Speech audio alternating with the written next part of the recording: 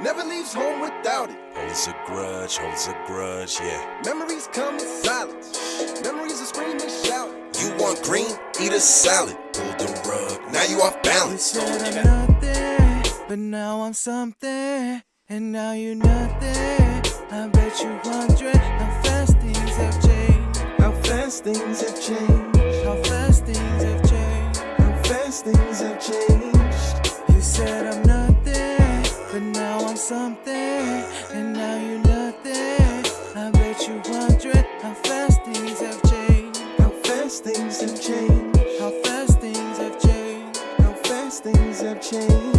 Now I see you running, coming for my come up. Broke out all your shackles, turned it to some armor. Used to be the judge, but now you have no honor. To die with your pride is to live with all your karma. Now you wanna stay. Now you wanna stay. So now I'm Stay. running.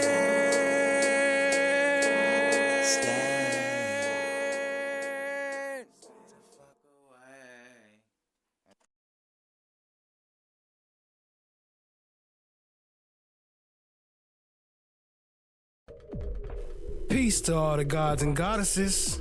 Back again with the vibes of the divine. I am the god Shango, and today, get ready to take another deep dive into this electrifying world of the Young Thug RICO trial. Let's get into it, family.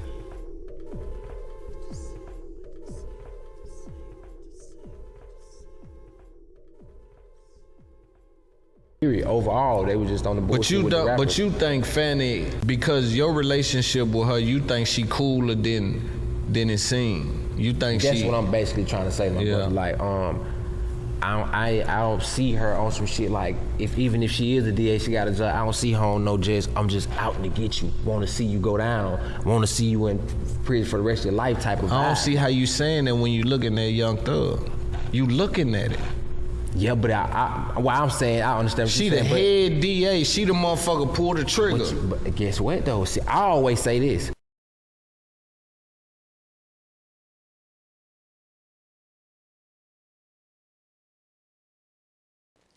What up, family? Yeah, y'all see him coming, but we ain't gonna jump into that. Well, actually, I play one more little 30-second clip of that, and then we get on into it, family. Appreciate y'all being here.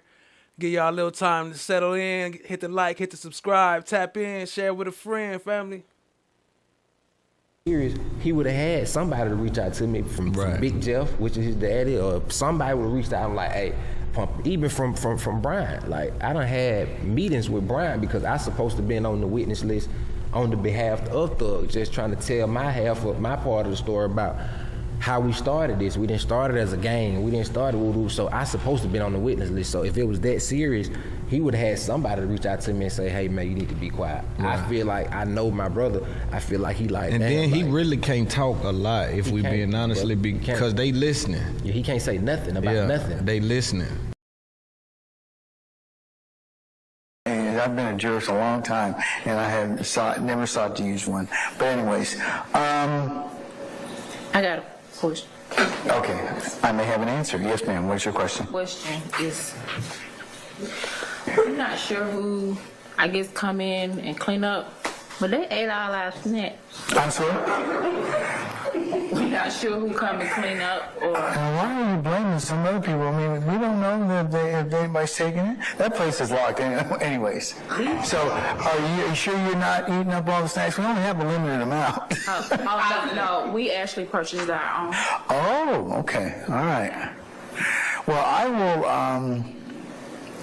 I'll launch an investigation. How about that? No. All right. Okay. What I'll do is we'll see if there's some other place that or that we can kind of do it, because we do have to clean it. So I do know people that come in and do that. They didn't even clean it. They left the popcorn in the microwave with the hot sauce. All right. I have it on good authority that the snack thievery will cease. Okay? All right. So, we'll go ahead and do that. Okay. All right. Anybody else? Madam. I'd like to put like a week or time frame on your calendar? Spring break for local school systems? Now that I can't tell. I can't tell you what you can put in your request, but I don't know necessarily whether or not I can honor it. Just want it Okay. on your radar. I'm sorry. I just would like to put it on your radar. What dates are you looking at? We're looking at the first week. First full week. Eight. See. Oh, good.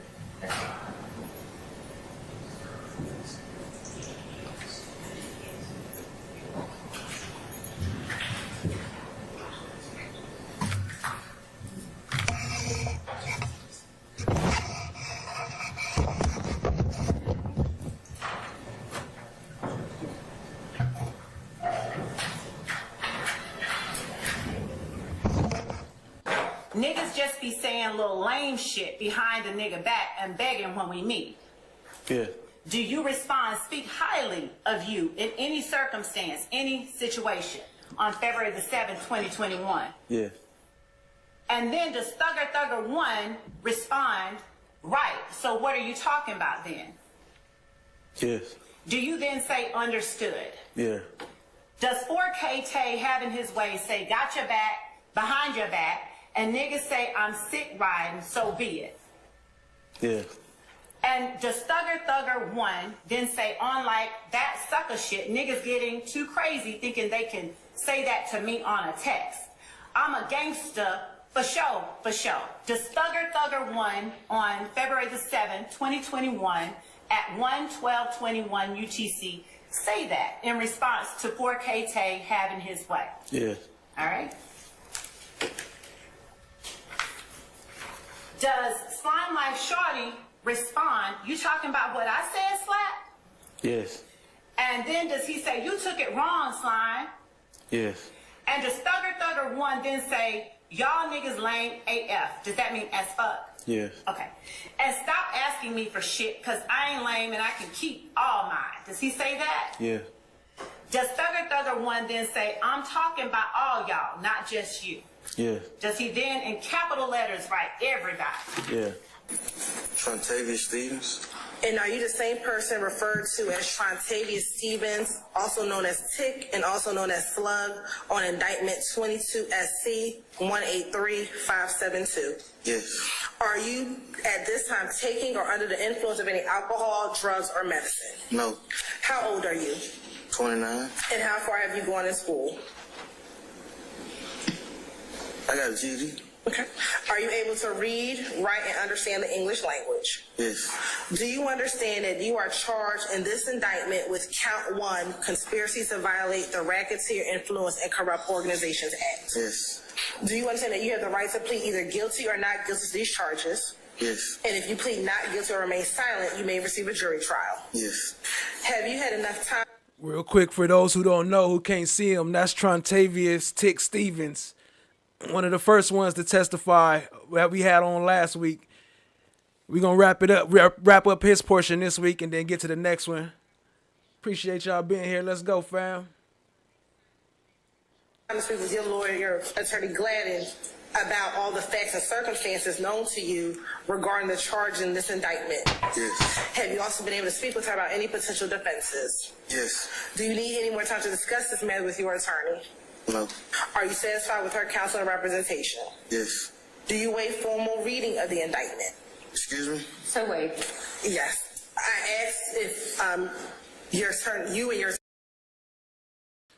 Watch how his attorney, though, if she only say stuff twice, that one, so waived. Like, she jump in right there, she jump in one more right after that. Pay attention to the question she jump into, though. attorney waive formal reading of the indictment. You said I want to read the charge. If not, I got to read the indictment. Yeah, so wait. Okay? All right. Do you waive any and all defects, if any, with respect to the indictment? Yes. Mr. Stevens, have you been arrested on these charges? You see that? Why she jump in on that? She answered that one quick. Yes. You waive what? Yeah, so wait. Okay? All right. Do you waive any and all defects, if any, with respect to the indictment? Yes. Mr. Stevens, have you been arrested on these charges? You've been arrested on these charges. Yes. Okay. And Your Honor, the state is unaware of any outstanding warrants related to these charges. Ms. Gladden, do you know, are you aware of any outstanding warrants as it relates to these charges? I'm not. Okay. Has your attorney advised you of the minimum and maximum sentence for the charge in which you are pleading to? Yes.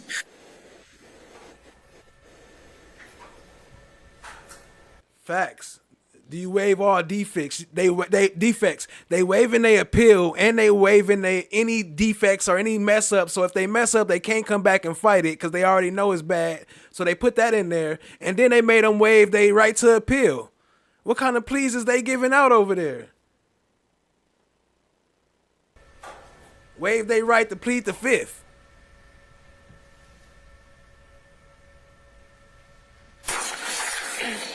Do you understand this is a negotiated plea of guilty, which means that the state will recommend to the court a sentence that I will read, but the court does not have to accept this recommendation, and that the court can sentence you to the maximum on each charge? Yes. Do you understand that? Yes. Do you understand that this plea, the state's offer on this plea is, as to count 1, 10 years to serve 2 years, commute to time served with a balance of 8 years on probation? Do you understand that? Yes. Do you understand there are certain special conditions as it relates to this negotiation? Yes. For one, you shall abide in full by each and all of the terms of this negotiated agreement, and your failure to abide by any of the terms of the agreement shall constitute a violation of this agreement. Do you understand that? Yes. Do you understand that you shall testify truthfully about all matters relating to this case upon which you are questioned at any trial or judicial proceeding stemming from the facts alleged in this indictment? Yes. Do you understand that in accordance with testifying truthfully about all matters related to this case, you acknowledge that each and all the statements contained within the defendant's factual acknowledgments portion of this agreement are true, and that you will testify truthfully about those statements and any matters related to this case when asked to do so? Yes. Do you understand as a special condition, you shall possess no guns unless your right to do so is restored? Yes. That you should also submit to random drug screens by the Department of Community Supervision and any agency designated by this court? Yes. That you shall commit no criminal acts? Yes. And that you will relinquish any Fifth Amendment right related to any statement contained within the defendant's factual acknowledgments contained within this plea agreement, and you will make no attempt at trial to assert a Fifth Amendment privilege when questioned on these matters. Do you understand that? Yes. Do you understand that some of the factual acknowledgments that you acknowledge is, one, that Young Slime Life, aka YSL, is an organization made up of 3 or more members or associates who share common identifiers that include but are not limited to colors, hand signals, and terminology, who have committed crimes intended to increase the notoriety, street credibility, and reputation of YSL. Is that one of your acknowledgments? Yes. Do you also acknowledge that you were one of the founding members of Young Slime Life? Yes. Do you also acknowledge that you committed an aggravated assault as alleged in count 1 of this indictment by brandishing a gun at an undercover police officer that was surveilling a vehicle that was hijacked from a woman? Yes. Do you acknowledge that in October of 2014, you were arrested with a red bandana and you were observed with a YSL tattoo and a Cleveland Avenue Rock Crew tattoo, amongst other tattoos? Yes. Do you also acknowledge in that same incident, when you were asked by law enforcement about your Rock Crew and your YSL tattoos, that you truthfully advised law enforcement that you were a member of a gang called Rock Crew, but that group is no longer going by that name and now goes by YSL, which originally stood for Young Slime Life? Yes. Did you also in that same conversation advise law enforcement that YSL originally stood for Young Slime Life, but the group began calling itself Young Successful Lifestyle after Jeffrey Williams, aka Young Thug, signed a record deal? Yes. Do you also acknowledge that the statements made to police about Rock Crew and YSL, as reflected in sections 3 and 4 above, which I just mentioned, are true and accurate? Yes. You acknowledge that you've been accused of and arrested for robbing women? Yes. You acknowledge that you are the same person referred to as Tick in the song by Young Thug entitled You, in the verse, She Getting Robbed by Tick? Yes. You also acknowledge that on February 4th, 2021, you participated in a group chat with fellow YSL founder Jeffrey Williams, aka Young Thug, and YSL associates Wooney Lee, aka Slime Life Shorty, wherein Jeffrey Williams stated, "YSL rule the world, kid. Y'all just start bringing me the money. Man, y'all stop playing with me." Do you acknowledge that? Yes. Do you acknowledge that on May 13, 2021, you participated in another group chat with fellow YSL founder Jeffrey Williams, aka Young Thug, and YSL associates Martinez Arnold, Miles Farley, Trontavious Greer, Antonio Sumlin, Wooney Lee, wherein Jeffrey Williams asked, "Y'all ain't beat him up or shot him yet?" Then states, "Y'all getting soft." Yes. Do you acknowledge that the gas station at 151 Cleveland Avenue is a location where YSL associates sell drugs? Yes. That also the gas station at 221 Cleveland Avenue is a location where YSL associates sell drugs? Yes. And also, do you acknowledge that you cannot truthfully assert that anyone charged in this indictment is not guilty of the crimes as alleged in this indictment, and you will not make any attempt at trial, prior to trial, or after trial to exonerate or exculpate anyone charged in this indictment of the crimes alleged in this indictment? She said, what? You will not do what? Ain't that what he just said the other day? You will not do what? What kind of deals is they making? You gotta say they guilty. You gotta go against them. That's the deal. You gotta go against them. If you don't, then you going back to jail for how long? For 8 years. He got 10 to do 2 with time served, but if he get revoked, he go back for 8 years. Nor will you claim that anyone on this indictment is not guilty of the crime location where YSL associates sell drugs. Yes. And also, do you acknowledge that you cannot truthfully assert that anyone charged in this indictment is not guilty of the crimes as alleged in this indictment, and you will not make any attempt at trial, prior to trial, or after trial to exonerate or exculpate anyone charged in this indictment of the crimes alleged in this indictment? Nor will you claim that anyone on this indictment is not guilty of the crimes as charged in this indictment? Yes. Do you also acknowledge that if you violate the plea agreement, the district attorney can and will use this statement during any judicial proceeding? Yes. You also understand and acknowledge that if you violate any portion of this plea agreement before, during, or after the initial trial of this case, you are subject to having the entirety of your sentence revoked. Yes. And you could be sentenced to prison. Yes.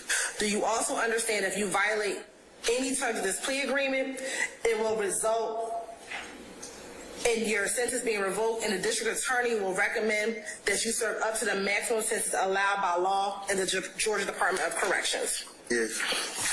Do you also understand fully that if prior to the conclusion of the initial trial of this case, that you fail or refuse to testify to any fact that you now acknowledge in this plea agreement, such failure or refusal constitutes a violation of this plea agreement, and you'll be subject to being sentenced to serve the remainder of your sentence confined within the Georgia Department of Corrections? Yes. Do you also acknowledge that no promises, agreements, or conditions have been made other than those set forth in this document, and none will be entered into unless memorialized in writing and signed by all parties? Yes. And did you, along with your attorney, sign this document and dated today's date, December 29th, 2022? Yes.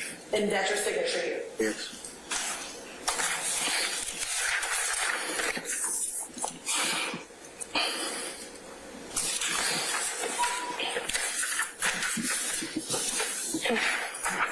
Do you understand that this plea may be used in enhanced sentencing on other convictions in this jurisdiction as well as in other jurisdictions, including the federal courts? Yes. Do you understand that you are currently... Ain't this crazy, yo? And then they framing charges and putting fake charges and fake guns on people, and you wonder why people run from the police. And then they choke you out and kill you for resisting arrest. On probation or parole, your probation or parole may be revoked based on your entering a guilty plea today. What on it? By law, they have to say that you're probation. Why that ain't in the paper though? That's abortion rights. That's I ain't read that. Can you repeat that? Sure. I'm letting you know your rights. That's not something that's going to, I can't tell you that's something that's not going to happen. That's not something that we're asking for the court to do. But that's something that's a right that I have to read to you. All right. All right? and you have to the constitutional rights. Yes. All right. So I'm reading your rights, ma'am. I'm going back to reading your rights that you're giving up by entering into a plea. Do you understand that if you are currently on probation or parole, your probation or parole may be revoked based on your entering a guilty plea today? Yes.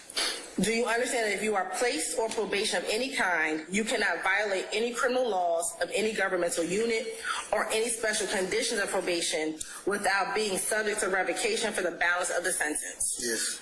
Do you understand that you are not allowed to possess or use a firearm while on probation? Yes.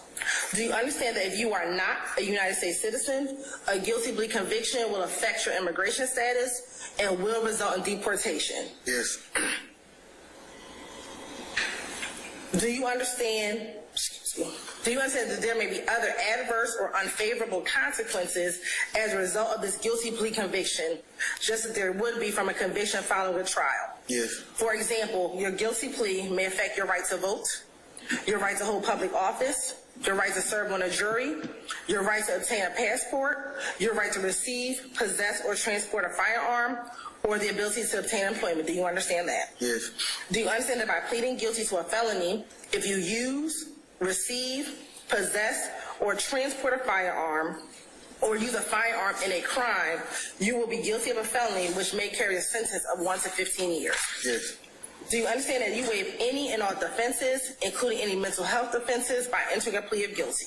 Yes. Do you understand if you went to trial, that you have the right to a trial by jury, the right to see, hear, and confront witnesses called to testify against you, and the right to testify or to remain silent and not incriminate yourself? Yes. Do you Once you get convicted, you have no more rights. You give up your rights to do everything. And anything you do can and will be held against you, and we're going to send your ass right back to jail without collecting $200. understand that by pleading guilty, you are giving up the following rights? And after each right, I'm going to ask you to say yes or no if you understand, okay? You understand that you're giving up the right to a trial by jury. Yes. The right to remain silent and not incriminate yourself. Yes. The right to confront witnesses against you. Yes. The right to assistance of counsel hired by you or to court-appointed counsel if you cannot afford an attorney at a trial of your case. Yes. The right to the presumption of innocence. Yes. The right to testify on your own behalf and to present other evidence. Yes. The right to subpoena witnesses and compel the production of evidence. Yes.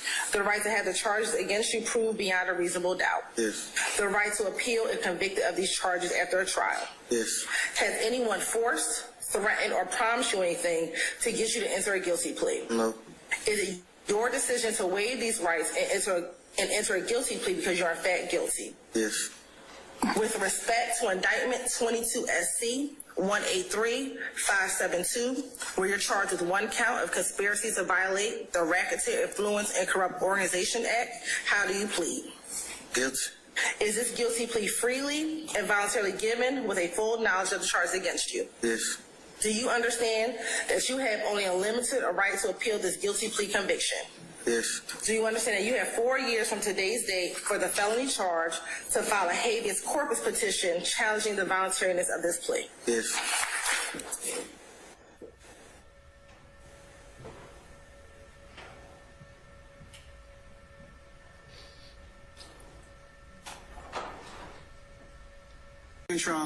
On the page of this indictment above the word defend. See the cop trying to cover his face? Like, don't show me. Don't include me with y'all motherfuckers. I just work here.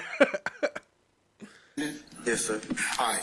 Before signing this indictment, did you have the opportunity to fully discuss the facts and circumstances of this indictment with your attorney, Ms. Gladden, to your satisfaction? Yes. Yes? Yes. Yeah. Do you need more time to discuss it with her? No. Okay, all right. But before you signed it, you had an opportunity to talk with her. Yeah. And you don't want to talk with her about the indictment anymore? No. Okay, all right. I'll note the indictment's been signed and the plea has been entered. Or recross, I'm sorry. Go ahead, sir.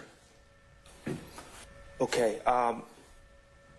Mr. Stevens, we just watched a video of you entering your plea on this case, correct?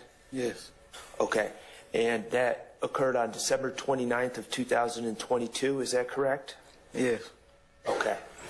I want to talk to you a little bit about December 9th of 2000, or December 29th of 2022.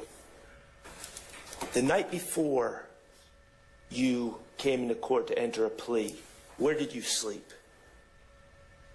In the cell? Was that at Rice Street Jail? Yes. Okay, and that's the jail that we asked you about a few weeks ago? Yes. Okay. And when you were brought over... And now look, think about this. The person that just convicted you of that and just did all that to you, now you're a witness on this stand, and it's the same judge. It's the same people right there against you. What else can you say? You can't say, nah, they didn't do none of this shit. Young Thug didn't have nothing to do with it. Did deputies bring you over to court that morning? Yes. Okay. And when you ride over to court with the deputies, are you by yourself? No. Are you with other inmates? Yes. Okay, and deputies, correct? Yes. All right, you're not with your family? No. You're not transported over with your attorney? No.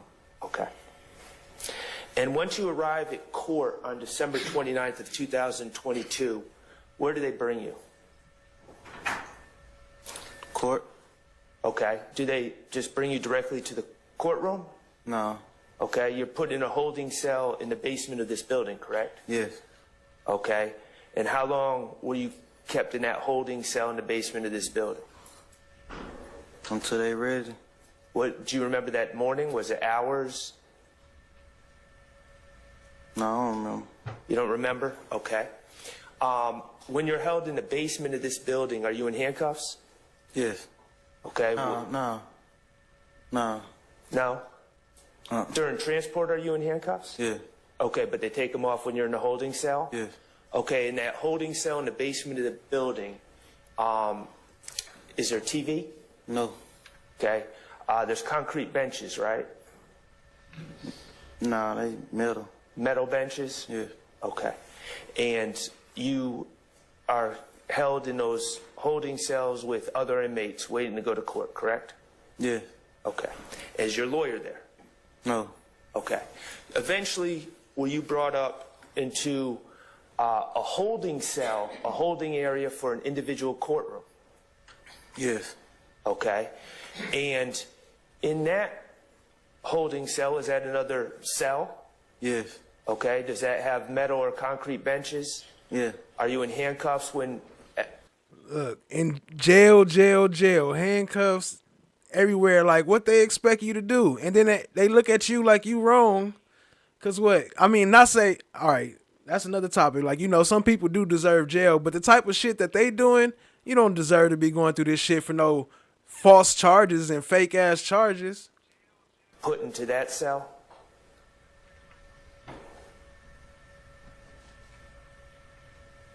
Yeah, I think handcuffs upstairs. Okay, handcuffs upstairs. And throughout that whole process of transporting you from the jail to the holding cell in the basement to the holding cell of the courtroom, did you have access to your family at all? No. How about your lawyer? No. Okay. At some point that morning, did Ms. Gladden, your lawyer, come speak to you in the holding cell for the individual courtroom? No. Okay. Did you speak to Ms. Gladden at all before court that day?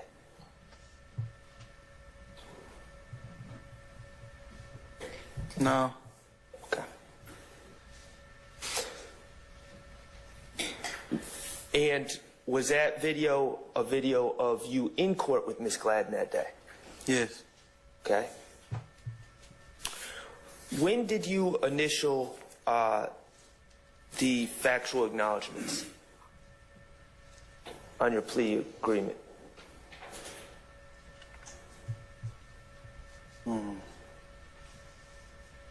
If you recall.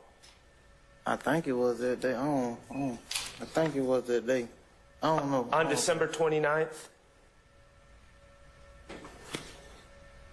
I think so. If you don't recall, you don't recall. No.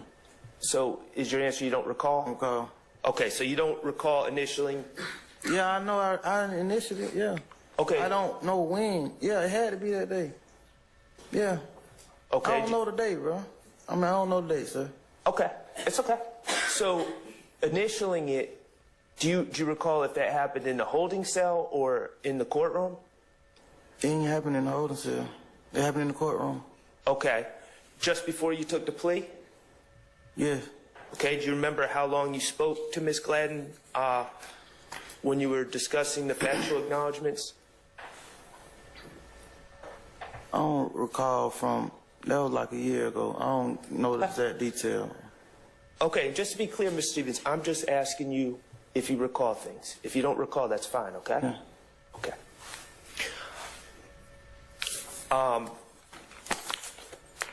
This form that's in front of you, 16U, though, that was provided by the state, correct? Yes. Okay.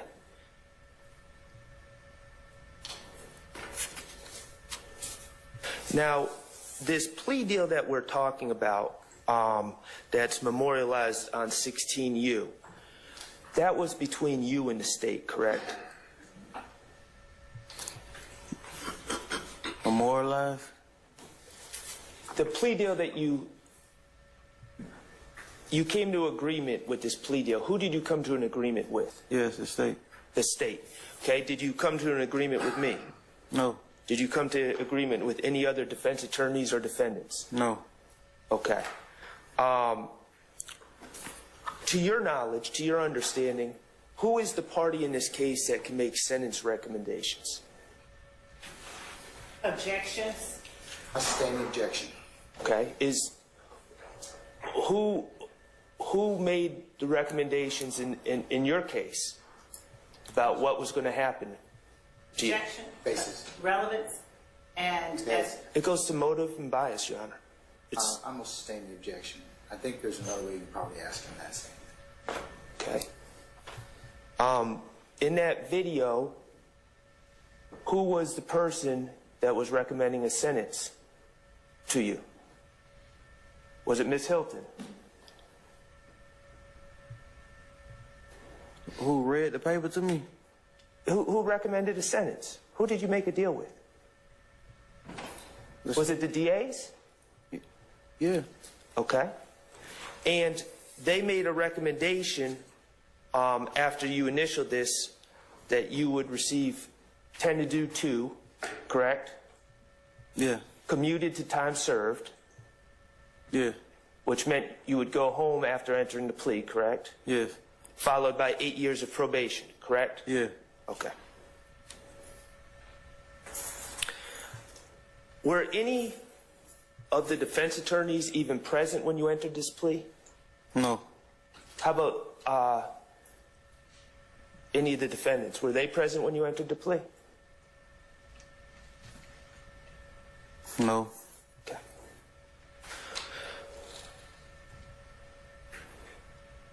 To your understanding, do any defense attorneys even have the ability to make a sentencing recommendation to you? I sustain the objection. I asked to his understanding. I sustain the objection. Okay.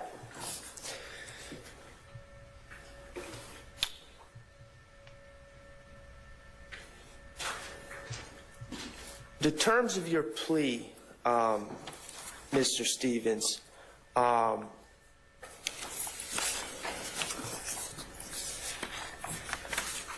if you go to page 4,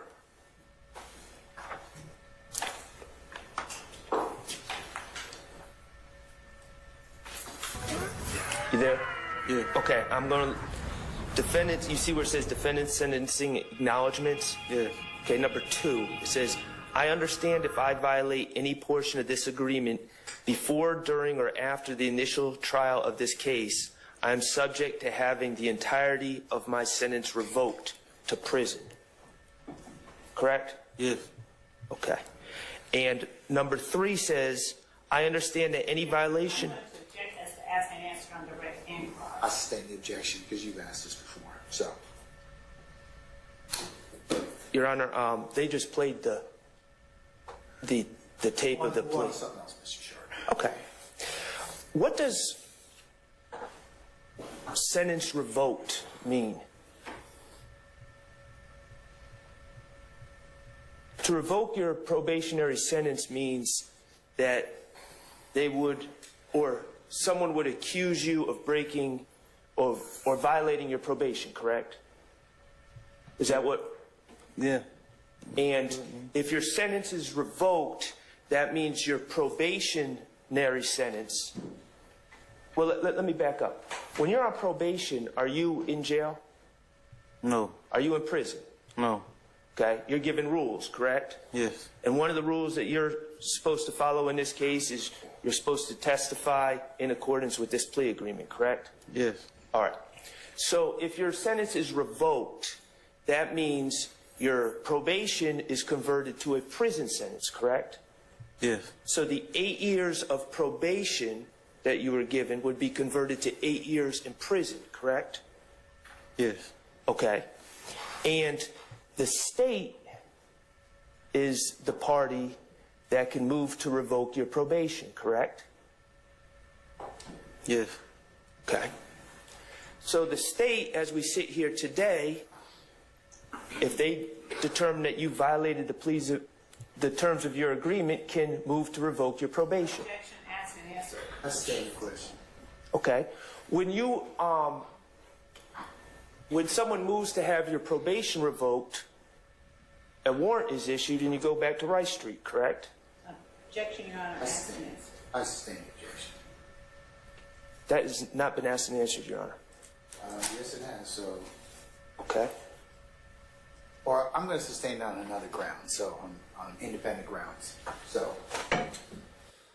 Oh, hold on now. Hold on. You see him just catch himself talking about yes, it has when it hasn't, and then say, oh, well, I'm gonna sustain on independent grounds. Never mind. Matter of fact, let me pop up my little Glanville pop-ups too. Is issued and you go back to Rice Street, correct? Objection, Your Honor. Ask and answer. I sustain the objection. That has not been asked and answered, Your Honor. Yes, it has. So. Okay. Or I'm going to sustain that on another ground. So, on independent grounds. So. Okay.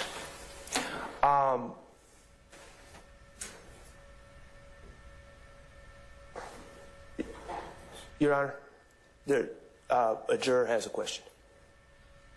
Perhaps this is the worst. Oh. Ladies and gentlemen, let's take 15 minutes, please. Sustain the objection. Okay. To your knowledge,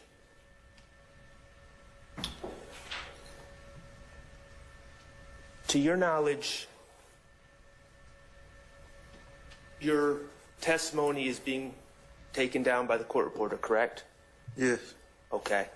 And the state will have an opportunity to review your testimony at a later date, correct? I sustain the objection.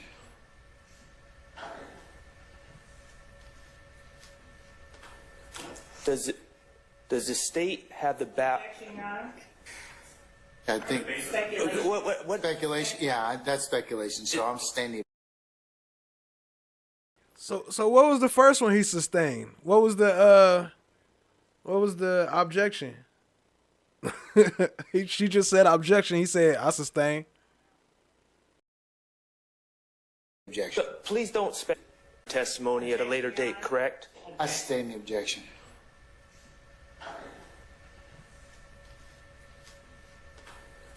Does the state have the Objection, Your Honor. I think. Speculation. what Speculation? Yeah, that's speculation. So I'm sustaining the objection. Please don't speculate, Mr. Stevens. If you know. Does the state have the power to move to revoke your probation? Objection, asked and answered. I sustain the objection. It's been asked and answered.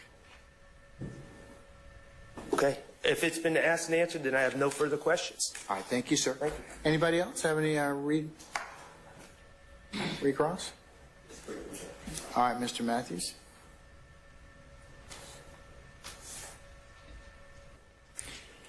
You went home in about 2 or 3 days after that, right? Objection, Your Honor, asked and answered. I don't think that's been asked and answered, Judge. I'll rule the objection. About 2 or 3 days or so, processing, you got out, right? Yes. And since you've been out, you've had an opportunity to get back to work, right? Yes. Get your CDL license or apply for it, right? Yes. You've been with your family, right? Yeah. And you were able to drive, right? Yes. You're able to eat what you want to eat, right? Yes. Go where you want to go, right? Yes. Now, this line of question, it was asked Basis. process previously and answered. Well, it's not, Judge. I'm going to give you a very short window because we did cover much of this already, and you did as well. Right. So, all right. So, just Okay. I'm gonna allow you a few more questions. Thank you. That's Thank you. Thank you. See how he was always angry at the defense? Like, whenever they on something, he always mad at the defense. Like, how is that not biased? How is this even going? Then they had an ex parte meeting on top of that and then hit it twice, 2 of them that we know about, probably more than that. But it's still going. And then, what's her name? Whitaker. Oh, no, it's okay. I can fix it. Whatever, a little raspy laugh. Thank you so much, Your Honor. So, Mr. Stevens, you were able to do all those things, right? Yes. Okay. Now, if you had not taken that plea and gotten out, you would be sitting over here, correct? Objection, Your Honor. I stand the objection. Speculation. Where do you believe you would be sitting? If I ain't take the plea? Yeah. Objection. I stand the objection.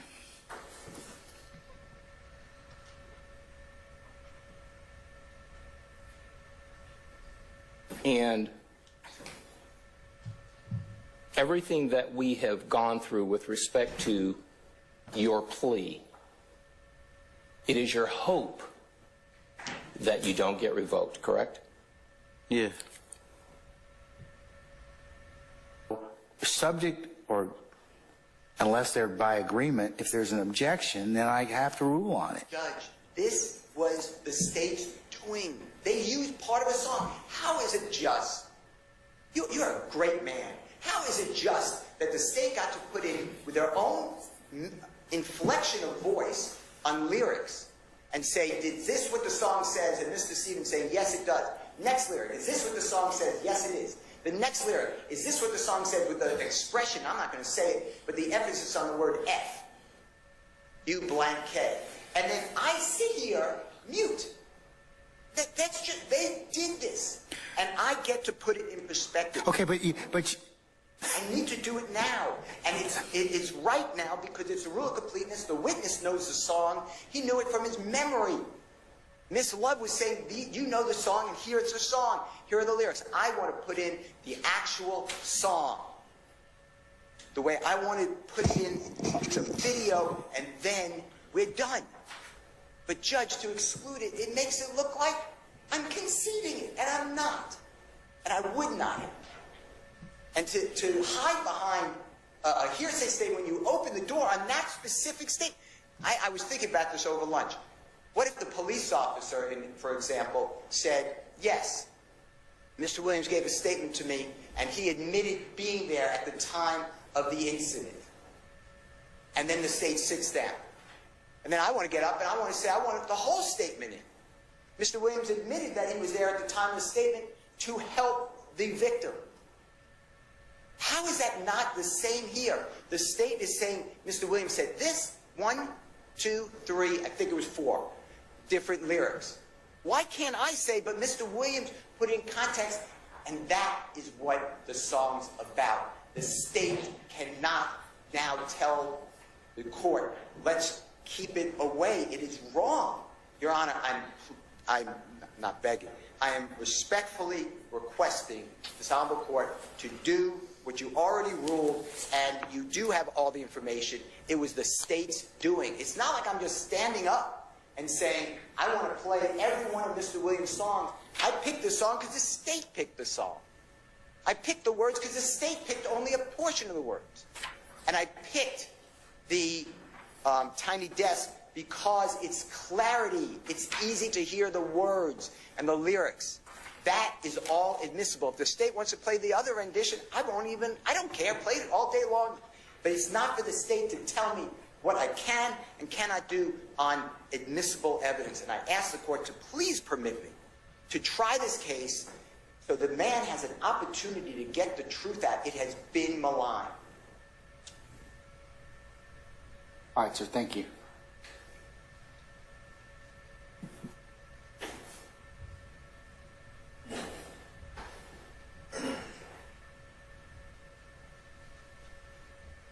I'm going to be in recess.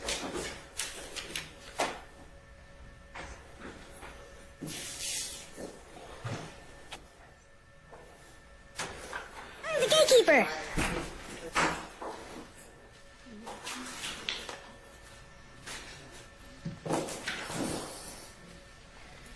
That boy was hot. Remember that back then? He had to take his jacket off. I said, as it pertains to Defendant Williams 38 and States 40, I'm going to not admit them at this time. All right, can we call for our jurors at this point? Let's And he still blocked it. Please. He went on the 5-minute break and before he did that and came back. I just didn't want to have y'all sitting there for 5 minutes. But he went on the 5-minute break, made them sit there and wait, and came back and denied and said, call the jurors in.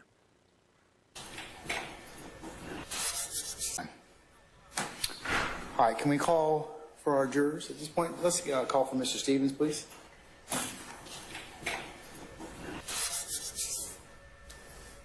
Now, the prosecutor asked you today that after Jeffrey became famous, you went separate ways. You remember something like that?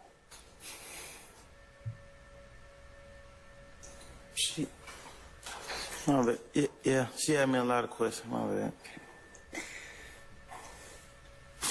Actually, Jeffrey spent a lot of time working, didn't he? Before he became famous. Yes. And prosecutor asked you, why didn't you spend that much time? You already explained that to the jury, right? Basis. Arguing or asking a question she wasn't at. I didn't ask that. Misrepresenting. Oh, the objection. Can you answer the question? You didn't. Yeah, I answered her. I told her I didn't have no talent. And that's very, modest of you. Modest means polite of you to say you didn't have the talent, but you also didn't put in the time with Jeffrey, right? No, I ain't putting no time. You were doing other things while he was working, right? Yes. That's what you said earlier on your cross-examination, right? Yeah. Nothing about when Jeffrey became famous. That's how Jeffrey, he went for something, right? Yeah. You told the jury it was amazing. It was your word. Your Honor, I'm going to object if he's already Basis. asked an answer. I sustain the question. All right. State's exhibit number 16U. It might be in front of you. Is that what the number is, if you don't mind helping me out, Mr. Stevens? Yes. Now, you were answering all the questions asked by the Honorable District Attorney Hilton. Remember that? Yeah. And you were put under oath, right? Yes. And the Honorable Judge Glanville, Chief Judge Glanville, he was here asking you questions as well. He was present, right? Yes. Where in that document or in the video does it ever say that Jeffrey Williams was part of a criminal street gang? Tell the jurors. It don't. I'm sorry? It don't. So you were under oath, having to answer all the questions of the prosecutor, and they didn't ask you that question.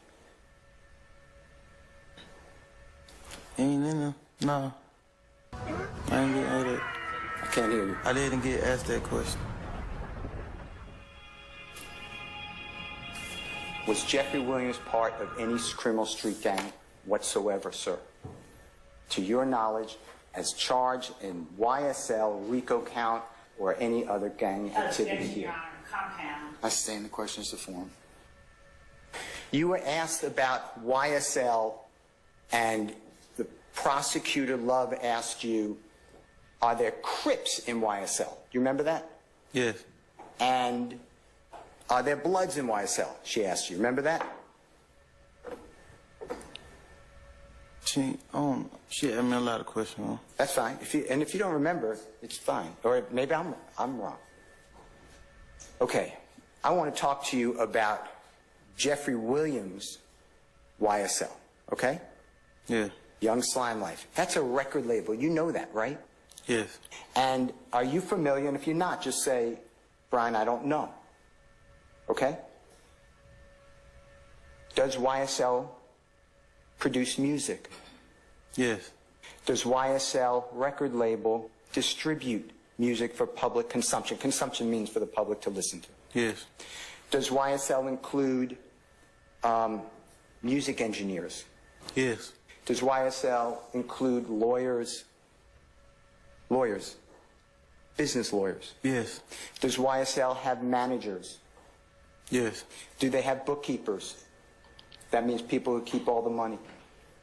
I mean, they got to it. That's a business. If you don't know, yeah, I don't. Okay.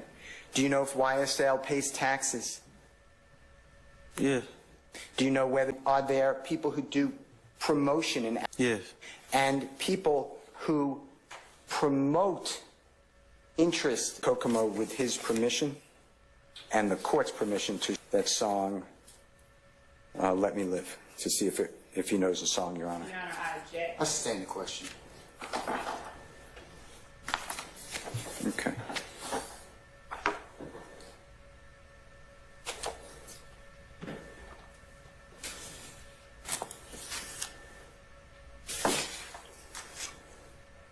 Give you anything in order to enable the stature or the respect or the benefit of any gang. Objection, Your Honor. Did he ever give you anything? I sustain. Mr. Steele, it's getting to the point, it's asked and answered at this point as well.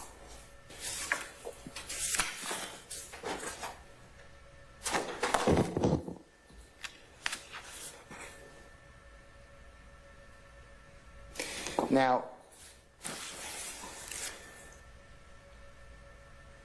in Mr. Williams number 4, the chat that's in evidence, yeah, there were talk about, and if you need to see it, we can put it up and hand it to you, okay? There was talk about Mr. Williams saying, I'm on this thread,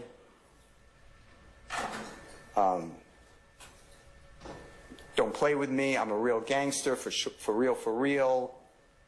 Don't talk like that behind my back, because I'm here. You remember all those conversations? And Mr. Williams said, I pay for everything. Remember all that? Yeah. Does Mr. Williams pay for the $1,500 rent that you were trying to raise?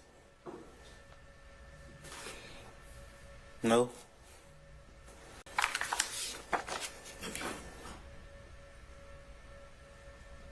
Is Mr. Williams funding criminal activity that you're aware of? I sustain the question. He would know. Sustain the question. Okay. Your Honor, may I have just a second? You may, sir. Your Honor, is Odyssey up? Because I was told. It's not. Do you have the dates? We cannot access Odyssey, and I have no.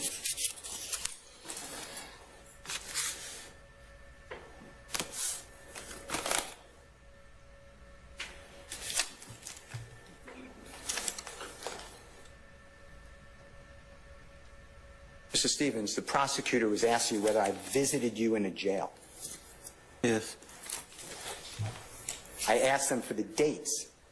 Yes, Your Honor, as to Mr. Steele talking about anything, conversation outside of Mr. Stevens' presence in his direct or cross of Mr. Stevens. What's the basis for your objection, madam? Improper question. I sustain the question. No date was given. Objection, Your Honor, he's testifying. I sustain the question. Have I ever represented you on anything?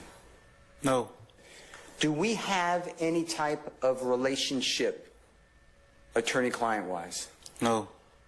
Do you know that I've defended Jeffrey in other cases for 8 to 10 years? Yes. Do you know that Jeffrey's put my name in songs? Yes. Do you know whether you called me because you know I'm... Yes. Did that have anything to do with Jeffrey Williams? Nah, I was just trying to get somebody to represent me for my probation revocation. This is our first testimony yesterday. The whole truth, nothing but the truth. LASREID, 13 to about the end of 2018.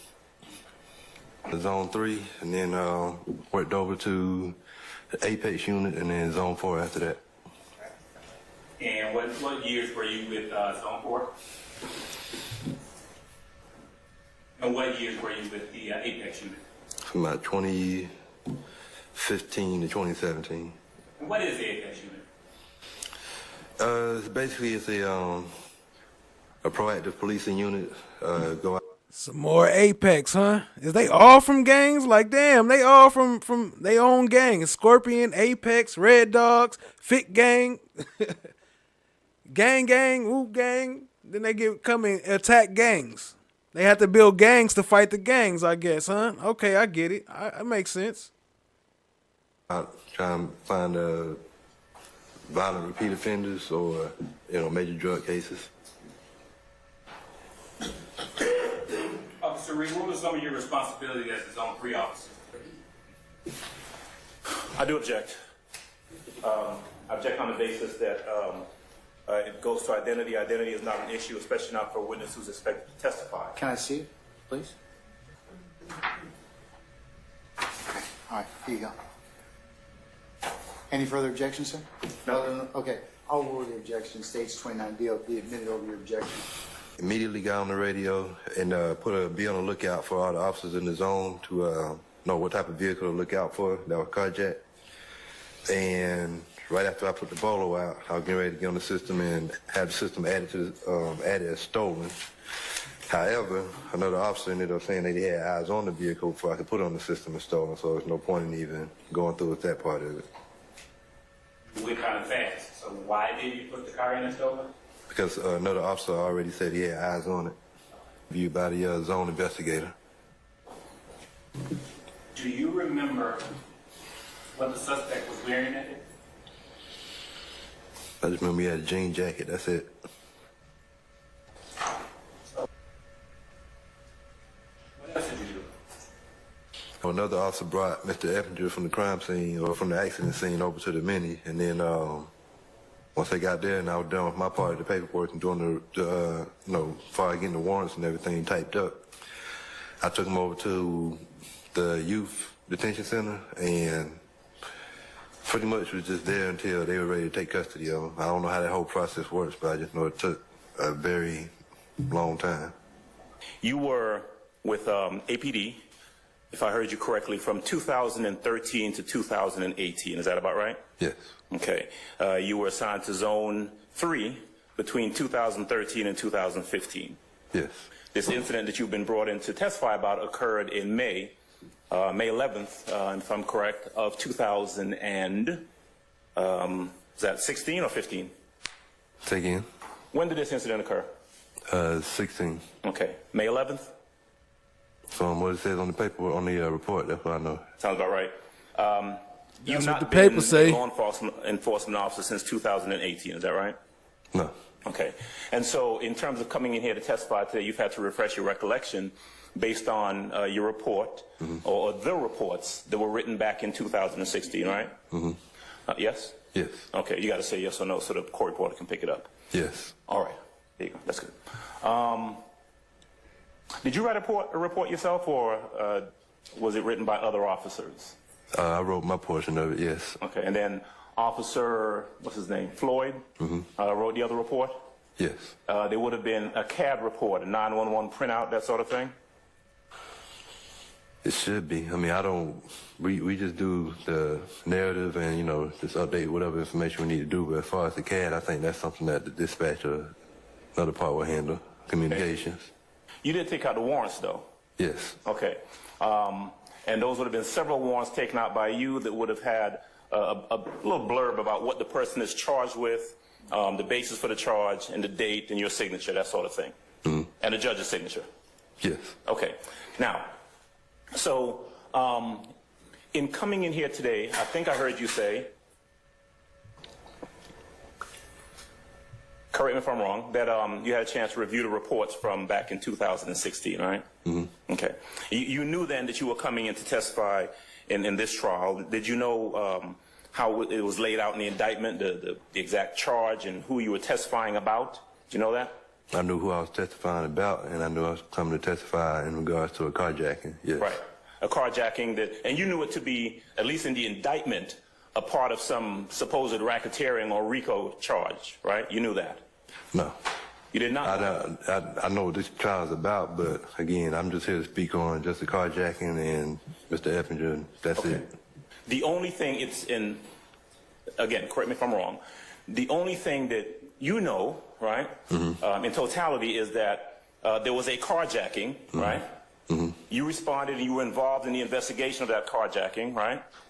And the person, Christian Eppinger, was ultimately charged with that carjacking. Yes. And he was the only person charged. But he was the only one that had in custody, yes. Okay, he was the only one caught, right? So what you know is that May 11th, sometime in the afternoon, you respond, you speak to Trontavious Hill. That's the, you gotta say yeah. Say again? You gotta say yes or no. Yes. Okay, it's for the court reporter. Yeah. And let's see, where are those pictures that we, here we go. And picture of Ms. Hill. That should be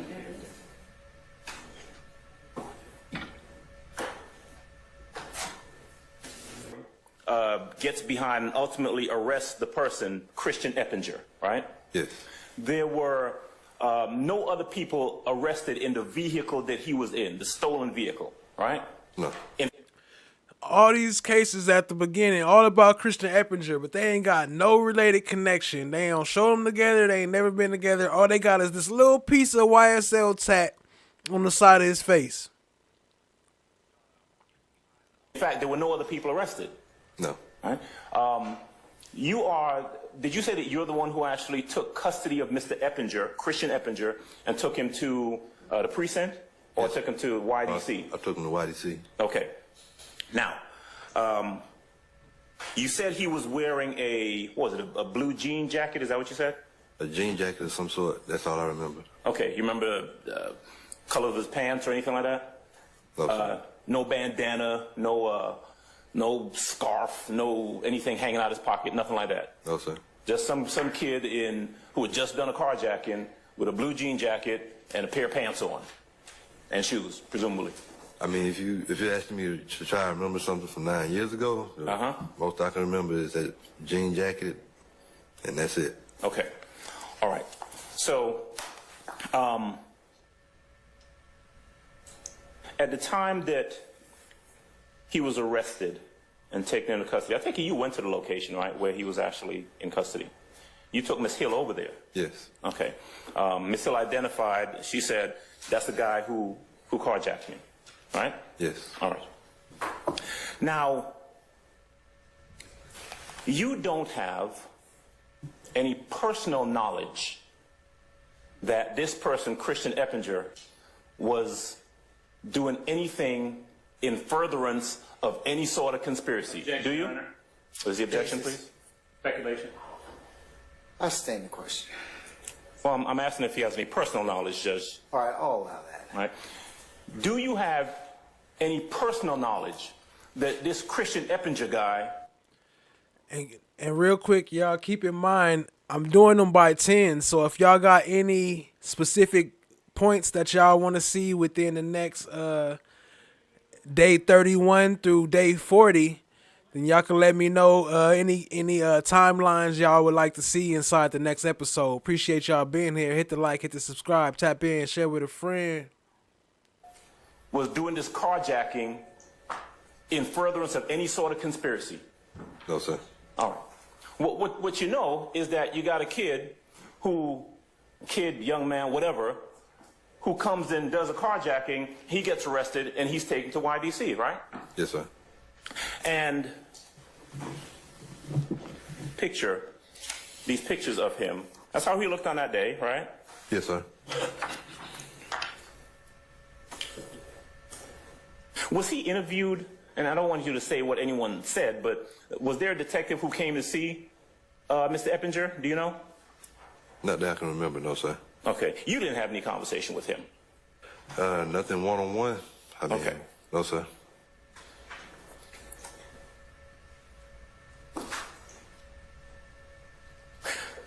You were asked earlier and about the distance from where the incident occurred, right, to where he was ultimately arrested. I think you said 6 to 7 miles. Is that about right? Yes. Right. Now, it would be fair to say, and I'm asking you now to kind of base your answer to this question on your experience as a police officer, that carjackings occur all over the city of Atlanta, right? Yes. I mean, this was on Amal Drive, but there are carjackings that occur in Buckhead, in Southwest Atlanta, in Alpharetta. All over the city, a carjacking can occur, right? Yes. Right. There is nothing. Strike that. Let me ask that a different way.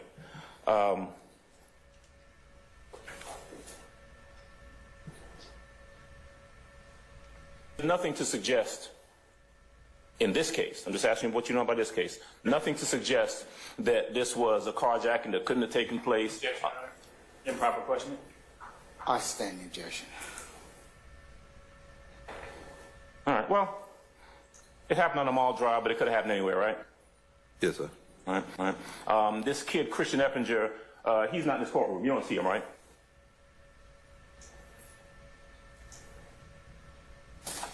No. All right. Send pictures from back then. You don't see this kid. These pictures that they're showing, you don't see this kid anywhere sitting in the courtroom, do you? Objection, Your Honor. Ask an answer. I stand the question. All right. That this carjacking that occurred back on May 11th of 2016 had any connection whatsoever with Jeffrey Williams, do you? No, sir. You don't have any personal knowledge that this carjacking that occurred back on May 11th of 2016 had anything to do with anybody else in this courtroom, do you? No, sir. When he was arrested, you took out the warrants, right? And you took out a warrant for hijacking a motor vehicle, right?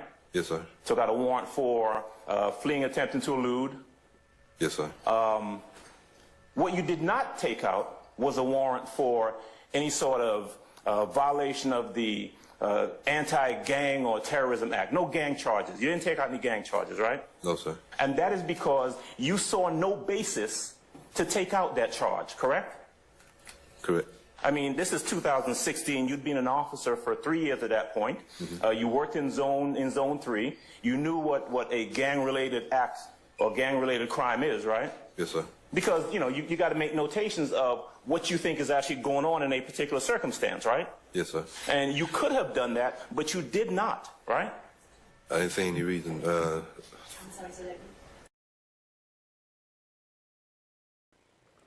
Look at them. Look at her neck poking out. Hey, shout out to Chan real quick. I just got your Cash App. We appreciate it around here. So that's much love. Oh, got another. All right, appreciate that. Much love. Let's get back into it. Look at it. Look at her. Look at her though. Say again. Oh, I didn't see any reason for anything like that. There was nothing about this kid, no matter how he looked, or the evidence, or the statement, or anything in your investigation that led you to think, hey, this has something to do with some kind of gang, right? No, sir. Yes? Yes. Since then, did you have to go to court in regards to this case? Just today. Just today? Yes, sir. From 2016 to today? First time you've shown up in a court to answer any questions about this, or been called? As far as I can remember. Okay, all right. Y, last name Floyd, Floyd. About 10 years now. What unit are you currently assigned to? Currently I'm assigned to our training academy. And do you see So he's a trainer, huh? So you train other eventually. officers. Where at? It had turned onto Polar Rock Road. It made a left from Bicknell onto Polar Rock eastbound, and I caught back up to it on Polar Rock Road. No tag information at this time? Yes. And did the tag information match the description from the reported carjacking? Yes. This is the suspect wearing the tan pants and the deleted question. What was the suspect wearing? Tan pants. What's his demeanor like? Angry. No further questions at this time, Your Honor. Cross.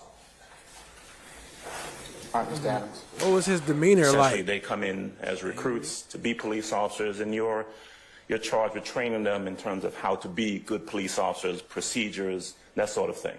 Yes. You have 10 years of experience as an Atlanta Police Department officer, and so you have a good bit of knowledge to impart to these young men and women who come in to be police officers, correct? Yes. There's some investigation that goes on in addition to simply arresting a suspect, right? Yes. Because at some point, you know that if someone is charged with a crime, they may very well, and they being the person who's charged, may show up in a courtroom somewhere to answer those charges, right? Yes. You also know that either you as a police officer or any of these young men and women that you're training as police officers may have to show up in court and testify about the evidence that links that person to the crime that they're charged with, correct? Yes. All right. You were involved with this incident that occurred on May 11th of 2016. You weren't the only officer, but you were intimately involved with that case, right? Yes. I heard you mention an Officer Baker, who was one of the other officers involved in at least the chase part of the investigation, right? Yes. He is the person who caught up to this young man. I think his name is Christian Eppinger. That's what you remember, right? Yes. Yo, Shadiggy, was that you with the CashApp? Appreciate that if that was you. And you were also involved in the arrest and taking into custody of this young man. Yes. He was, Christian Eppinger, the only person arrested for the crime that was reported on that day, right? Yes. I heard you say a little earlier that the only person that you were aware of involved in the commission of this crime was the person arrested, Christian Eppinger. Just one person, right? Yes. Okay. And in fact, when you got the bolo, when the radio traffic came out, you were advised that there's this black Corolla that had been carjacked, and there was a person in the black Corolla that you were going to be looking for, right? Yes. Now, you did not know anything about the circumstances of that carjacking other than that somebody had been carjacked, right? Correct. As a serious offense. Yes. You treated it as such. Yes. You were involved in the pursuit and the capture of that individual, right? Yes. And ultimately, when he was taken into custody, you were not the one who took him well, he was a juvenile, right? Yes. He would not have gone to Rice Street. No. He would have gone to YDC, the Youth Detention Center. Yes. You didn't take him. No. Before I go on, let me ask you a question. Do they take, when juveniles are arrested and they go to YDC, YDC doesn't take pictures, booking photos of those juveniles, do they? I don't. Speculation. I sustain the question. If you know, do you know? I do not know. Okay. You were shown, there was a picture that was put up a little earlier. Yes. And did you identify that picture as the person that was arrested on that day? Yes. Do you know when and where that picture was taken? No. Okay. You would not have been the person to take it, right? No. You would not have seen it taken. No. You cannot testify that it was taken at YDC or any other location. You don't know where or when. True? No, I do not know. Okay. When this guy was taken into custody, you don't know him. You've never seen him before. No. 2016, you had been patrolling Zone 3 for how long? Approximately 2.5 years. Okay. Now, you'd never met Christian Eppinger before, right? No. You didn't know anything about him? No. You don't know anything about his affiliations? No. You don't know anything about his mindset, whether this guy has any sort of mental, psychological issues, anything like that, right? No. You certainly don't know anything about his motivation. No. You don't know why that young man, on his own, decided to commit a carjacking on that day, do you? I sustain the question as a form. You can rephrase, sir. Okay. Because you don't know Christian Eppinger, you're not in his mind, you don't know why he committed that carjacking on that day, do you? No. Right. You certainly don't have any evidence or any personal knowledge that you can provide to this jury to indicate, to tell them that he committed that carjacking because he was involved in some sort of racketeering conspiracy. You don't know that. Your Honor, improper question. What is it? I sustain the question. Can I inquire as to what is improper about the question, Your Honor? Rephrase it, sir. Just rephrase it. compound to begin with, so, but it will draw other objections. All right. Let me break it down. All right. You can't tell this jury that Christian Eppinger was involved in some conspiracy on that day. You can't. Objection, Your Honor. The judge will give it to law.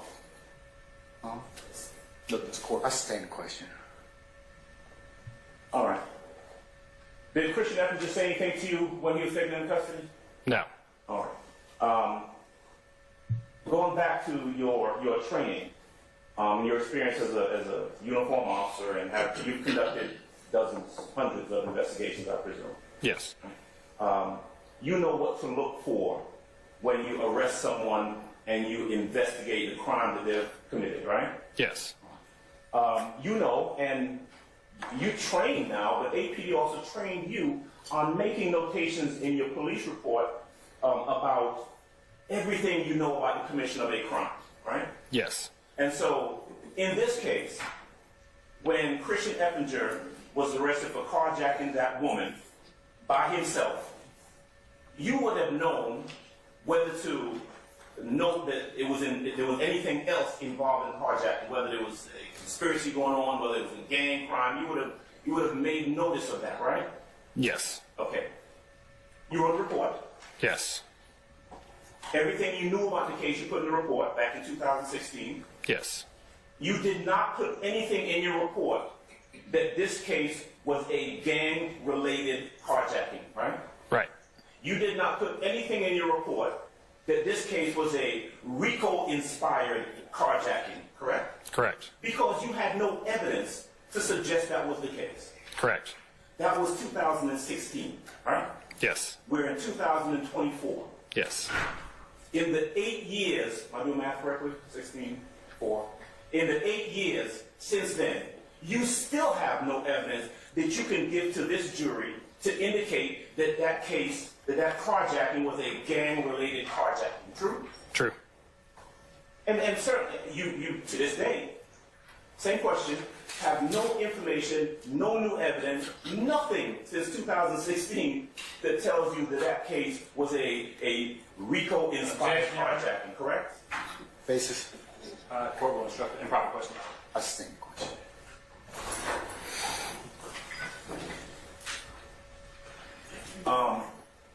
You were never, after the arrest on that day, you were never called upon to come and testify in the case, were you? No. You did not construct, write, print any supplemental reports other than your initial report? My initial report was a supplement to the other officer's report. Read? Yes. Okay. But that's the only report that you wrote. You haven't amended that report or added anything since then? No, the only other report that was created was for the traffic accident alone. Okay. You know, was there a gang unit back in 2016? I believe so, yes. You did not have any interaction, communication, or anything like that with any gang unit in regards to this case back in 2000? Big facts at Kingdom of Kush. You got the state, you got the police, you got the DA, you got witnesses, you got all these people working together, and y'all still getting cooked. Facts at Kingdom of Kush. I appreciate that. Kingdom of Kush. 2016, did you? No. Now, you are aware, since you've been called in to testify about the incident that occurred back in 2016, right? Yes. You are aware, have you seen the indictment, or the charge in the indictment? What do you mean? Okay, let me ask a different question.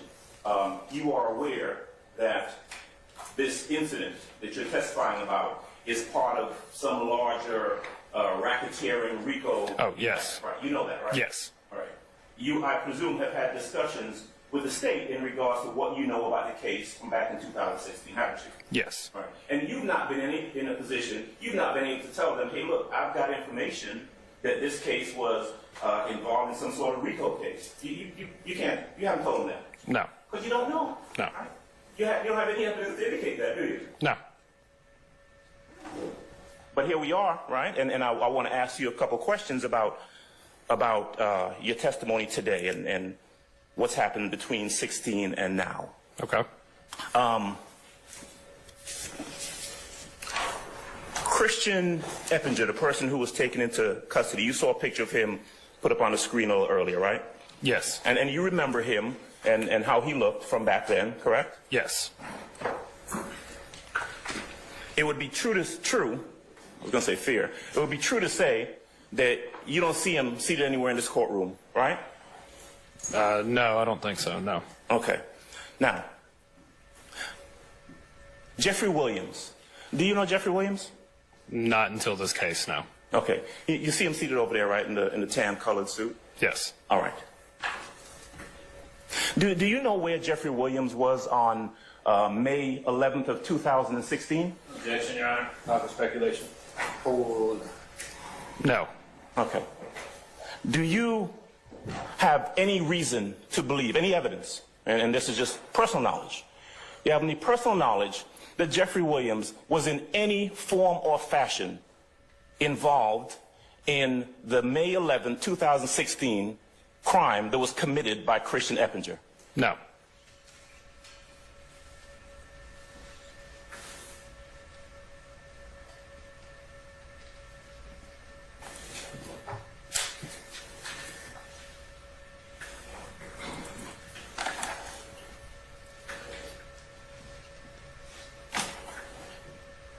One moment, please.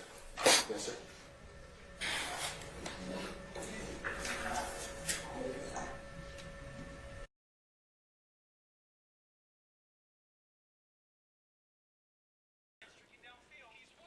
Yo, Dynasty Grow, which two weren't you talking about? That's about to become a problem. Hey, shout out to Julie. Just seen you pop in. Appreciate y'all being here. Hit the like, hit the subscribe, tap in, share with a friend. I am the gatekeeper. You were shown a map, right, a little earlier that was put up on the screen, and you're familiar with that area because that's the area that you patrolled at one point, right? Yes. You were also familiar with the streets because those are the streets that car went down that Christian Eppinger was driving and where he was ultimately arrested, right? Yes. Now, this was a carjacking, and you tell me if I'm right, that you've investigated more than one carjacking in your time as a police officer. Yes. Carjackings occur all over the city, don't they? Yes. People who commit carjacking sometimes are caught, sometimes they're not, right? Correct. Can be caught anywhere, driving a car in this part of the city, another part of the city. I mean, the fact that it was that this guy was arrested at the location that he was, that's just where he happened to lead you guys on a chase and where he happened to crash and where you happened to arrest him, right? Yes. The gatekeeper. Nothing unique about a carjacking on Amal Drive versus a carjacking on, I don't know, Roswell Road, Objection, right? Your Honor. I stand the question. All right. Did I hear you correctly that when this guy, Christian Eppinger, was arrested, he was wearing, I heard you say khaki pants, is that right? Yes. All right. You remember him wearing any bandanas or anything like that? No.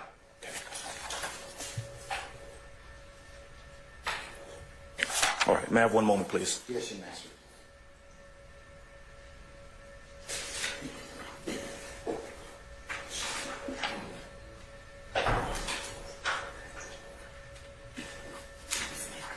Just thanks, that's all I have. Thank you, officer. All right, any further examination? Yes, Your Honor. All right, Mr. Matthews. Officer Floyd, good morning, sir. Good morning. Just have a few questions for you. You don't have any evidence that you can present to the jury that any of these defendants that are seated in this courtroom had anything to do with this May 11, 2016 incident, correct? Nope. Now, with respect to your being a trainer, can you tell this jury when you are at the academy and you're training these young recruits, do you go over with them any information concerning gang activity? I do not. We call someone from our gang unit to come out and teach a very basic introduction. Okay. Shadiggy says, I said they're gonna hit Woody with a driving without suspended license and reckless driving when he was in at the Hellcat. He got his license now though. I don't know if y'all saw it, but on Kayla's show, she said that she helped him get his license, and he's supposed to. I don't know if he got it back yet or if he in the process of getting it, but he got approved to get his license back. Shout out to Shy Diggy. Appreciate you, family. To the new recruits. So the new recruits do in fact have a basic level training of how to identify gang members, gang activity, so forth and so on, correct? Yes. Before they step foot on the street, correct? Yes. And that's been going on for some period of time in the APD, correct? Yes. Can you tell this jury, to the best of your knowledge, how long have the recruits been receiving that gang training to the extent that a gang person comes in and trains them? I'm sorry, how long have we been teaching it as a department? Yes, to your recruits. I can only speak on since I've been hired, and we've been doing it since I've been hired. So in 10 years, we've been doing it at least. So for at least 10 years, all of the officers that step foot into a police car and get on a beat, they have some training on how to identify gang members, correct? Mm-hmm. They have some training on how to identify gang activity, correct? Yes. And that's information that they would have at the very beginning on their first day in training, correct? On the first day on the street, correct? Yes, it's a very basic overview. It's not super in-depth. Right, but enough to identify gang members, correct? Yes. And enough to identify gang activity, correct? Yes. Okay. Thank you, sir. Any further examination? Any redirect? Just briefly, Your Honor.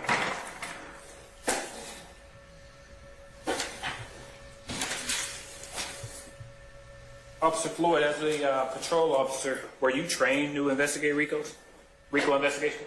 Not for RICO, no. Okay. And have you had any specialized training on any RICO-related subjects at the time of arresting Ms. Evans? They got all these people, all these cops, but as soon as they get proved doing some shady shit or not knowing or not putting gang-related charges in they paperwork, then they say, have you been trained on this? Have you been trained on... Nigga, this nigga is a recruitment trainer. What are you talking about? Have you been trained on this? He's supposed to know about all that shit. I may ask you to repeat something that you already said, but I did hear you say that at the time, you were not working as a, quote, gang investigator. Correct. Yes. All right. But, I mean, it is true that at that time, there was a gang unit that if you saw something that made you think there was some gang connection in this case, you could have contacted them. True? Yes. Objection, Your Honor. Oh, objection. And you did not contact the gang unit because in your analysis of that matter, you didn't see anything that suggested to you, a trained police officer, that there was any gang involvement in this case, right? Correct.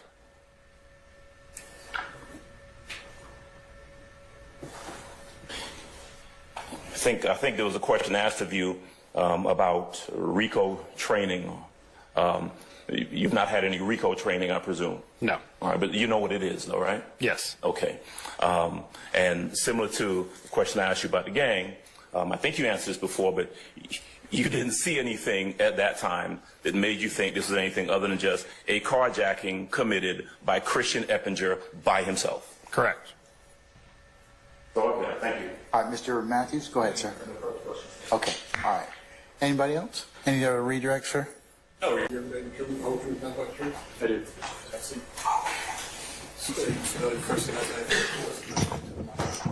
David, D-A-V-I-D, Fikes, F-I-K-E-S.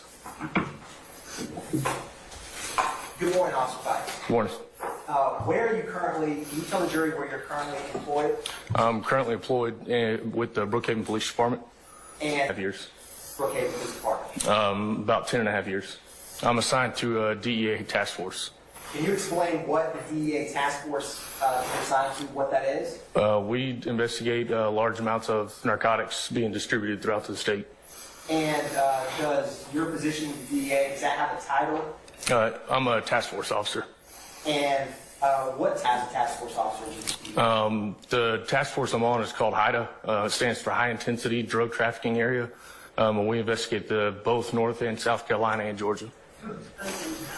North and South Carolina and Georgia. So for those who don't know, this next cop hiding behind the camera, I forget his name, but I could grab it if needed. But another cop that set up, staged him, and was waiting for him. Like they knew he was coming. They went there. So I just say this so you can pay attention. They knew he was coming. They knew he was landing. They knew his driver was coming to pick him up. They knew who he was. They ran the tags. They waited for him. And then they came back and arrested him on some shady ass shit.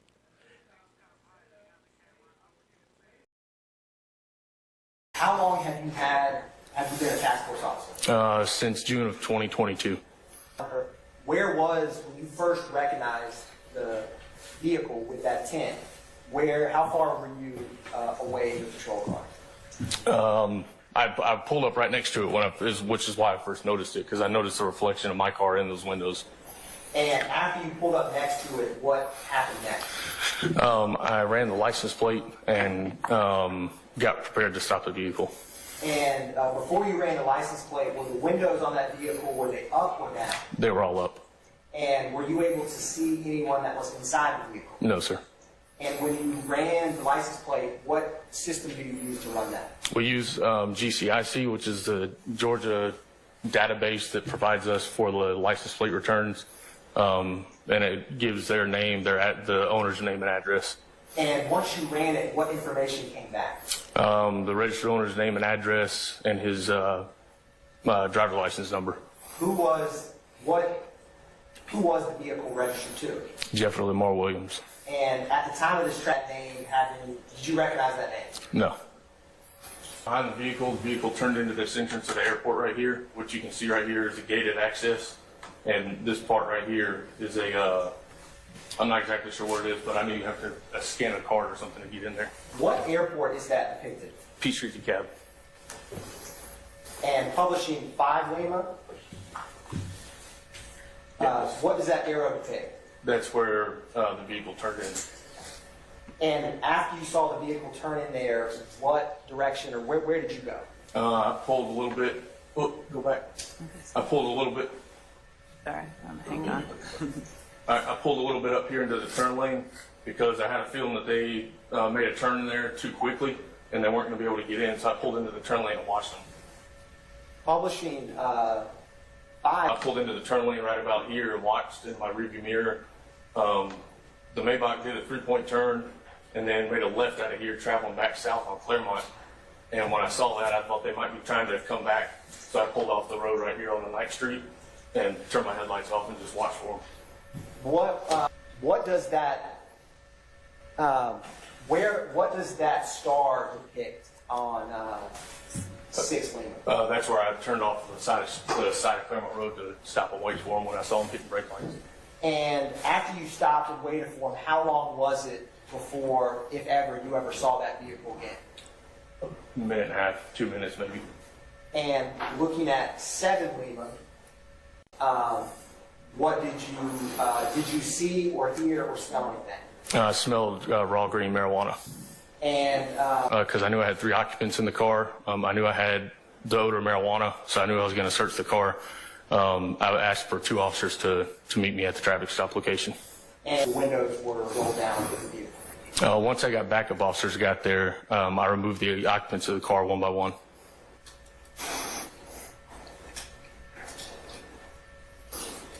Floorboard on the driver's side, and the currency, the FN 57, and the orange medicine bottle were found in the red and black bag that was placed on what is like the common hump in between the driver and passenger floorboard in the back. And then they hit him for distribution. Like, what part of that looked like distribution? That's obviously all personal shit, whatever it was. Like, how you gonna just add on a distribution charge? That's personal shit. That's like 1 day's worth of shit. He probably spent all that money today. They gonna drink all that lean, and the guns is protection. How is that illegal? Just because you black included, right? And Officer Banks on. Based on confrontation, Your Honor. Overruled, sir. After continued objection. That will be made. Continued objection. Overruled, sir. Say it again, I'm sorry. Yes. Also object on basis of confrontation, Your Honor. Overruled, sir. After continued objection. That will be made. Continued objection.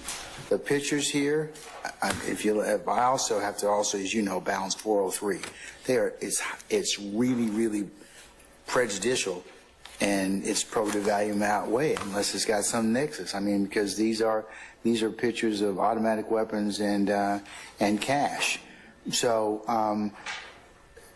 I don't see it. Not that I may not see it, but I don't think you got it. You got it at this point in time. There's been nothing else that connects, other than testimony I've heard that, you know, hey, Mr. Williams asking about these people from the other vehicle. But there's been nothing else that I've heard thus far that would tie these particular weapons to Mr. Williams as of yet. Y'all know with that raw green, that smelling that raw green, they recently passed a law. What was that? It got overruled or whatever. It got. Let me see. I'm gonna come back to y'all. But anyway, they can't use that raw green marijuana. You can use it now. They passed not a law, but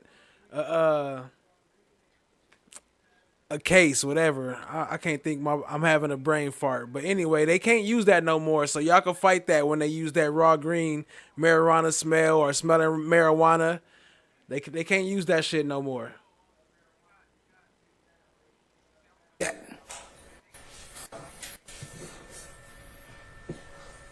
No further questions for Officer Fikes, Your Honor. Thank you, Officer Fikes. Any further recross, sir? Go ahead.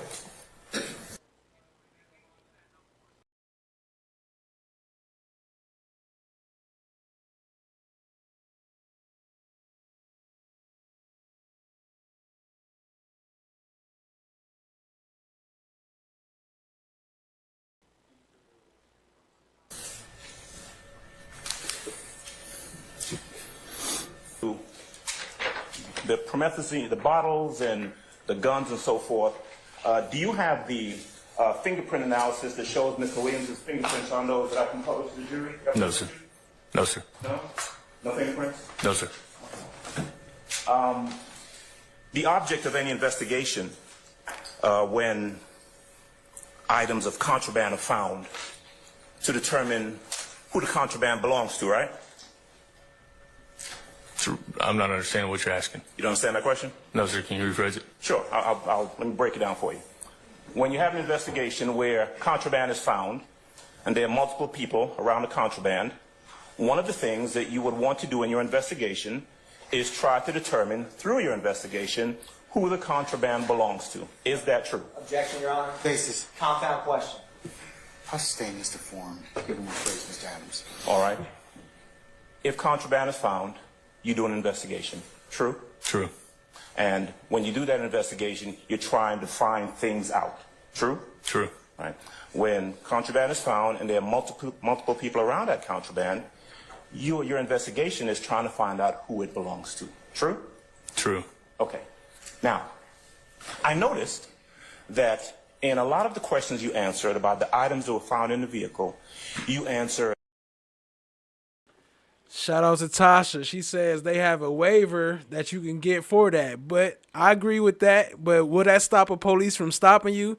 And he said he was on the side of him and he saw himself in the mirror. Like they can't see the waiver when they driving on side of you. That's why he said he was on the side. And then he ran his plates.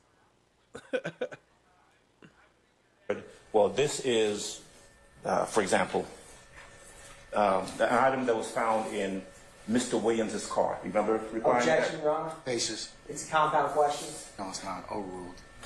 You remember responding in that manner? This is an item that was found in Mr. Williams' car? Correct. Okay.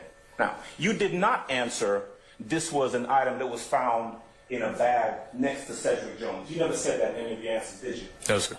But in fact, the items that you're referencing, the guns, the money, all of that, were found in bags in the back of the car, right? Right. Cedric Jones was the person in the back of the car, right? Right.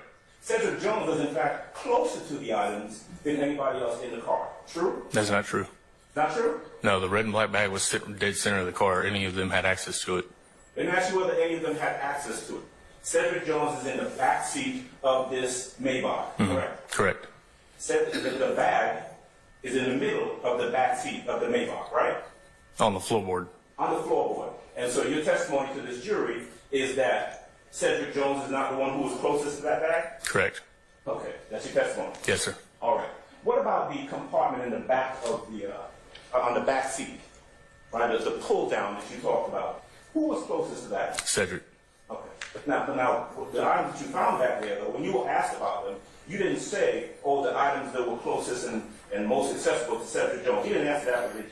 I was asked if those were the items that were found in Jeffrey Williams' car, and I answered yes. Right, but in some of your answers, you specifically took it upon yourself to make sure you reference that these are the items found in Mr. Williams' car. Isn't that true? Objection, Your Honor. Basis. Argumentative and inferring what the witness intended. Overruled. It's on cross. Yes. Okay. Now, this is 2017 when this incident occurred, right? Right. It's about 6+ years ago. Is that right? Correct. September 24th, 2017. Right? Right. Your testimony is that you're a Brookhaven police officer at that time. Right? Right. You had been a police officer for some time by then. Correct. How long had you been a police officer by the time 2017 rolled around? Probably 11 years. 11 years you've been a police officer in South Carolina. No, hold on. Yeah, probably 11 years. 11 years? South Carolina, right? Right. Was that Anderson? Anderson. And Gwinnett County? Mm-hmm. Yes, sir. Okay. And so here you are in Brookhaven in 2017. It is about, what, 7:09 p.m.? If you want me to look at my report, I can give you the time, but I don't recall what time it was. It was in the evening. You were heading to dinner? Correct. Okay. But you were on duty? Right. Okay. So you're heading to dinner, and this is an area that you patrol, right? Right. This is near the PDK, Peachtree DeKalb Airport, right? Right. Private airport, or owned by a municipality, right? It's a private airport. I don't know who owns it. It's not Hartsfield. Correct. Right? Okay. Private jets and planes land at that airport, right? Right. Private jets and planes take off from that airport. Right. Any entertainers, sports figures, private individuals use that airport to come and go from. True? Objection, Your Honor. Basis. Speculating who comes out of that airport. I sustain the objection. Do you know? Do you know whether or not this is an airport that's used by celebrities, sports figures, private individuals? Objection, Your Honor. Basis. Relevant. I sustain the objection. There's more than one entrance to the airport, right? There's one main entrance to the airport. I don't know if the other ones are all limited access like the one they first turned into. Okay. The one with limited access is limited access, but it's an entrance to the airport, right? Right. And then there's another entrance, right? Right. So there's more than one entrance to the airport. True? True. Okay.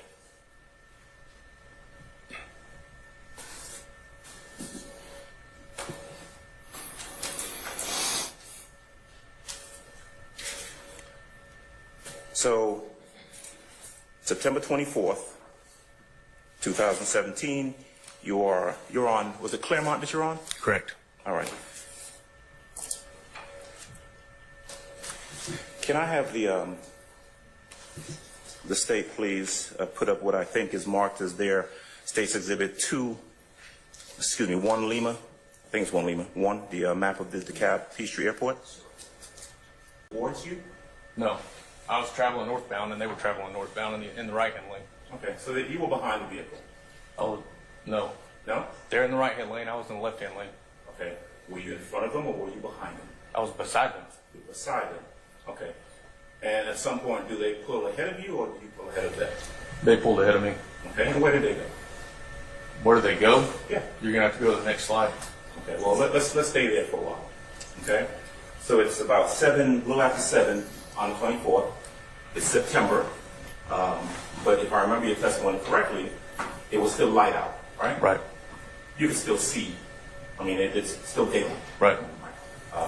Hadn't gotten dark yet. No. Okay. What you indicated was that you noticed that this car next to you, and you can see a reflection in one of the windows of the car. Is that what you said? In the windows. The windows of the car. Right. One window, right. Yes. Okay. And you said that's what you drew your attention to the vehicle. Is that right? Correct. All right. So we've got let's see. We've got states 3 up there. Does that show us where you are and where the vehicle went after you first saw it?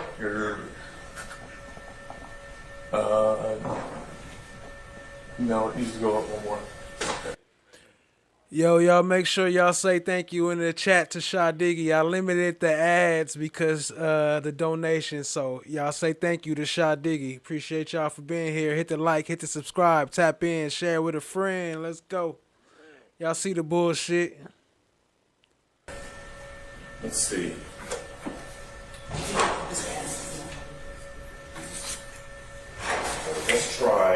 Let's try 5.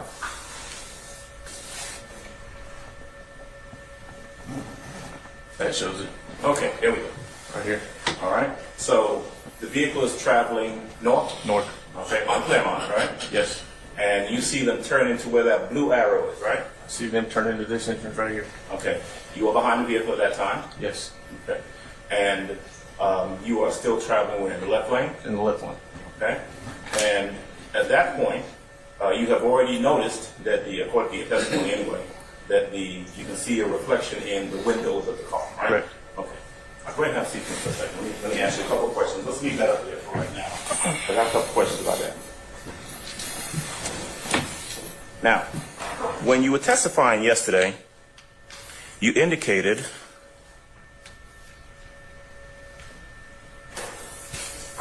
that you noticed this window tint, but you didn't blue light or pull the car over right away, right? No.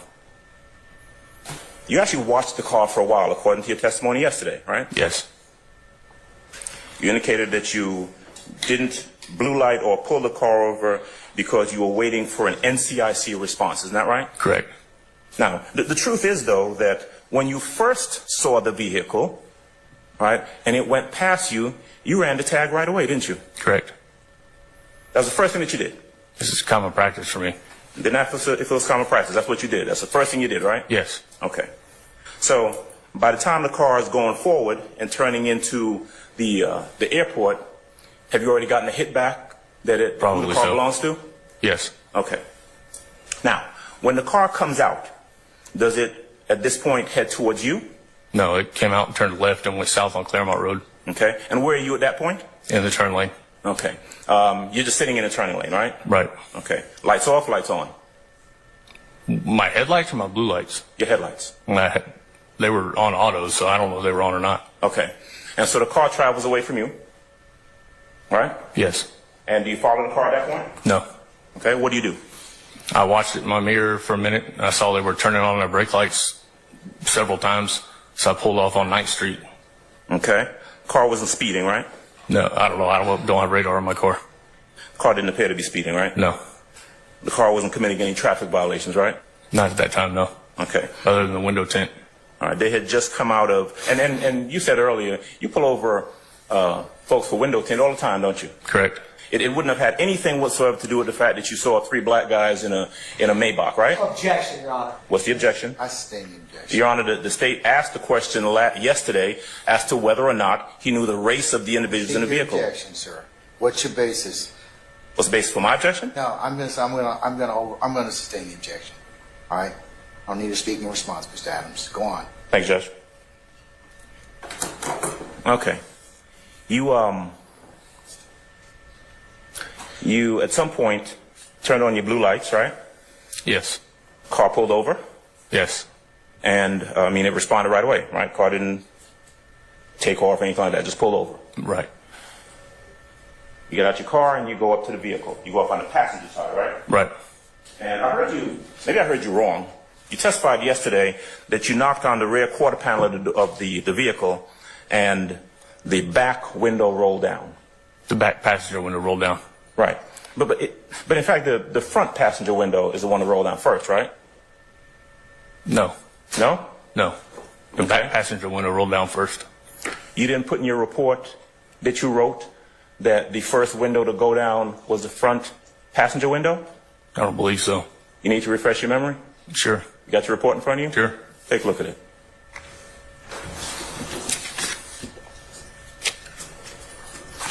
Read it to yourself. If it helps refresh your memory, when you're done, just go ahead and look up for me.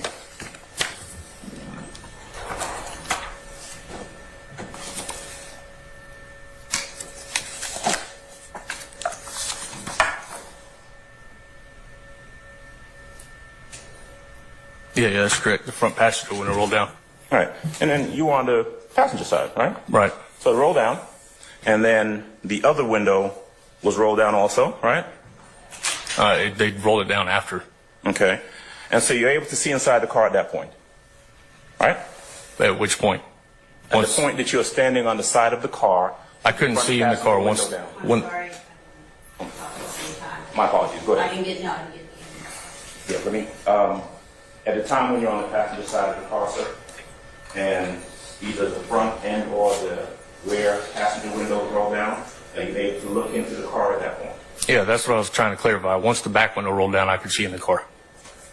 All right. And let's see, Cedric Jones sitting in the back with some Kentucky Fried Chicken in the back or a box or something, right? Yes. All occupants of the car in there eating some food? I don't think any of them were eating it. Okay. I mean, so, I don't know. Kentucky Fried Chicken back? Yes.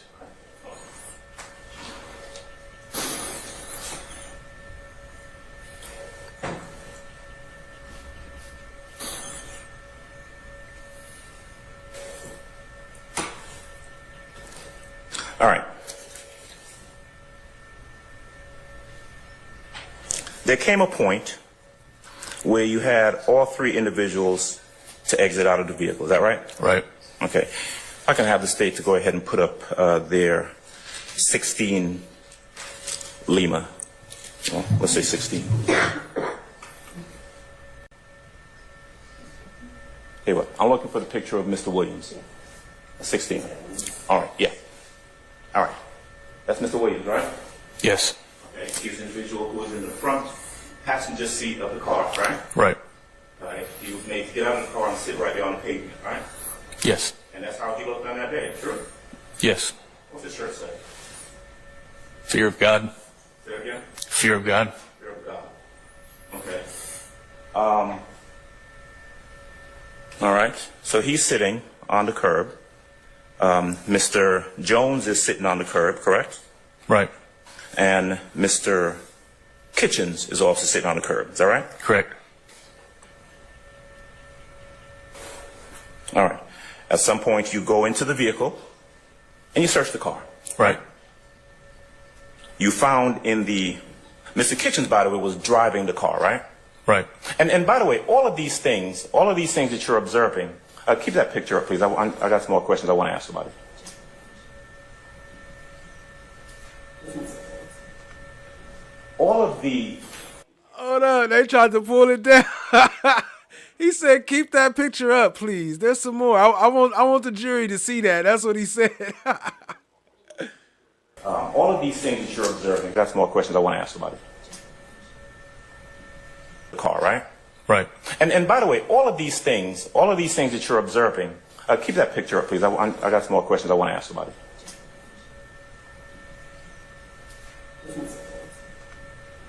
All of these things that you're observing become part of your investigation, right? Yes. And so one of the things that you notice is that in this vehicle, that by this time you know is registered to Mr. Williams.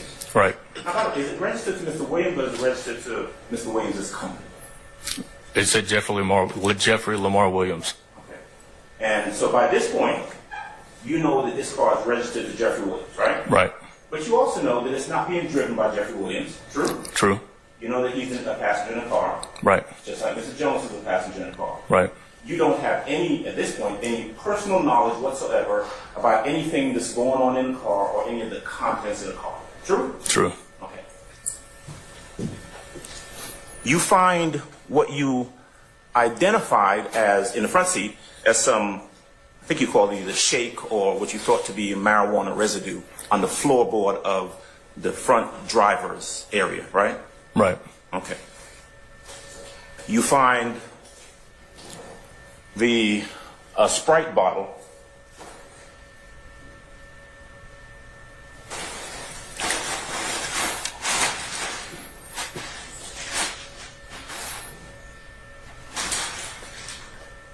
This is state 62L. You find the Sprite bottle in the on the floorboard, right? Right. Front floorboard. Front passenger floorboard. Front passenger floorboard. Right. Anything else? Well, on Jeffrey Williams, you take what, $2,924 that he had in his pockets. Again, I have to look at my reports, find the exact number. Sounds about right. Roughly, yes, sir. All right. Everything else you find in the back of the car, right? Right. Okay. Now,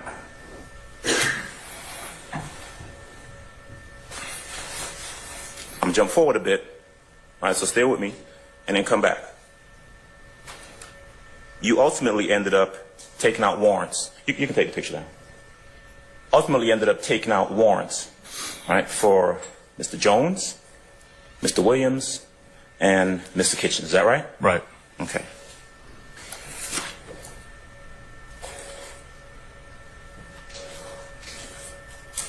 You charged Mr. Jones, Mr. Williams, with possession of the items that you found in the car, correct? Right. Including the gun. Right. Okay. Now, I want to ask you a question about the guns first. Now, the guns were found in a backpack, one of the backpacks in the back seat, right? There was one gun in each bag. Okay. All right, so let's talk about the one that you ran and ultimately ended up coming back as a stolen gun.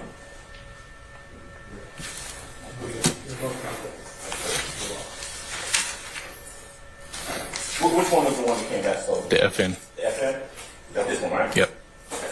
And by the way, we saw some pictures a little bit earlier, right, of these bullets that were in.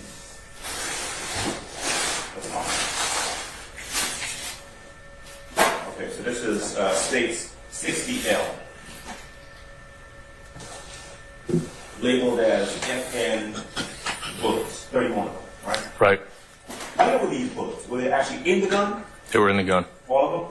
I believe so. The whole 31 bullets? The magazine. Okay, all right. So although we have them here separated, I mean, what you actually have is a gun, and the gun had bullets in it, right? Right. All right. Now, you were actually able, and with the court's permission, if I may approach the witness and put this in front of them. Yes, you may, sir. Okay. So, this is the FN. Showing what exhibit number you're showing. Oh, and thank you, Judge. I'm showing him what's been marked as State's Exhibit 59L, 59 Lima. Okay. All right. So we got 59 Lima. That's the gun that you ran that came back as a stolen weapon, correct? Right. It was found in a bag, right? Right. On the back seat of the vehicle. Right. Next to Cedric Jones. Right. Okay. It had a serial number on it. Right. Serial number wasn't scratched off. No. Right. There is nothing that, looking at this gun, tells you that it is a stolen gun. True? True. You got to run the number. Right. You have to run the number to see that it had been a gun stolen at some point out of Each Point. East Point. Okay.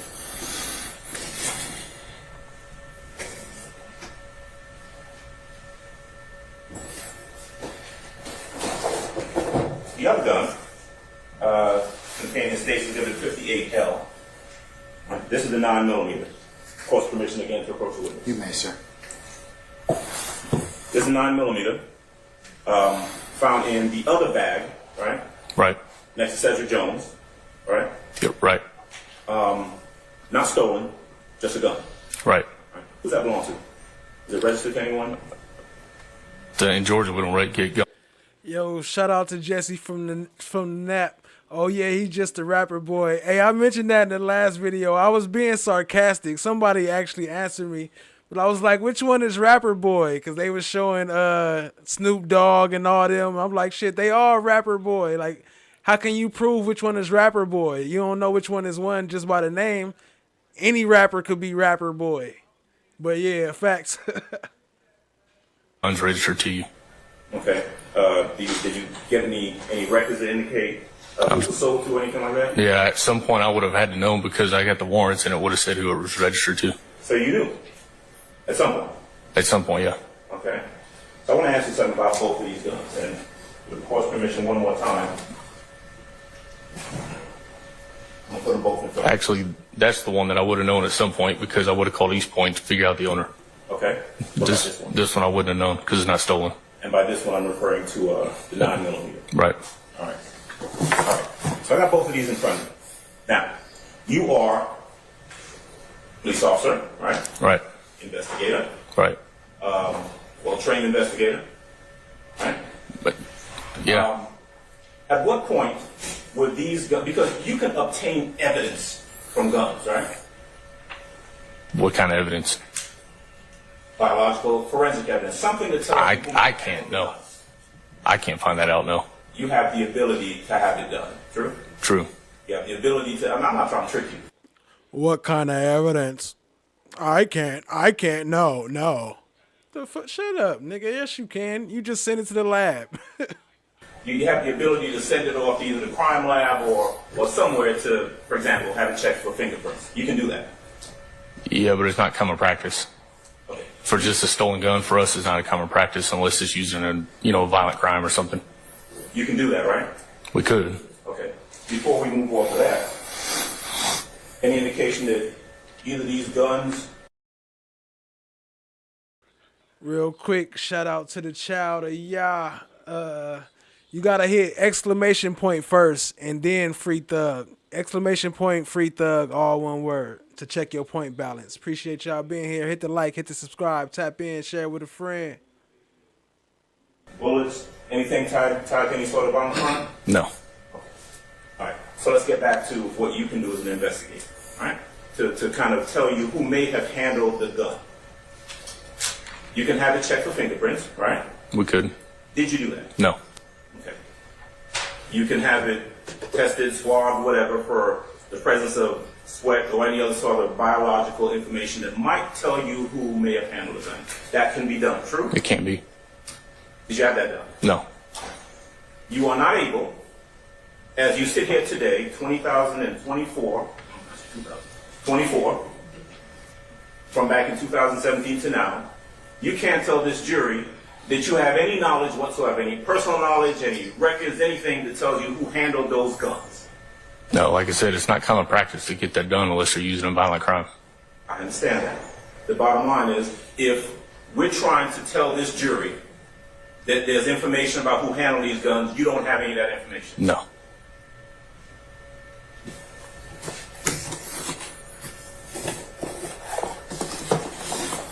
So, we know we have two guns in two bags, respectively, in the backseat of a car next to Cedric Jones. We know that. Right. Now, there was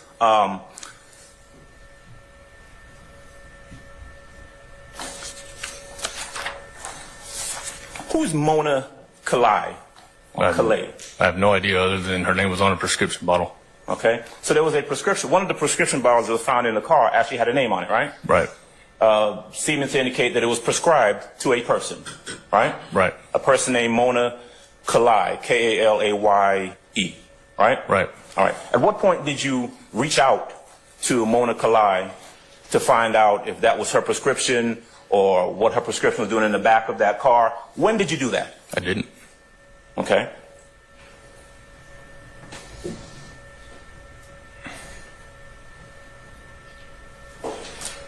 Hey, that should be comedy when Still get his breath when he puffed them cheeks up. Yo, shout out to Shot Diggy. Appreciate you, family. So, similar to the guns, right?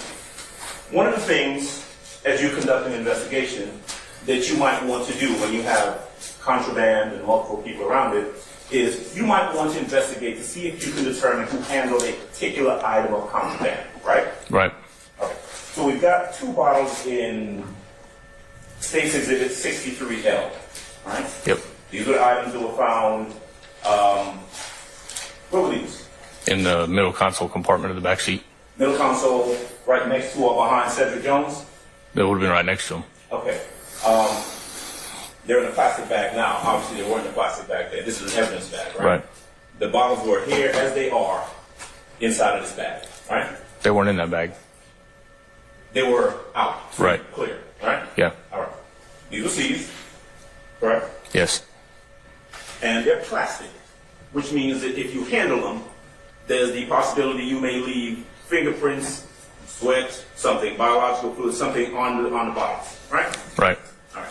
Now, tell the jury at what point, in an effort to determine who actually handled these bottles, who might have been in possession of them, tell the jury when you sent them off to the crime lab or wherever to have them analyzed for fingerprints. I didn't. All right. So, 2017, you found the bottles. We're in 2024. You cannot tell this jury that you have any information about who handled the bottles based on any investigation you did, right? It's not needed because it's illegal to be in. If you don't have a prescription for that medication, it's illegal to be in possession of it. Sure, but if I'm in a car with someone else, and that person is the one who is in possession of and is holding and handling the contraband, you would want to know that it's that person who's been handling and holding it as opposed to me, right? Not necessarily. Okay. So let me just ask the question. You didn't bother to have any fingerprint analysis done on any of these? No. Not that you couldn't, you just didn't. It wasn't needed. Again, like I said, it's illegal to be in possession of medicine that's not prescribed to you. Could you have sent the bottles off to be analyzed to see who handled them? I could have, but it wasn't necessary. You could have. You did not. True? Because it wasn't necessary. You're not going to answer that question, are you? I said I could have, but it wasn't necessary. And the question was, did you? No. All right.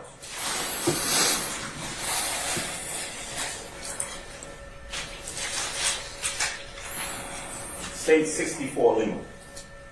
2 pill bottles. Same question.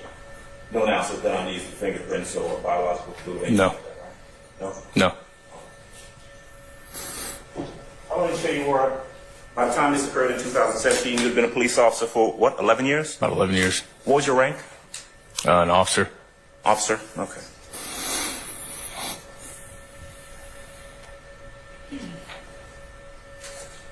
Was that before or after you were awarded Officer of the Year? After. So you'd already been awarded Officer of the Year for your investigative skills in policing prior to this date, right? I got awarded Officer of the Year because I got shot in the line of duty, not for skills. Okay. Time-wise, right? You were awarded Officer of the Year, and you had all this investigative background by the time this incident occurred in 2017. True? Right. All right.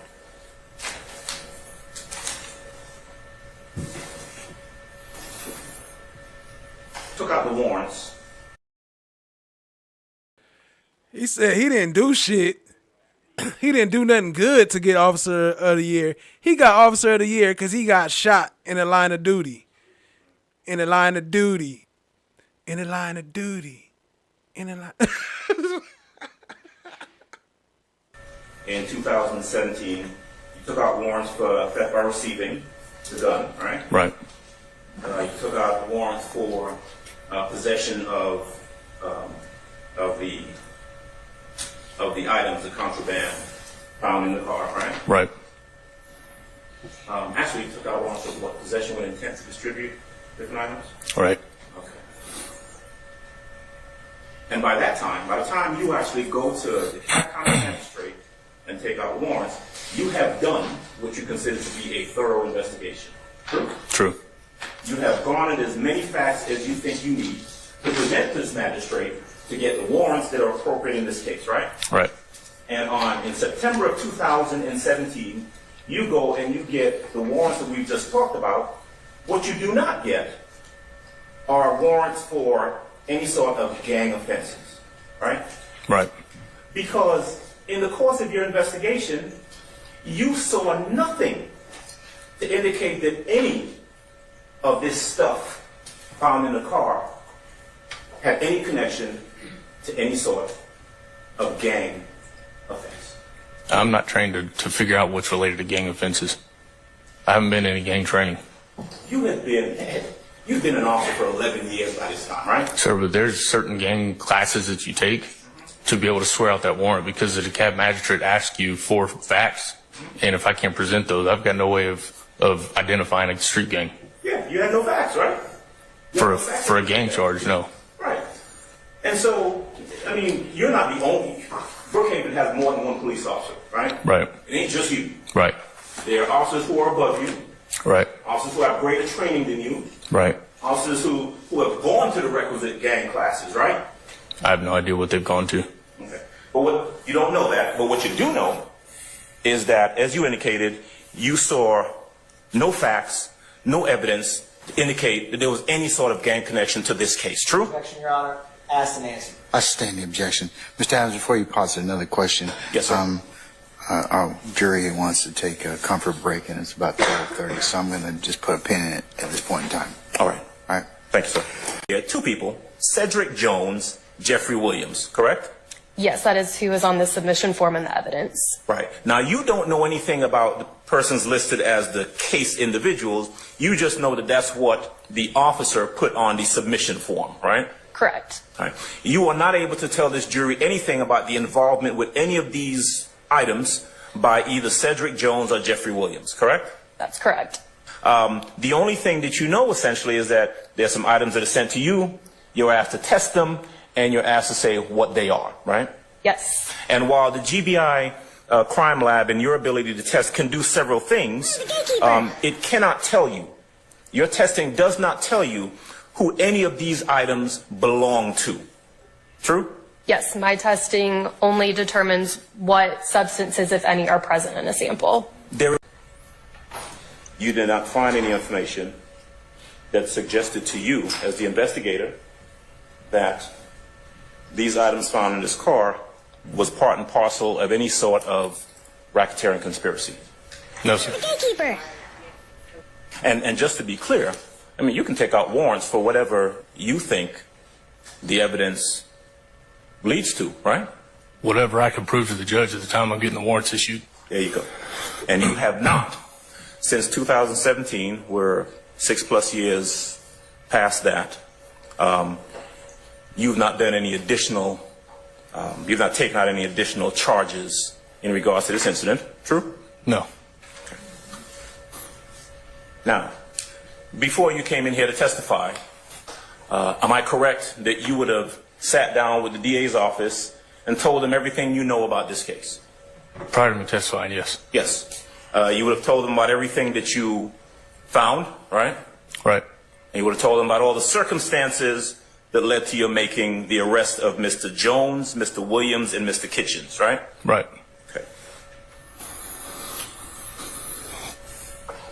Did you tell them, when you met with them, that, hey, y'all are free to do whatever you want to, but I didn't take out any gang charges? Did you tell them that? Or did they already know? No. I didn't take out any gang charges, and they already knew that. Okay. It's a window tint. We look for any violation that we can stop a car for, but things that are out of the ordinary, like extremely dark window tint, or if a car makes a lane change that had no reason to make it. I mean, it just odd behavior, odd driving manifestations. And once you come within eyesight, so to speak, of a vehicle when you're out on the street, how that vehicle operates or drives after they may have seen you affect your investigation? It heightens my senses just based on what they're doing, because your average driver that's just out driving is going to see you and they're going to either slow down or they're going to pull over once you hit blue lights. But the fact that they turned in the gated entrance and made that 3-point turn and went back the opposite direction where they were coming from kind of led me to believe they were trying to avoid me. Cumulative, and after that, be stricken. I'll stand the questions to form. Your Honor, Officer Fikes, So the computer check told you that you were behind a car that was registered to a black male by the name of Jeffrey Williams, right? Right. Thank you, that's all. So you'll admit everything but the side. Have no objection to removing the bottom portion, which we've already have done. And the side. So you'll admit everything below the plus sign. Well, there was stuff that was already on the plus sign. So if you look at your version, Your Honor, I believe there's writing below the plus sign. Yes. If you look at the portion that's on the TV screen, we've already redacted it. All right. Mr. Steele objected to this photo coming in because he has a gun in his hand. Gun in his pocket. But again, he says, keep it on me, waiting for a fuck nigga to try me. Again, Your Honor, posted on his public Facebook page, him with a gun, again, showing the nature of this enterprise. Again, that they are violent, that they promote violence, and they intend to post these pictures to promote fear in those in the community or those who can be able to see this post. Next, 6W. Trontavious, Toravia.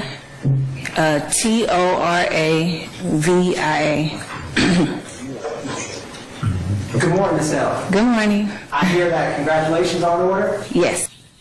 Is that the way that your car looked when you got out there on scene? Yes. A chance, though, to speak to Brian Steele, gentleman who's sitting back there a little early this morning. Is that correct? Yes, I did. All right. You talked with him, and then he asked you a few questions about the incident that occurred. By this time, it's about, 6.5, 7 years ago in 2016, right? Yes. All right. So I just have really just a couple questions. Okay. You would agree with me. This was a pretty terrifying incident that occurred on that day. Is that right? Yes. In fact, you called the police right when it happened. Yes. Right? You were terrified both for yourself and for your daughter. Yes. It would be fair to say, and you correct me if I'm wrong, that obviously you wanted Christian Eppinger to be caught for what he had done. Right? Yes. You didn't know him before that day, right? That's correct. You never met him. That's correct. As far as you know, he never met you. He certainly, Mr. Eppinger, had no reason in your mind to do what he did to you. Is that correct? Yes. It was about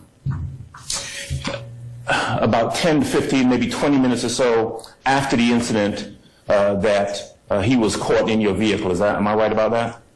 Like I said, I wasn't sure the time. I wasn't calculating the time frame of. It wasn't long. Yeah, it was. It didn't take too long. And the police actually responded pretty quickly when 911 was called, right? Yes. They came, and you were in fact able to give them a description of this individual. Look, the person you keep referring to as a kid, right? At the time, yes. Right, and also somewhat of a description of the other guy who got out of the car as well. Yes. Now, Christian Eppinger, or the person you would later come to know as Christian Eppinger, walks up to you. He's got a gun, and he puts the gun to you, correct? Yes. The other guy did the same thing as well. Yes. Your car pulls off, and it's sometime after that, after you've spoken to the police, that you are taken to the location where your car, as you see, has been crashed or has been is off-road against a tree somewhere. Correct. In the pictures that we've seen. Yes. Christian Eppinger is outside of the car, right? Yes. He has obviously been arrested and caught by the police. Yes. And you recognized him right away. Right away. You recognized him because his face was, he was a kid. You recognized his size. You recognized what he looked like. Yes. All right. The other person who had gotten out of the car early with the gun, you didn't see that person. He wasn't caught. That person wasn't caught. Okay. But if I'm correct, you actually saw that person. You would have actually recognized that person again. I would. Okay. All right. You are, I'm going to presume, someone who is attentive to detail and yeah. Okay. Yes. All right. Now, Mr. Eppinger ultimately came to court on that case. Yes, he did. You came to court as well. Yes. You were present when he was convicted of that crime that he committed, right? Yes. Okay. Now, that was back in, the incident happened in 2016, and it was sometime after that after he was caught, he came to court, and he was, in fact, held accountable for what he did to you. That's correct. All right. Now, I want to talk to you about today. You are here today in 2024, and you are testifying to this jury about what you remember from that day, correct? Correct. And then you have testified to the best of your recollection. You remember it pretty well. Yes. Now, I've asked you already whether you spoke to Mr. Steele. Ms. Steele and I work together, and we represent Jeffrey Williams. You know that. Okay. Okay. And do you know Jeffrey Williams? I don't know him personally, no. But you know who he is? But yes. You know that he is an entertainer? Objection, Your Honor. This is relevance. Objection. Okay. Well, I'm gonna get right to the point. Okay. Jeffrey Williams was not at your car holding a gun to you on the day this incident occurred, correct? That's correct. Right. You have no reason to tell this jury, no personal knowledge that Jeffrey Williams was in any form or fashion involved with your carjacking on that day, true? That's correct. All right. Ms. Hill, that's all I have for you. Thank you very much. Okay. Anybody else? All right, Mr. Morgans. Thank you, Judge.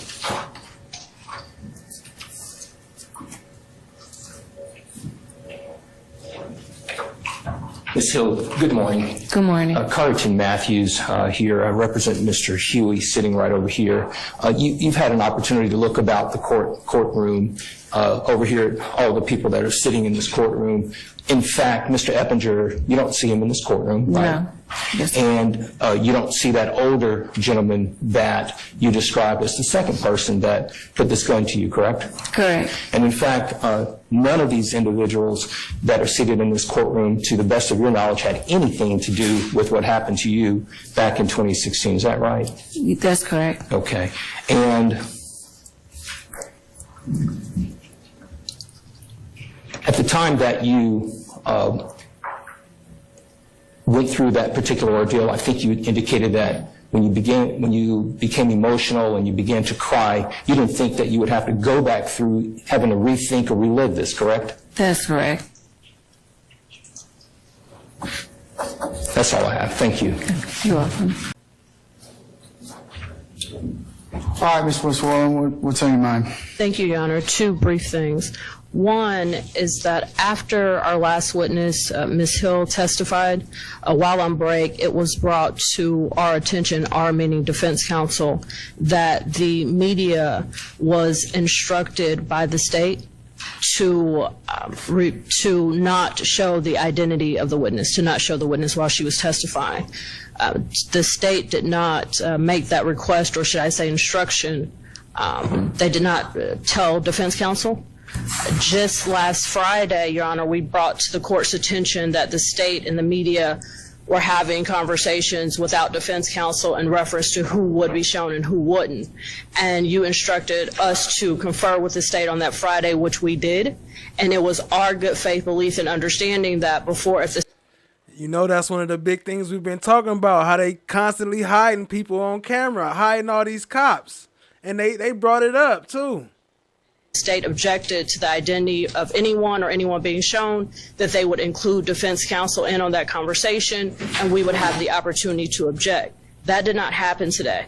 A public trial is our client's, it's the defendant's right. And, Your Honor, I believe that you agree with that on Friday, and we wanted to bring it to the court's attention. All right. I want to say, Ms. Westmore, thank you,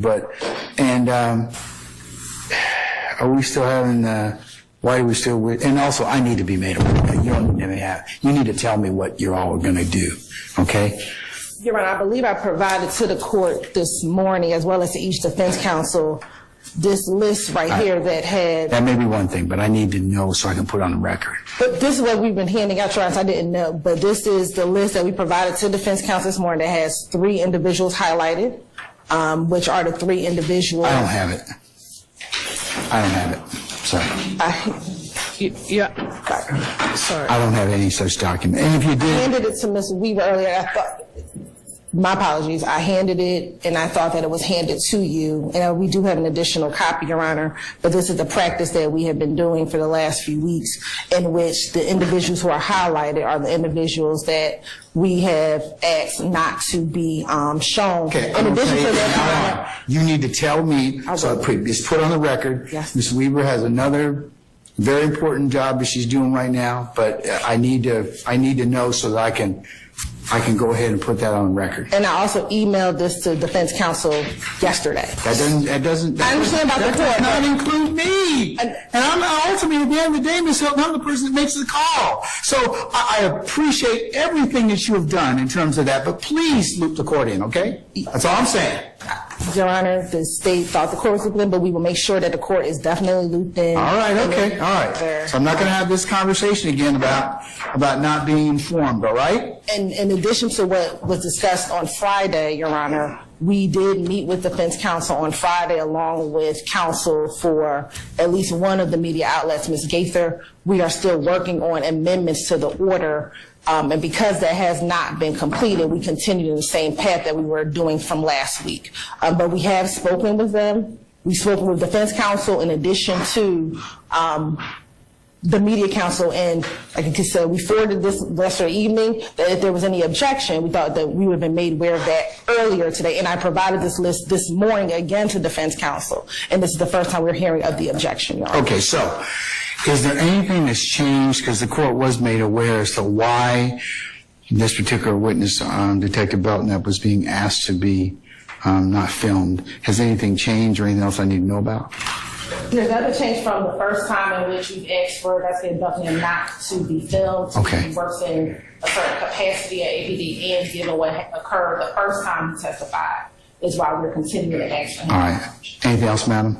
Yes, Your Honor. The handout that we received from the state that has nothing on it that indicates that the names highlighted means that they request for. Okay, let's focus on Detective Belknap. Do you have any further objection to Detective Belknap? Yes, we do. What's your objection? That he's already testified and he's already been filmed.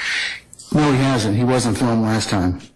He was filmed initially. He was filmed initially, but we. But that's when we ended up having to stop because of what happened. Okay. I do not believe he was filmed the second half of his testimony. I would need to go back and double check. All right. Okay, Your Honor, that's our objection. So Belknap coming in again. Belknap coming in to testify again, trying to hide himself from camera. He was on camera. I was going to put his picture up there, but it ain't that serious. I got it on there on previous videos, but anyway. That he's already been filmed. I'm sorry? I said that's our objection, is that he's already been I'm filmed. going to overrule that. I'll allow him to not be filmed. And we'll take up each witness as it comes along, okay? Your Honor, one more thing. Mr. Steele made some objections in reference to Detective Belknap this morning. And, Your Honor, you said that he could have a continuing objection and everyone who made objections can have continuing objections. I'm going to, unless you exempt out, I'm going to go ahead and just make it a blanket one for everyone. Thank you, Your Honor. Okay? Thank you, Your Honor. That it? Okay, all right. Can we summon Detective Belknap, please? And go, just go ahead and put him in the, no, wait one. Summon our jurors, please. Okay. The first is fact testimony. Fact testimony is based on what the witness personally saw, heard, or did. The second is opinion testimony based on the specialized knowledge, skill, experience, training, or education of the witness. The third is what is called lay opinion testimony. As to the testimony about facts, it is your job to decide which testimony to believe and which testimony not to believe. An image of who appears to be Christian Eppinger. There is. And what is the caption? It says, "Free you, for bitch." All right. And how do you recognize Exhibit 3U of who appears to be Christian Eppinger? There is. And what? You see how they tried to slide Young Thug brother, Jeffrey brother, Umfunk in there? Like, it's still no connection. Just because you posted that nigga picture, that don't mean you from YSL. Not Umfunk, but the nigga that's Eppinger. What's the caption? And even if he is YSL, that don't prove that he's working for Young Thug. Bitch. All right. And how do you recognize Exhibit 3U? That's another photograph that I took. And what's it contained on that tattoo? It says, Y'all see them beads though. That's part of why they protected. That's why all this coming to light, cause all them niggas was with the shits. Y'all see them beads. Y'all know what that mean, family. can't fight fate. Okay. And again, looking at that, you said can't fight fate. Is the C replaced with a K? It is. All right. And looking at Sex Exhibit 7U, do you recognize Sex Exhibit 7U? I do. Recognize Sex Exhibit 7U. These are photographs of Mr. Stevens' tattoos. Okay. And are those two separate photos? Checking out here. Hold on, look. My partner say the man stole his swag, no. Hey, Jay, how you say he good? Hold on, let me ride it out. Hold on. My nigga, good self say he the king of white swag, right? Shut up one time, let these folks see what you're doing, though. You check him out now. Now he said that he want to blow the whistle on Christian right now. Blow the whistle right here. The only nigga I know take pictures of his camera phone and he don't gotta do it. Do what he do. Do what he do, Joe, when you walk up. Listen, guys, this is what he does. But he's taking pictures of me every day. That's how you know what I'm saying. Man, Rico ain't there like that going on. Y'all believe that? I got a brand new person I want to see. Yeah, we down here this hard kicking it, man, every day. Little Monte right here, man. So, man. We all let you know, man. So good with us. Hey, Joe. I mean, big money, man, all the way. On swag. Been doing this shit. Big my swag. Gotta do it, man. Call him. He really cool. You see, he got an arm in his shirt, man. You feel really cool. Check in with him one time. Get people in on camera. Just plain shit with a rock before the motherfucker. We swagging, man. Bird is out fine when they get through, though. You feel? That's all. You gotta get the motherfuckers on there. Let my boy Lil G get on there. Let my boy Lil G get on there. There's a cause of what time it is. He stole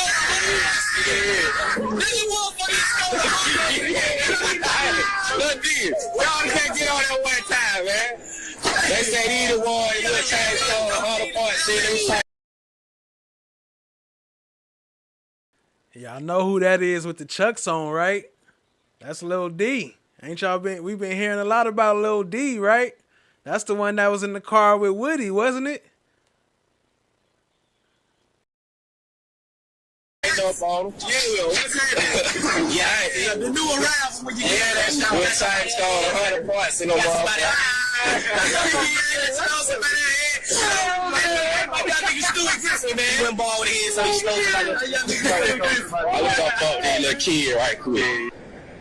All right, so we're gonna go back.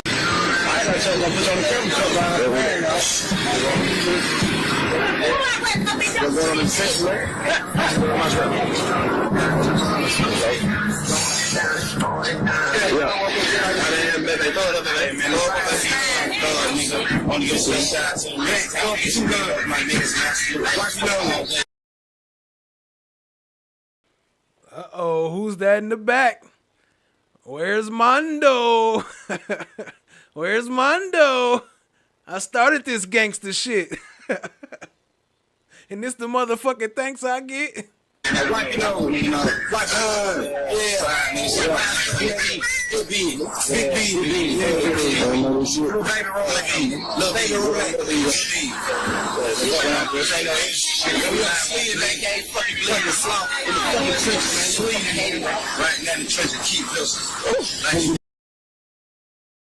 And so ain't they recently talking about this again? So is this not repetitive?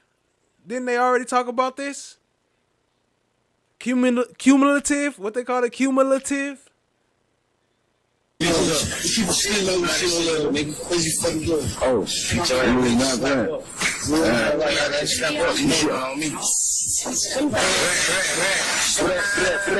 Niggas real. Keep fucking there. Now real slack. Why is fucking there?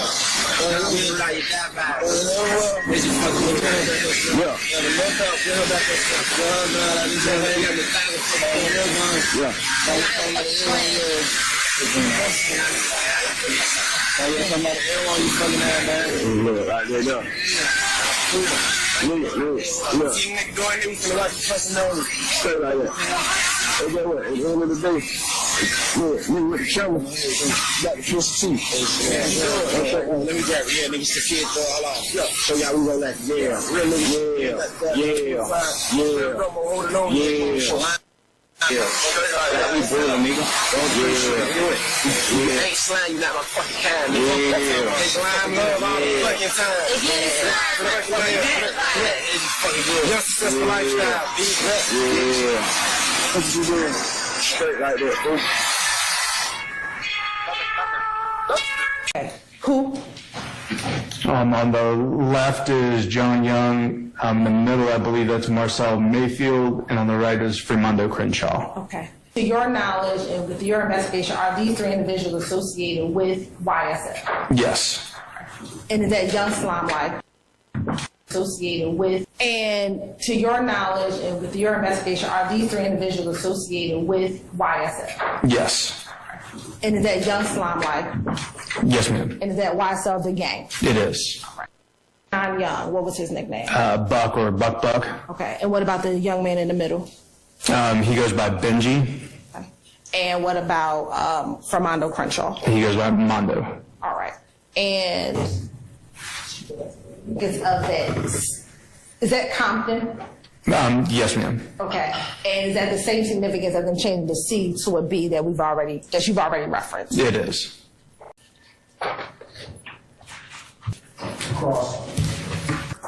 You spoke about the actions of his father, correct?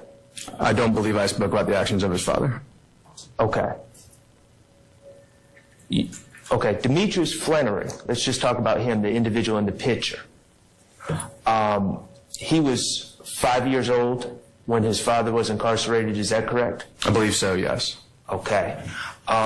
You are not sitting here claiming that the actor, Demetrius Flannery, is involved in illegal activity, are you?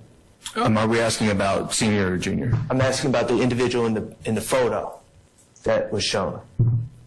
Okay, no, I'm not alleging any criminal activity by him. He's an actor.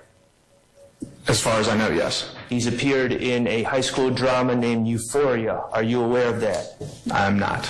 Starring Zendaya. Are you aware of that? Accidentally said he's not familiar with. Are you familiar with it? I'm not. Are you familiar with the movie Taurus starring Megan Fox that he appeared in? I'm not. And he was 5 years old when these individuals from BMF were arrested, correct? I believe so, yes. Okay.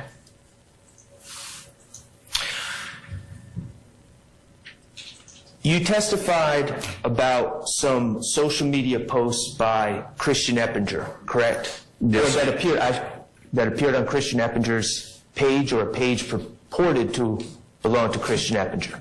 I did. Okay. And you said that he refers to himself as YSL Bhris on the social media, correct? Yes, that's the vanity. Facts at Shaw Diggy. That was Buck from the sofa with DK. That was him right there. Name on the social media account. Okay, and you also talked about some Twitter posts under the name, what was the name? Thugger? No, sir. Young Thug? Yes. Okay. So, and you talked about those Twitter posts, and you also, as part of your direct examination, talked about a picture with my client Shannon Stillwell standing with Quentin Porter, correct? I did. Okay. So the social media of Christian Eppinger, are those posts that you were following and you collected as part of your investigation? Some of them are, yes. Did you pull those posts or did someone else pull those posts for you? I believe I pulled some of those posts and some were pulled by other people. Who were the other people that pulled posts? I couldn't tell you specifically. Who gave you the posts?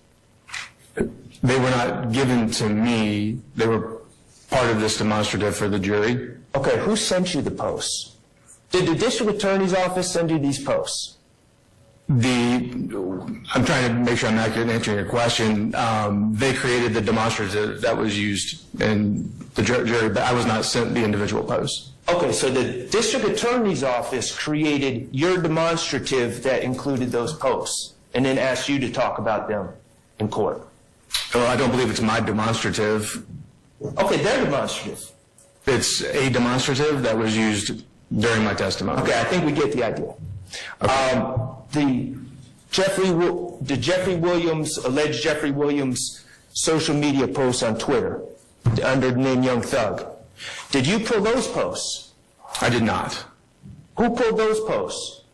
I don't know who specifically pulled those posts. Who gave those posts to you? Again, the posts themselves were not given to me, but they were compiled into the demonstrative, and that was shown to me by the state. Okay, so the state, when did they show you this demonstrative? I honestly don't remember specifically when, sometime over the last couple of weeks. So over the last couple of weeks, you knew that you were going to come in and testify? I did. Okay, and the state prepared a demonstrative and showed it to you? That's correct. Okay, and your understanding, and you don't even know who pulled the posts? I don't know who specifically pulled the post, no. Okay, and you notice that there's bolded words in those posts, correct? I did. Do those bolded words tell you that whomever pulled the post searched all the posts for specific words? I'm the gatekeeper.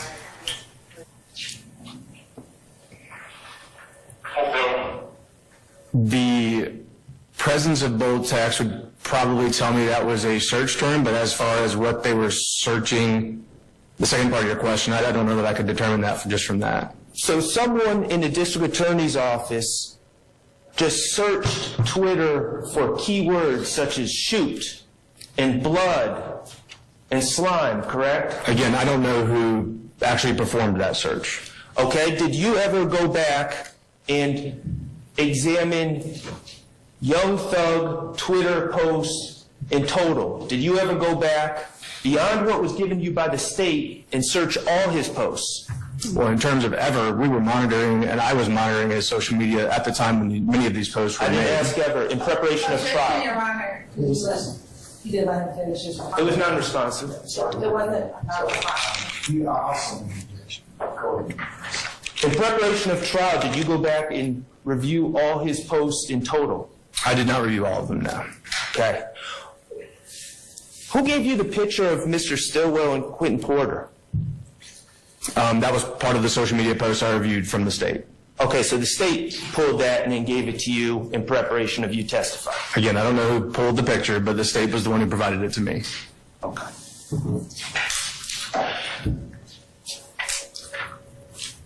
Investigator Belknap, you've been investigating gangs in Atlanta since what year? I believe you testified to this. I missed it. So what year did you begin? I've been in the gang unit since 2009. 2009. Is it fair to say that you've been investigating gangs in Atlanta since 2009? Yes, it is. Okay. And what year did you begin investigating YSL?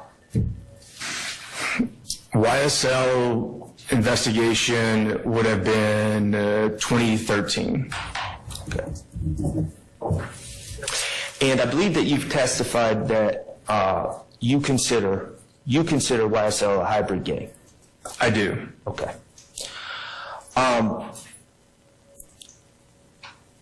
Your investigation of YSL over the last 11 years or so, that would include an investigation into the structure of YSL.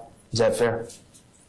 I don't know if we'd necessarily investigate the structure. That's not necessarily the object of the investigation, although structure is one of the things that's uncovered during an investigation into a street gang. What about, it would include investigating suspected members? Yes, it does. Okay. And it would also include investigating what you would deem common identifiers of YSL? Yes, it does. And that it would also include investigating the rules of YSL, correct? Yeah, so to the extent that a particular gang has rules, it would be included. Could you repeat that answer again? To the extent? To the extent that a gang has specific rules, yes, that may come out in an investigation. Okay. And now you've also, have you investigated traditional gangs before? Yes, sir. Okay. Traditional gangs, let's talk about that for a minute. To obtain membership in a traditional gang, is there some sort of, in the general term, ceremony or some sort of things that people generally have to go through to become a member?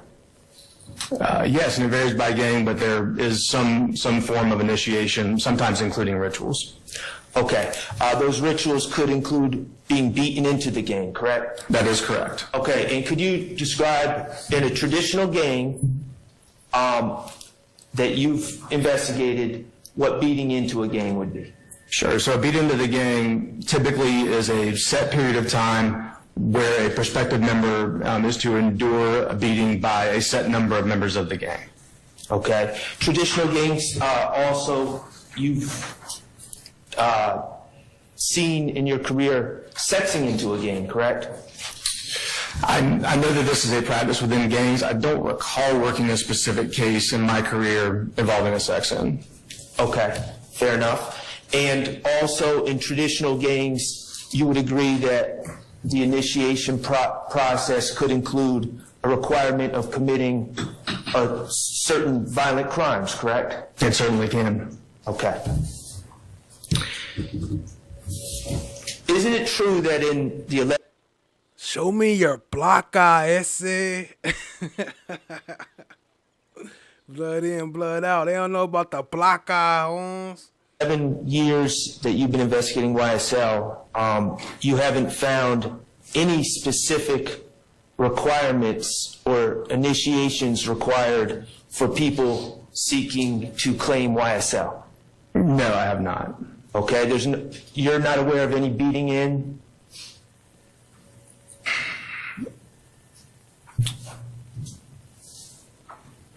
I would want to refresh my memory before giving you a final answer on that. I believe we have had some situations in our schools where some students were beat in and said that the beat in was to join YSL. Children? Yes. Okay. Juveniles, I would say. All right. Do you have any evidence that any individuals here today were involved in any beat-ins? I don't believe so, no. Okay. You're not aware of, and all those other things that we talked about for the requirements of joining a traditional gang, those don't exist for YSL, correct? So no, we haven't seen the traditional gang methodologies that were asked here as far as joining YSL now. You're not aware of any, when someone wishes to join YSL, of any official vote of existing members or anything like that, correct? I'm not aware of one. You're not aware of any certain individual or person who's like the dean of admissions that decides who can join YSL or not? No, I'm not. Okay. And no, someone that wants to claim YSL can unilaterally declare themselves a member. Isn't that true? I do not believe that's true. Okay. We'll talk about that. Schardt said, okay, we'll talk about that. That's what I wanted you to say. Now let's get into it. Appreciate y'all being here, family. Hit the like, hit the subscribe, tap in, and please share with a friend. It's all love here, family. Okay, let's talk about rules, gang rules. You would agree that traditional gangs, one thing that you often find with traditional gangs, whether you're searching houses of gang members or cars of that, or different, or jail cells maybe, you can find a book of knowledge, correct? We often do, yes. And that's for traditional gangs? That is correct. Okay, and what is a book of knowledge? So a book of knowledge is a document created by the gang or its members that often gives a history of the gang. It gives rules for the gang, how members are to conduct their behavior within the context of the gang. It often may have codes that the gang uses, their rules, their structure, things of that nature. A code of conduct? Oftentimes, yes. Okay. And who writes these books of knowledge in traditional gangs? They're created by the gang, and they're copied and distributed by the members. Okay. And you've seen books of knowledge before in Atlanta? I have. Okay. Could you give me an example of a gang that you've seen have a book of knowledge? Sex, money, murder as an example. Okay.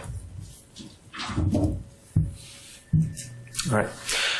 In your 11 years of investigating YSL, isn't it true that you've, to your recollection, never seen a book of knowledge for YSL? So I have seen several books of knowledge that came out of the Department of Juvenile Justice. Okay. Children? Juveniles, yes. Okay. In your investigations, when you're investigating people that you feel are members, you personally, have you seen books of knowledge? I have not seen books of knowledge. Okay. Have you seen, in the books of knowledge, what typically contains written rules for the quote-unquote gang, correct? Yes, that's typically what they would contain. Traditional gangs require dues, correct? Oftentimes they do. Okay. In your investigation of YSL, have you found any sort of formal due structure for YSL? I have not.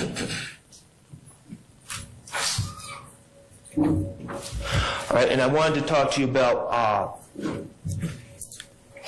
false flagging. Okay, and could you just explain what false flagging when an individual who is not a member of a group claims that they're a member of the group? Yes, that's correct. Okay, and that can happen through social media, correct? It could, yes. It could happen in person. It could. It could happen through someone who's not a member of a group wearing certain clothing that expresses to the world that they're a member, correct? I'm sorry, could you ask that again? Someone who's not a member of a group wearing certain clothing that sends a message to the world that they're a member, but they really aren't. That would be false flagging, correct? It could be. Or flashing signs or gang signs that indicate that they're a member of a group that they're not really a member of, correct? It could be, yes. Okay, and with traditional gangs, there are consequences for false flagging. Wasn't that your testimony yesterday? That's correct. Okay, and examples of those consequences would be what? Typically, it's going to be an act of violence. It could be a beating. It could also be ultimately death. And just to be clear, we're talking about for traditional gangs? We are. Okay.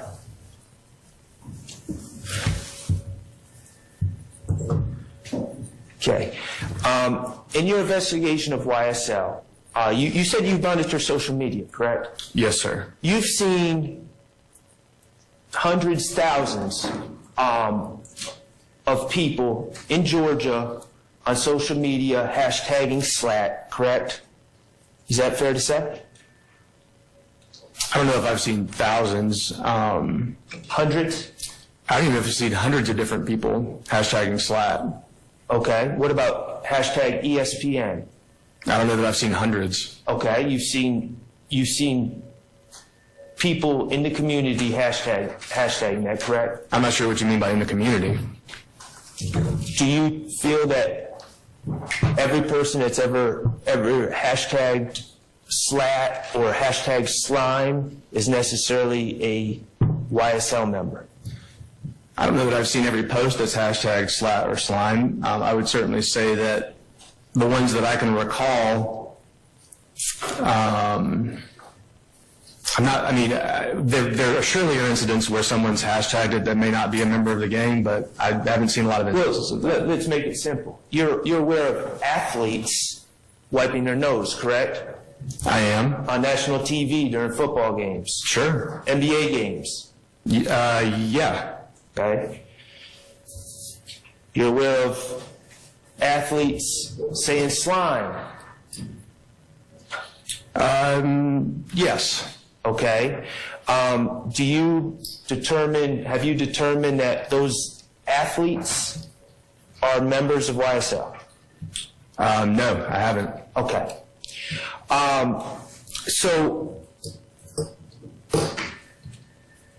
we talked about traditional gangs and the repercussions for false flagging.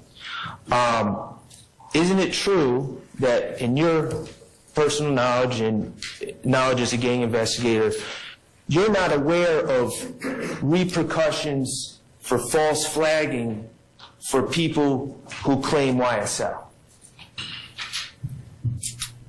Again, I'd want to review some things before giving you a final answer, but I do believe we've had some incidents, particularly with younger members, with fights related to someone claiming to be YSL and others rejecting that assertion. In schools?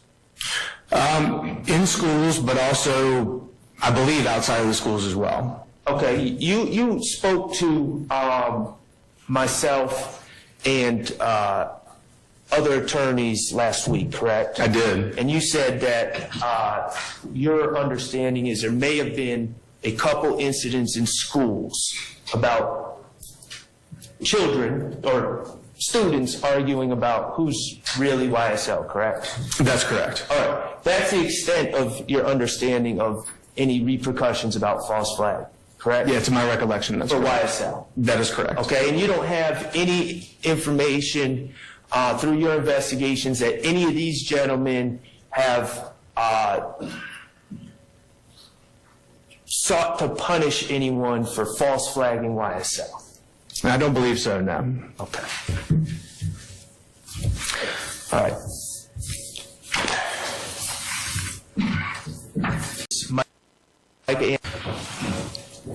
Investigator Belknap, that is... Y'all know who that is, right? OLAPLAYA, a.k.a. King Slime. You know who else shot him out today? Mondo. I ain't gonna play that clip today, but I got the clip. Mondo was like, yeah, you know, King Slime. OLAPLAYA. He helped us start this slime shit. Micah Anderson, correct? Yes, sir. Okay, and I believe you testified that, in your opinion, he is a gang member? Yes, he is. And what gang is that? He's a member of ABG and Sex Money Murder. Okay. In your expert testimony, he is not a member of YSL? No, sir. Okay. And he's also a rapper, isn't that correct? He is. Oh, okay. And this picture is taken from the video that was shown yesterday behind the scenes of his rap video, correct? That's correct. All right. Now, the state, you're aware that at least back in 2015, he had a significant other? I am. Okay. And who was his significant other's name? Arshelian Bennett. Okay. Arshelian Bennett. Okay. And the state asked you for an alias of Micah Anderson yesterday. And what was the alias you gave? OLAPLAYA. Okay. Isn't it true that Micah Anderson has a second alias as well?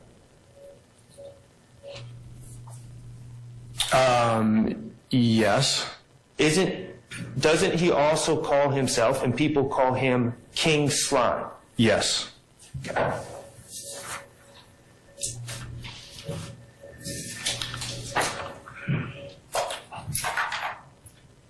Your Honor, may I approach? You may, sir. Investigator Belknap, I just handed you what's marked DS5. Do you recognize? Oh shit! I gotta find my clip. I didn't even catch that. Shot Diggy just connected some dots for me. Anybody can get it. ABG, right? What did Fani Willis say? Justice is blind. Anybody can get it. What? I got the clip of Fani Willis saying justice is blind. Anybody can get it. I didn't even connect the two until just now. Yo, shout out to Shot Diggy. I appreciate that. I mean, just my thoughts. But I appreciate you just saying the name because I just put the two together. That's crazy. She said justice is blind. Oh no, she said everybody can get it. But same thing. Anybody who know that, anybody can get it, come from everybody can get it. That's where it started from. Recognize the young lady that's in the middle of that photo? I do. Okay, and who is that young lady? So I've seen this picture before, so I know that young lady is Shelley and Bennett. Okay, you're aware of the existence of this photo? I am. Okay. Your Honor, at this time, I would ask to admit DS5 into evidence. Any objection? No objection, Your Honor. May I publish? DS5 is amended, and then publish as you said. Okay, and the lady in the middle, is that Arsheli Bennett? I believe it is, yes. Okay, and the shirt. Hold on, I'm gonna have to find that clip real quick. Let me see where we at. We on 240:33. I'm gonna have to come back to where we at. 240:33. All right, hold on, family.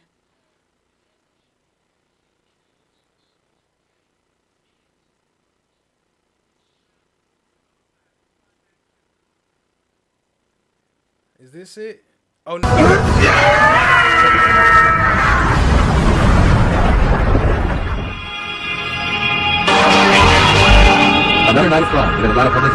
Both through Red Dog and homicide, several. All right, but this is the absolute truth, this second interview, right? The second interview is okay. We're done, man. It's that simple.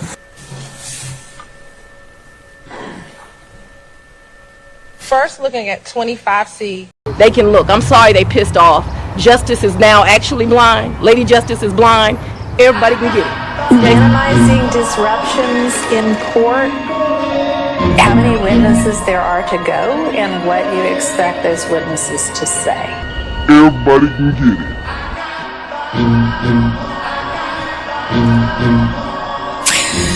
Not really, but several parties have asked for mistrials. It was a goal of my predecessor and any person or prosecutor in this office to make sure that Justice is now actually blind. Lady Justice is blind. Everybody can get it. Let's try to conduct court in a way that minimizes disruption. Very shortly after me becoming the DA, I sat down with Mr. Thomas's mother and I made her a promise.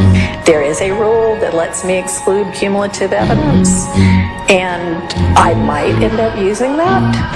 I was a prosecutor, as you know, for 16 years, 4 months, and 4 days in this office.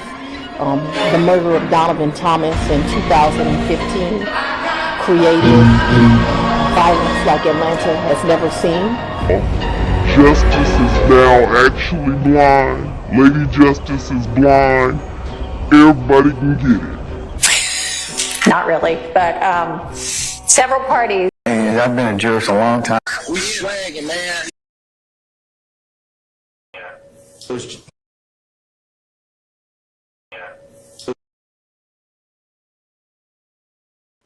What? You see that shit? Anybody can get it. Everybody can get it. What? Yo, hit the like, hit the subscribe. We tapping in. Share with a friend. Let's go. Gentlemen.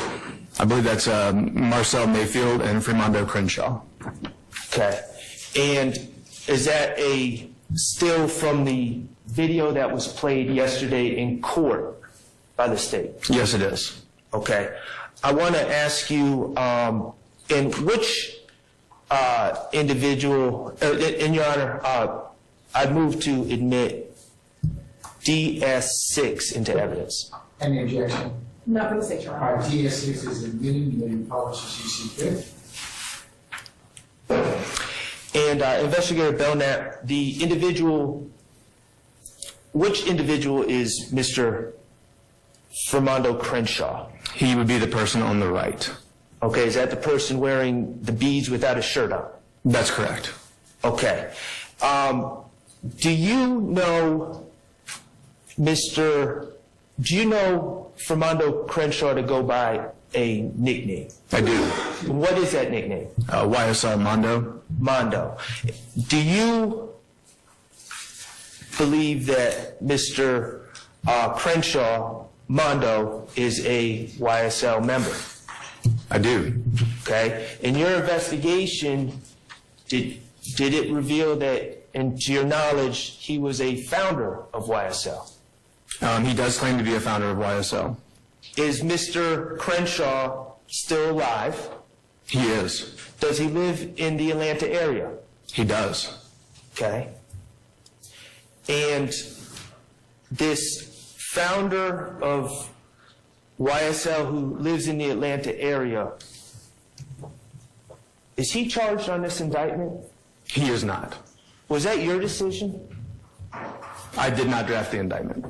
Was it, to your knowledge, the district attorney's office under Fani Willis who drafted this indictment? Objection, Your Honor, relevance. Was it the district attorney's office that drafted this indictment? To the extent that I can testify about the district attorney's office's business, I believe it was. I beg the court's indulgence just for a moment. Yes, sir. For the cases that you investigate, correct? Oftentimes, yes. Okay. Do you know whether Mondo has ever been represented by Fani Willis? Objection, relevance. I stand objection. I have no further questions. You have 5 minutes. Your time starts now. Yes, Your Honor. All right.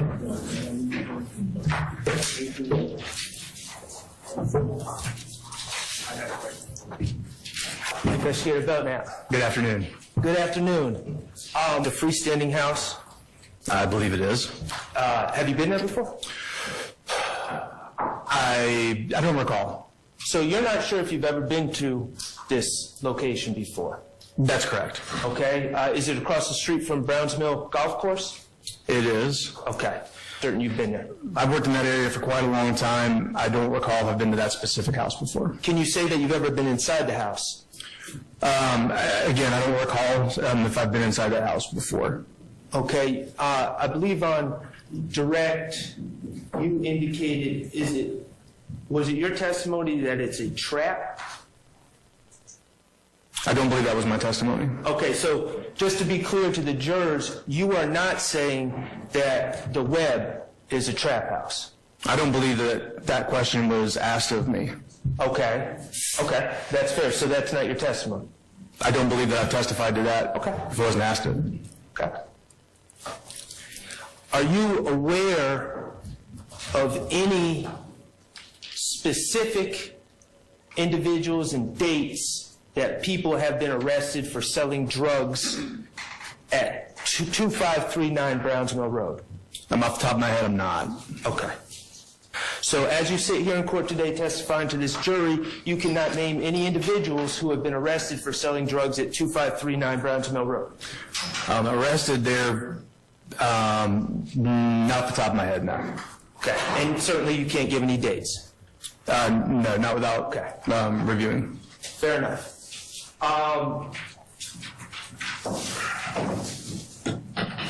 Maybe the court's indulgence briefly. Yes, sir.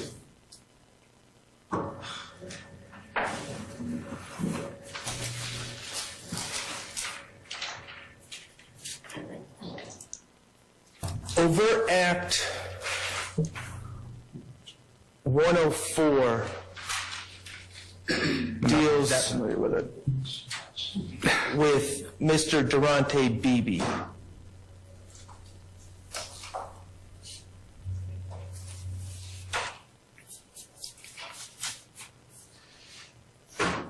You know, strike that.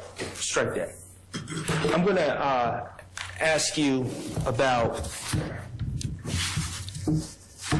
on direct, you testified, I believe, that about gangs becoming involved in the entertainment industry.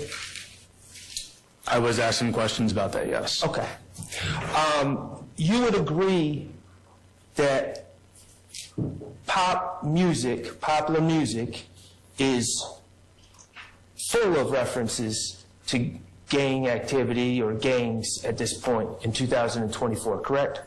I would disagree that pop music is full of gang references.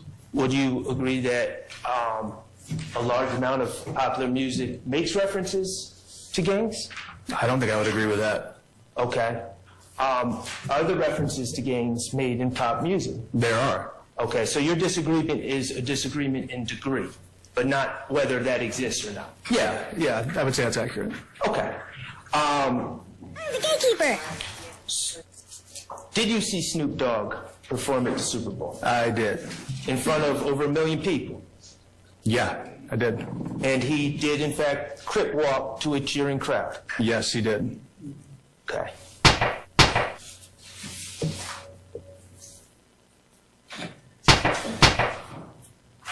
And this industry that has adopted these gang references, you would agree that that is in fact a multi-billion-dollar industry at this point, correct?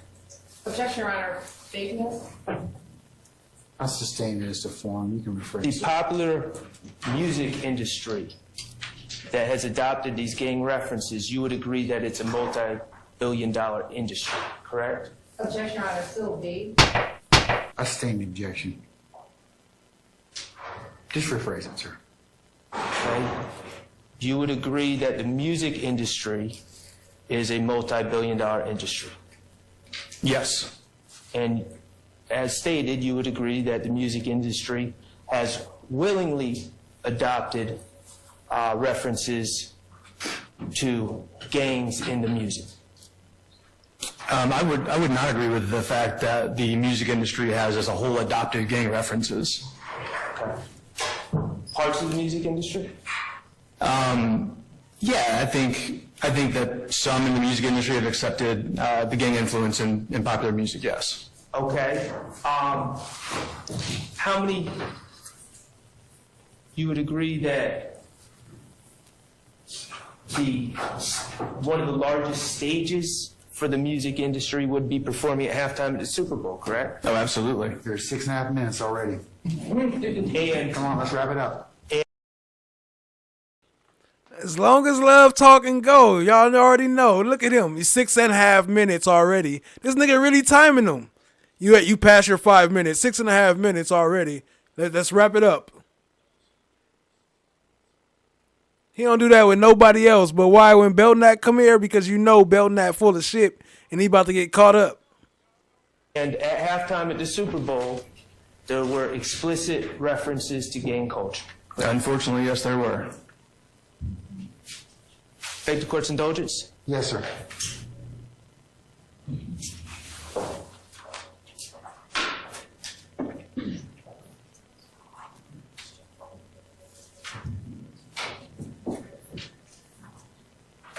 Your Honor, thank you for the extra time. Exactly that a human being showing a crip walk or a C or a gang component, identifier, that's what you use. You said that that's unfortunate that that's being shown at the Super Bowl. Is that fair to say? And if I misunderstood you, just correct me. That's an inaccurate reflection of my testimony. Okay, what did you say? It's an inaccurate reflection of the question, actually, that I was asked. Explain what you said, and I think your word was unfortunately. I did say unfortunately, and what I found through my experience, what a century of research has shown, what the community at large recognizes, is that criminal street gangs. Look how Still looked around like, yeah, that's what I wanted, yo bullshit ass answer. Look, I can hear the bullshit coming. Hey, for those of y'all who knew, I am offering the join button. I need one more member to join, and I can make a new emoji. So please, somebody join. It's only 99 cents plus tax. Appreciate y'all being here. Hit the like, hit the subscribe, tap in, share with a friend. We still got a lot more to go. Well, not a lot, but it's still a lot. Let's go. Let's get it, family. Things are bad. They're bad for society. They're bad for their victims. They're bad for the communities that are plagued by them. They're even bad for the members themselves. At some point in many gang members' lives, they realize that. Many of them step away from that life. Others aren't given that opportunity. So, to the extent that the largest musical stage in the world provided an opportunity to present gang identifiers in a way that could be seen as positive, I see it as a net negative for society as a whole.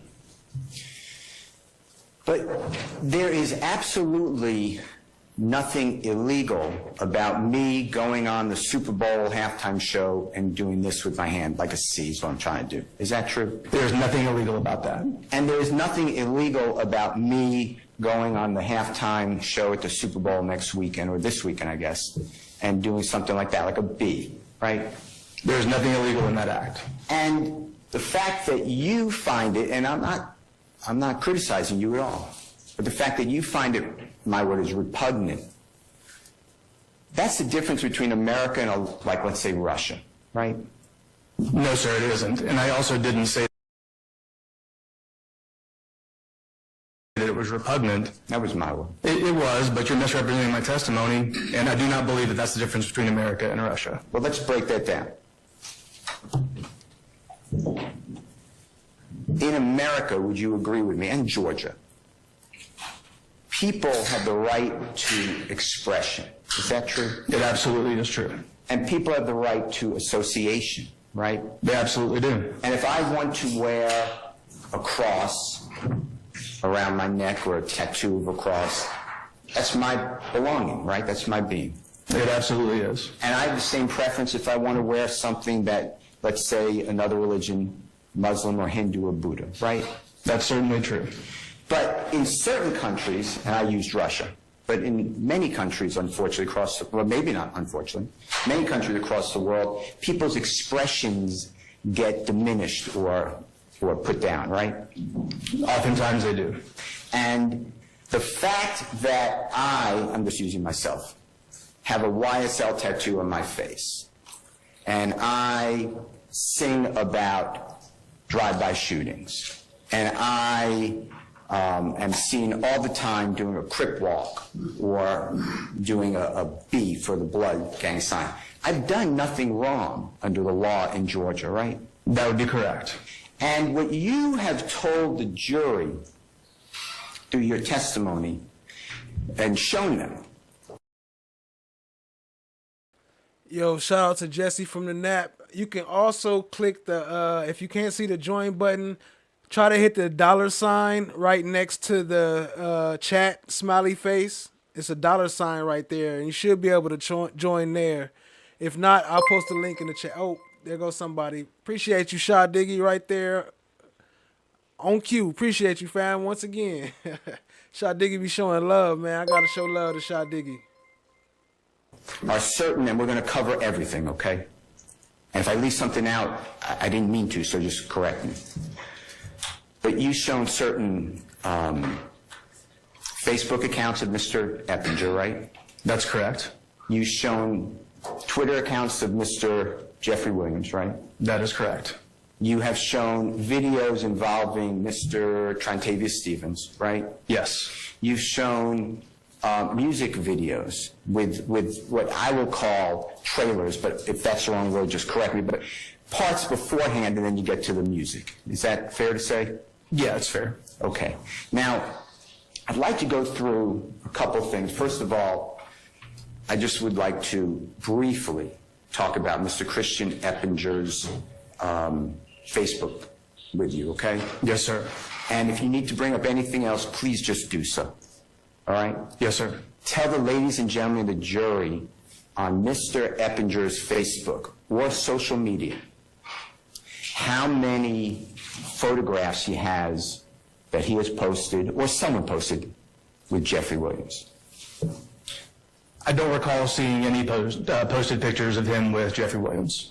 And the reason I'm saying that he posted and then I changed it, we really don't know, unless you're there, I guess, or unless somebody videoed it or admitted it and it was believable, we really don't know who's doing the posting. Is that fair to say on social media?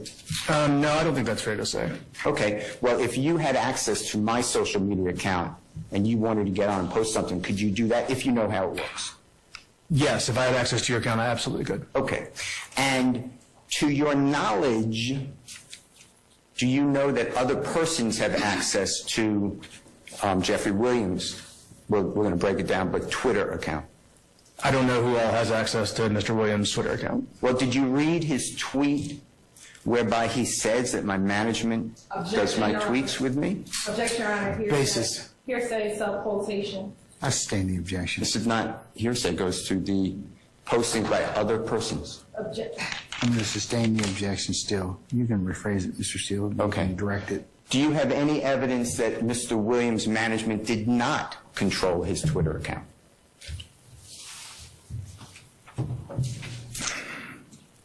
I would say yes. Okay. We're going to talk about a couple of posts if the judge lets me, okay? Okay. All right. Mr. Steele, now, please don't do that.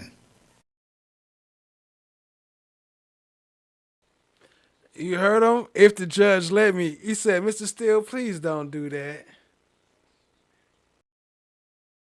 Now, let me ask, okay? We're going to talk about a couple of posts if the judge lets me, okay? Okay. All right. Mr. Steele, now, please don't do that. Now, let me ask you this. Going back to Twitter that you talked about, tell the ladies and gentlemen of the jury how many Twitter postings on Jeffrey's Twitter account. So I'll move from Mr. Eppinger's Facebook to Jeffrey's Twitter account, okay? You with me? I am. How many times is Mr. Eppinger in any way mentioned? I'm not aware of any tweets mentioning Mr. Eppinger. All right. Now, let's just talk about a couple things, if you don't mind. And let's start with Trontavious Stevens, okay? Do you remember looking at and identifying in your direct testimony yesterday, and it would be, if you can help me? Thank you. Yo, shout out to Shy Diggy. I said I needed one more, and since you came through with the love, let me know which emoji you want to see next, and I'll make it. Let me know in the chat which emoji you want me to make, and I'll make that one next. Appreciate you, family. State's Exhibit number 52A, and then there's going to be a 52B as well, okay? If you don't know them by the exhibits, with the court's permission, they're in evidence, I'm going to play them. Or parts of them. If you need to see everything, just let me know, okay? Okay, we'll see.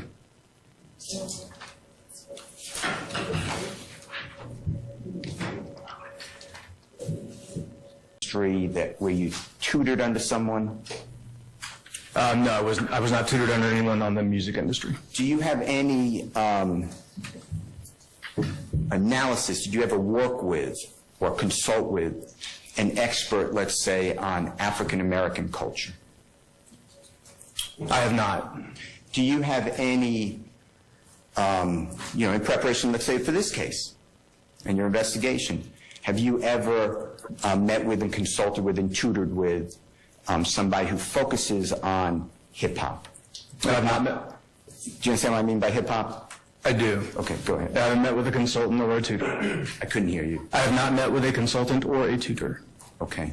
And then hip-hop has really 3 components, I believe. Would you agree with that? I don't know what component you're talking about. Okay. Rap music?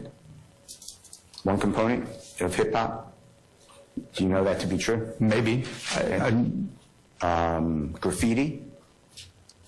You know that to be true? If you don't know, that's fine. I have no idea what you're talking about. Okay.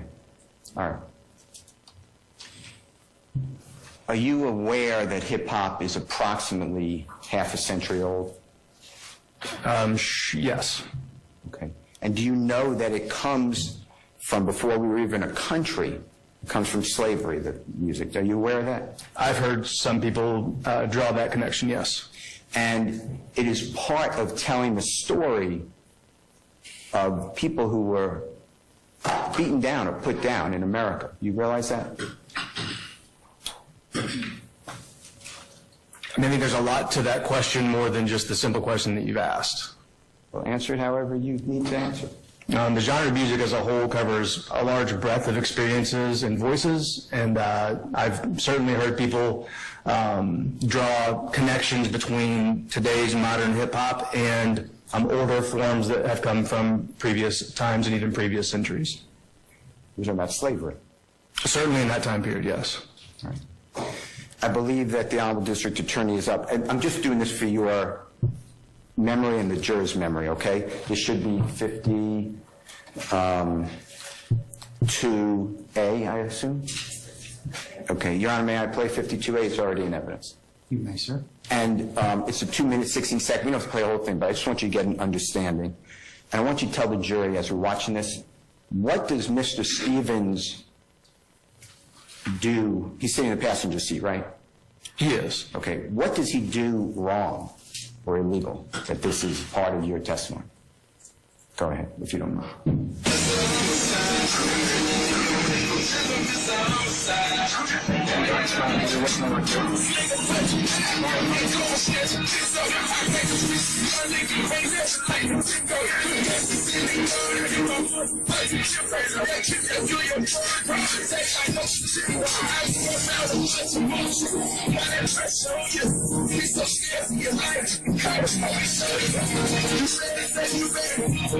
You gon' start, but you won't share it. Your action takes a step. Make sure you share it. Ain't no telling who this is. Make sure why she said it.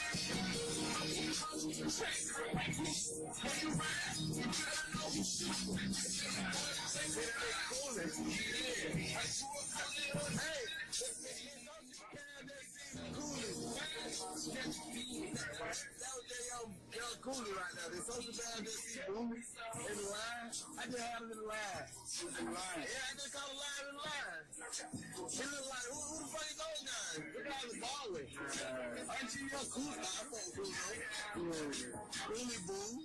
You better get out of that line. I think your whole man in that line standing. I bet he would never be standing in no damn line. Never? Yeah.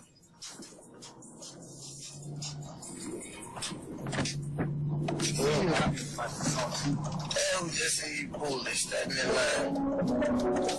Push. Land drug, you gotta put that on. We got a late fly looking for him.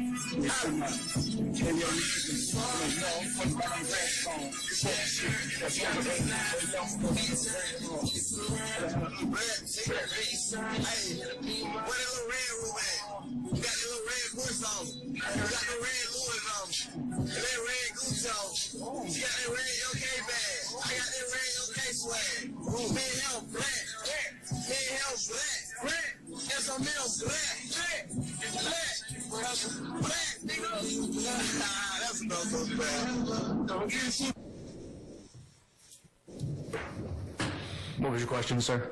What did Mr. Stevens do that was illegal? I don't believe this video contains any specific illegal act. Now, the fact that he used the word blat, that's okay. You take it offensively, do you? Do I? I'm sorry? Do you take that word offensively? I do not. You don't? Do I take offense to the word blat? Is that what you're asking? Yeah, B-L-A-T-T. Blood, love, all the time. And what was your question? I'm sorry. You take offense to that? I'm not offended by it, no. Okay. And then he uses the N-word. I assume you heard that. I did. Okay. And that is offensive but people can talk, right? People can speak. Right? It's America. I'm sorry, I don't understand what your question is. It's America. He can say that. There's nothing wrong with that. Nothing wrong with... I'm so sorry. Using the N-word. In that video, if you wanted to use it, you can use it, right? He can, yes. All right. So the reason that you put that in is because of his word blat? I didn't say you put it in, but the reason you talked about it was because he used hashtag blat and the word blat, right? That's what you testified on direct. Yes, that's part of what the video does show, yes. And rolacking. That is correct. Again, a word, right?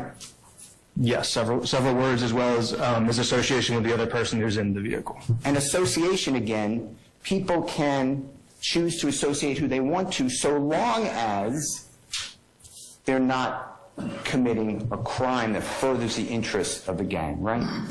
Well, people can associate with who they want to, even if they are committing crime. The freedom of association extends to everyone. Well, if you and I associate together and commit a crime, that's an illegal act, right? The commission of the crime would be certainly an illegal act. But just associating with the person sitting next to him, he can do that, right? Yes, he certainly can. All right, now let's go to 52B, as in Barry Bravo. If you don't mind. Thank you. Is he black? Yeah, nigga say black. Blood nigga say black. Blood nigga say black. Trying to catch up with you, bro. Hold on. Hold on. Hold on. Hold on. Yeah, he y'all up when you get through. Who said that? When they get through.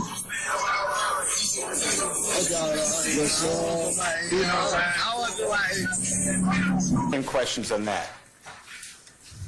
You heard, I assume, homie? I did. And you told the jurors on direct examination that homie is a gang term? I did not say that, actually. Okay, what did you define homie as? I said that the word is often used within gangs, but is used outside of gang culture as well. Homie, blat, Rolex, and then tattoo. Is that fair to say that I summarized what we just watched? Yes, all of those things were in the video. And then I'll show the RO5 instead of a C on the bottom. And we booling instead of cooling. You see that? Yes, sir. Okay. Anything about that that is illegal? The video does not contain any specific illegal acts. All right. And if I wanted to get a tattoo that said Rolex, or the two guns, or the triangle, I could do that, right? Absolutely. Okay. Now, you testified to this jury that you know what slime means. Remember that? I did.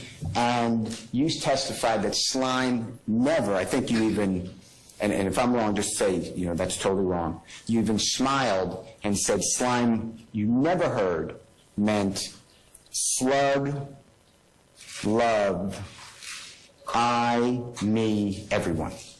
Remember that? I remember. I think you're misstating the test.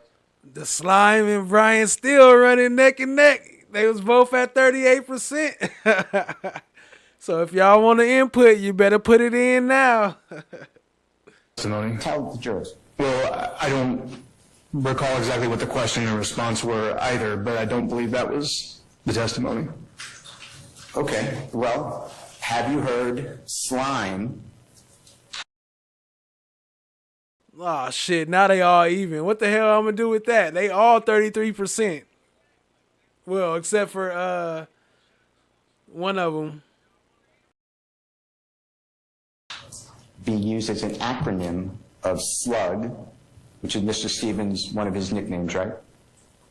Yes. Slug, love, I, me, everyone. So if I remember the question from yesterday or previous testimony correctly, the question was, I've interviewed multiple YSL gang members, and have I ever heard them define slime in that way, which I haven't. Okay. Well, since you reviewed Mr. Williams' Twitter account that is in evidence now, you're aware that on that Twitter account, there's a song called Slime. Objection, Your Honor. Hearsay, self-quotation, a violation of the rule. I sustain the objection for that this time. Are you aware that there is a song called Slime by OLAPLAYA? I don't believe that I am. Are you aware that there's any song where there's a lyric, slime is slug, love, I, me, everyone? Are you aware of that? I'm not. Okay. Well, if I'm wrong, and just come in, Look like Still sliding in for the win. I'm going to let it go for 5 more minutes. But look like Still pulling through. I mean, Still, my bad, pulling through. I might have to make him a Superman emoji or something. going to testify again, I heard at some point. Just correct me, okay? I'm not familiar with the song, so I don't know that I'll be able to. I'm telling you the song's called Slime by OLAPLAYA. I sustain the objection. I will not argue with you. If you could, listen to a song called Slime by OLAPLAYA, okay? Objection, not a question. I sustain the objection. Would it help you if I played the song to listen to the words? Objection, Your Honor, the witness has testified he does not know the song. I'll play the song. You can play the song for me if you want. I need to mark it. Overrule the objection. What number is it? And I have another basis, Your Honor. What's the other basis? Here, sir. Overrule the objection. Can you give me a number by any chance?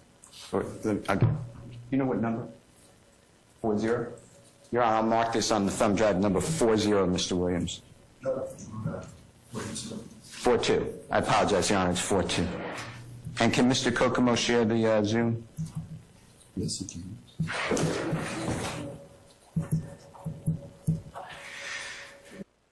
Damn, nobody want to see Hilton? Hilton got 0%.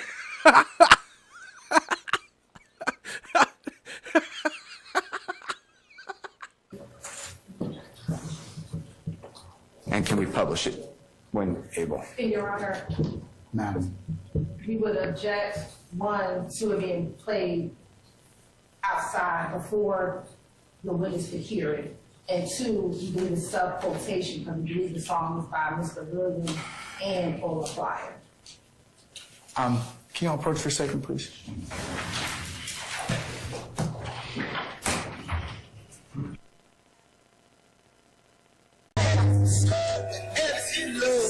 And what the eyes for eye, them is to me. And what now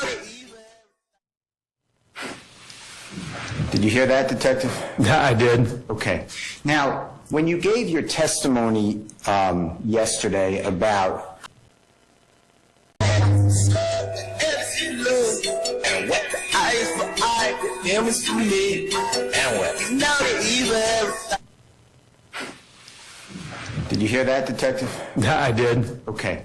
Now, when you gave your testimony yesterday about you've never heard anyone describe slime in the way you just heard on Mr. Williams' number 142, did you ever do a Google search? No, I did not. Did you know that question was coming? No, sir. You had no idea that the state was going to ask you that question? No, I thought you meant your question. No. Yesterday on direct exam, you knew that question was coming, right? I did. I knew the state was going to ask me what slime meant, yes. And did you do anything in preparation to say, I want to make sure my testimony is accurate? I did.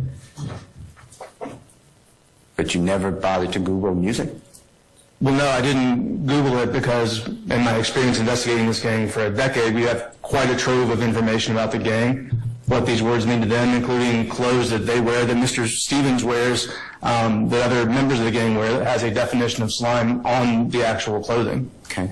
Did you miss that as well on the Twitter account that you were testifying about? And when I say that Twitter account, I'm talking about Mr. Williams' Twitter account. Did I miss what? Slug, love, I, me, everyone. You didn't see that? I did not see that posted on the Twitter account. All right. Let's talk about, if you don't mind,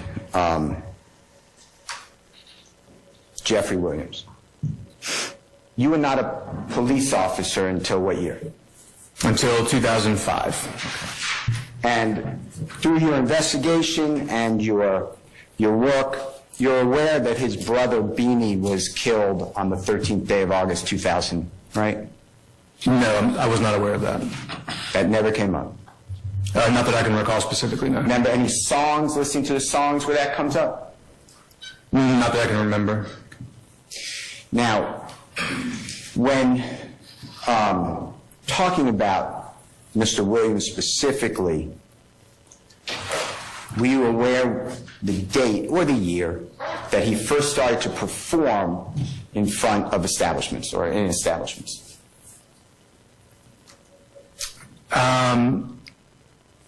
I couldn't say specifically when he started, no. Okay. Were you aware that he was trying to rhyme words since he was about 12, 13, 14?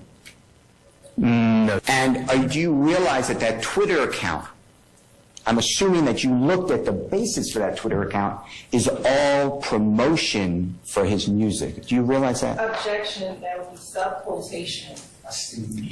I'm not asking for anything except his knowledge of that Twitter account that he testified to, sir. Tell the jurors what that Twitter account targets, since you are familiar with it. I'm not even sure how to answer that question. What it's targeting. Music. I'm focused on his music. Is that true? I would disagree that the account is all about his music. Okay.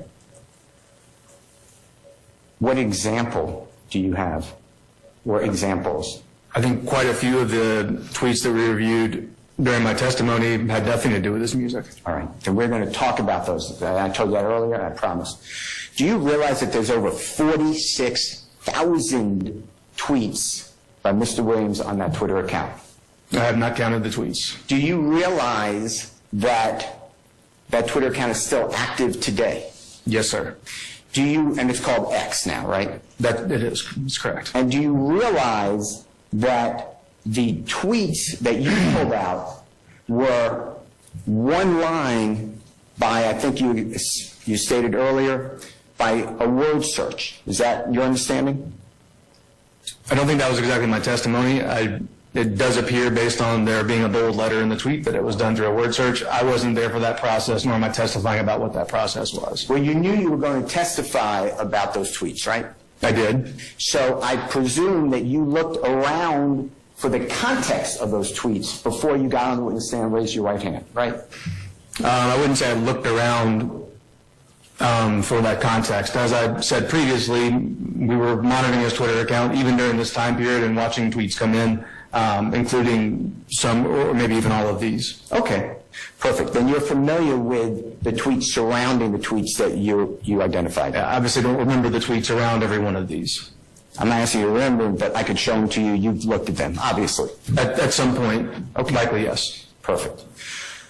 Okay, let's talk about some of these tweets, if you don't mind. And I think we have it, but if I need your help, can I ask you for this? But I think we may have it.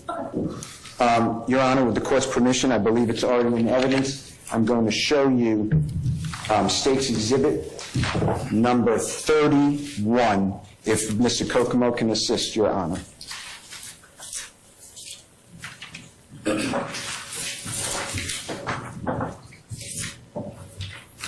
Tell me if you can do me a favor and orient yourself with State's Exhibit number 31, okay? Yes, sir. You ready? I am. All right. Now, with State's Exhibit number 31, this is dated July 1, 2012, right? Yes, it is. And it's from what I'm calling Jeffrey's Twitter account, Young Thug, right? Yes, sir. And then you see that mark, True Religion mark? I do. Next to it. If you did this yesterday, don't do it again, but if you didn't, just show the jurors where the True Religion mark is on the screen above you, if you don't mind. I don't believe I did it yesterday. Could you do it then?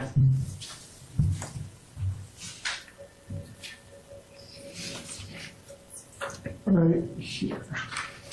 Okay, and it's looks like almost, and I know it's not exact, but like a horseshoe? That's correct. Okay, and I'm assuming since you're testifying about it and you've studied for years Mr. Williams' Twitter account, you know the background of that symbol, right? Well, I think, again, that misrepresents my testimony. Okay, well, I'm not trying to misrepresent your testimony. Tell me what I misrepresented. That I, for years, studied Mr. Williams' account. You didn't do that? I wouldn't say that I was studying his account. I've certainly seen a number of his tweets and reviewed them as part of our investigations. All right. Well, let's go through this. That symbol, I'm just calling it a symbol. That's True Religion symbol. Is that fair to say? Yes. And True Religion, if you know, is pants? Well, so I want to be specific. That symbol, I believe, is meant to be the True Religion logo or used in that way. It's not identical to that logo, nor is that character, I believe, the actual logo. Okay. Just so we're clear. Okay, that's fine. But similar to, I guess. Yes. To make it correct. And True Religion, which is a fashion item, right? It is. And you're aware that Mr. Williams is, would be an icon in fashion. Is that true? I don't know that I would be aware of that. Okay. He's in clothing lines, and fashion means a lot to him, if you know. I don't know how much fashion means to him. Okay. All right. And also, you're aware that True Religion, that sign has a guitar with it. Are you aware of that? Am I aware of? The pants has a guitar with it. What has a guitar? A guitar, a musical instrument? Are you aware of that? I'm aware of a guitar. I'm correct, right? No, I don't understand your question. Objection. Does it have? It's in the tweet.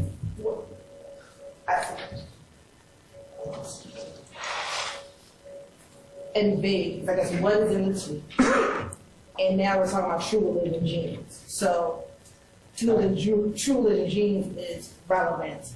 And it is. Excuse me, this is a speaking objection. Yeah, I'm gonna sustain this. Are you aware that the True Religion jeans has a guitar, musical component? Objection, relevant. I'm making it relevant in one more question. I don't understand the question. Am I aware that True Religion jeans has a guitar? Yeah. Are you aware of that? That question makes no sense to me. I'm sorry. A picture of a guitar with the jeans. Are you aware what I'm saying? Are you asking about their logo? Yeah. Yeah, I'm trying to picture their logo. I think they do have a version of that where there's a guitar in it. And then, are you aware that they took that symbol that is similar to a horseshoe from Buddhist Objection. teachings? Big. Who? The true religion, it's also a religious component. Are you aware of that? Objection, relevant. The origins of the True Religion logo are outside my expertise. Okay. Are you aware that Mr. Williams is involved in music? I am. He's involved in fashion? I don't know the extent of his involvement in fashion. At all? No, sir. You don't know the Spider brand? I've seen the clothing, but I don't know his involvement in it, no. No idea. Okay. I don't. And the religious component means humility. Do you realize that? Objection, speculation. All right. Now let's go through this. July 1, 2012. States Exhibit number 31W. And it says, follow my little bros at cartel with a K _DK and rock crew _Little Rod right now. Did I say it fairly correctly? Yes, sir. All right. And Little Rod, just to be clear to the ladies and gentlemen, that has nothing to do with Mr. Ryan, who's on trial here, and as far as you know. Is that true? As far as I know, it does not. Okay. And to prepare for this tweet and tell the jurors, I presume you went to DK Cartel on that day and Rock Crew Little Rod on that day and saw that they're asking people to follow Jeffrey Williams' musical career. No, I didn't review their tweets from that day. On July 1, 2012, at the time of that tweet that you just talked about, was on his way to Chattanooga, Tennessee to a Stop the Violence concert. No, I'm not. Did you ever bother to look at the tweets that surrounded that tweet to prepare for your testimony today? I wouldn't put it in that context, but no, I did not review the tweets around this. I'm going to show you those tweets. Did the state show you the tweets that I gave them? I don't know what tweets you gave them. Well, did the state show you tweets around July 12, 2012 to prepare for your testimony?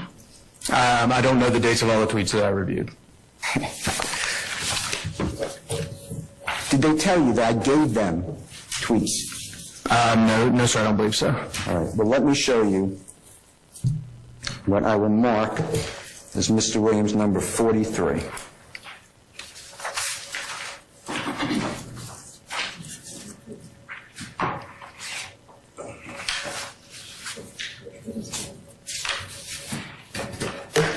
Actually, Your Honor, I need 1 second. I have to get I wrote on my copy. Can I be right back?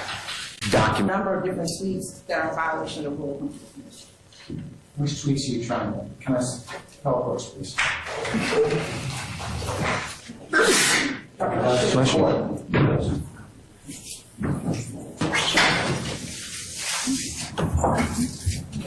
McNasty nasty. Right side, bottom up, are you familiar with that? Typically, tweets are in, kind of one single stream format, so depending on how these are laid out. These are bottom up. Okay. Okay, let's start on the left-hand side. Okay. You see that photograph? I do. Now, you mentioned that photograph on direct examination yesterday. Do you recall that? I do. And that is Mr. Walter Murphy, right? Yes, it is. And he's also known as DK, right? Yes, he is. And you've explained what DK stands for. I did. All right. And he's making with his right hand, do you see that you explained yesterday, he's making a Bloods gang sign? I did. All right. And then in the left hand, well, do you notice he's in a car? Yes. Or a vehicle, I shouldn't say a car. Is that true? He is. And it appears that he is in the back, maybe past driver's side. And if that's wrong, just say that's wrong. It does look, that's correct. All right. And then, and Mr. Kokomo blows it up a little bit. In his left hand, he is holding the cover to Mr. Williams' album that you talked about, or mixtape you talked about yesterday, right? Yes. And you see where it says Young Thug ICFN3? I do. And you already told the jurors, but just for completeness, that stands for I came from nothing in your opinion, right? Correct. And this is the third set, or the third series? Yes. All right. And it's music? Yes, it is. All right. And then if Mr. Kokomo would do me a favor, we read that tweet, and that's the one that the state put in, also a different state's number, but my blood brother at cartel_DK pound I, and then a 5 instead of a C, FN3 on the way dough. You see that? Yes. All right. And you talked about that yesterday, correct? I did. And what you found interesting was the fact that DK is holding a blood sign called My Blood Brother, and the C, as in I came from nothing, is turned into a 5. And if I missed something, I'm not trying to, but that's basically a summary of what you said about that. Yes. All right. I'd like to complete those tweets, okay? I'd like to talk to you with them, okay? Yes? This is number 43, Mr. Williams. All right. So the next tweet would be the one that the state already put in that we were talking about. Follow my little bros at cartel_DK at rock crew_little rod right now, right? Yes, sir. And they're the same dates, right? It is. July 1, 2012. And Mr. Kokomo can help us out and show the next two tweets, or the next tweet. And that one is also the same date of July 1, 2012. It's also Mr. Williams' handle, and it says in Tennessee, or TN, with my bros at cartel_DK at rock crew_little rod, hashtag we working, right? Yes. Okay. And did you know when you testified yesterday to the bottom two tweets that these were tweeted on the way to Tennessee, Chattanooga, to perform in the Stop the Violence? Objection, Your Honor, speculation. I asked him if he knew. Oh, objection. I did not. Okay. Now, I'm going to go, I believe, to the right-hand side of that same Mr. Williams number 43. We start at the bottom. And again, same date. And Mr. Williams, or whomever, is writing, this mixtape is a true definition of where I came from, and then ... nothing. And that's a play on the title of the album, right? Or the mixtape, right? It does appear to be yes. Talking about music, right? It appears to be yes. Okay. The next one, same date. The tweet reads, Mr. Williams' Twitter, turn nothing into something today. Correct? Yes. That's an inspirational saying. Would you agree? Sure. Okay. And also a play on the mixtape, I Came From Nothing, right? Yes. All right. The next one is on the same date, correct? It is. So July 1, and then it says, seriously, excuse me, I apologize. Seriously, though, to progress, we gotta hashtag stop the violence. You see that? I do. You were unaware of that when you were telling the jurors yesterday about the importance of these tweets, right? Yes. Okay, and then the last one on this page of Mr. Williams, number 43, says, same date, Chat Town, we here for the, well, it said, hashtag Stop the Violence campaign, WASM, which you already said what that means yesterday, right? Yeah, I remember we discussed it yesterday. You know what WASM means?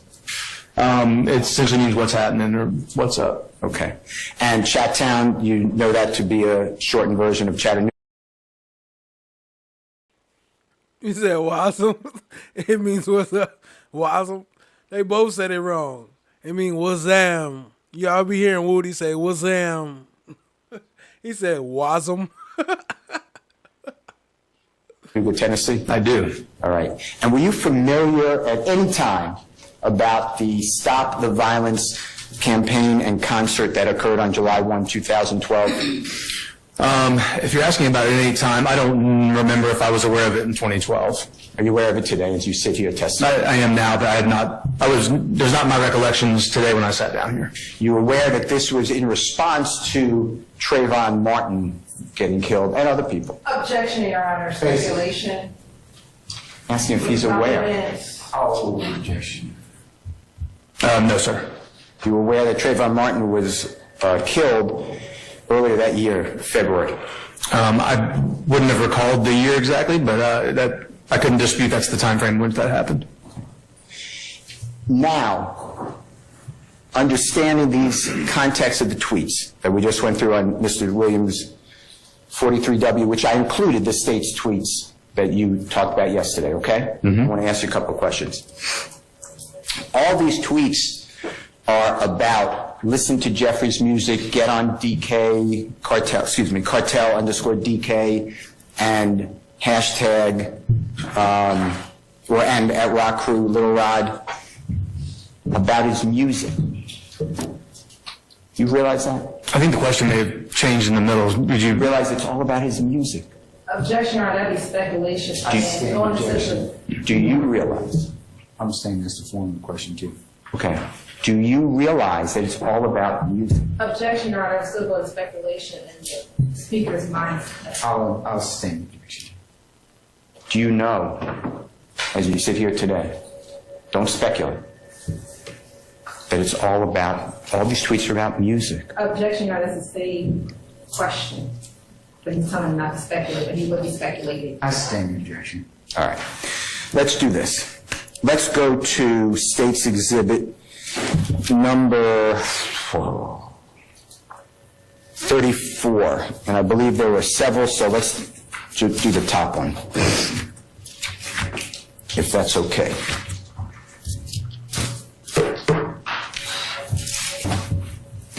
Okay, do you see 34W? I apologize. I do. Okay, and do you remember that, discussing that tweet? I do. And do you remember explaining to the jury that this was, according to the tweet, January 31, 2013, and reading it to them, I'm in love with SMM, we having a baby. You remember that? I do. Your Honor, I would object. That's not State's Exhibit 34, no. That is, he said 43. Look at her stupid ass not even paying attention. She don't even realize that's y'all exhibit. Y'all putting it up. Why you objecting to y'all shit? Pay attention. Talking about that's not. 3W. Man, we having a baby. You remember that? I do. Your Honor, I would object. That's not State's Exhibit 34, no. That is, he said 43W. I said 34W, the top one. That's State's Exhibit 34, that has multiple. Right, I just did the top one. You didn't say 34W. Yeah, the top one. I'm taking them individually. Okay, so you're taking a portion of 34W. Correct, the most highest tweet. Yes. Do you remember this tweet? I do. Okay.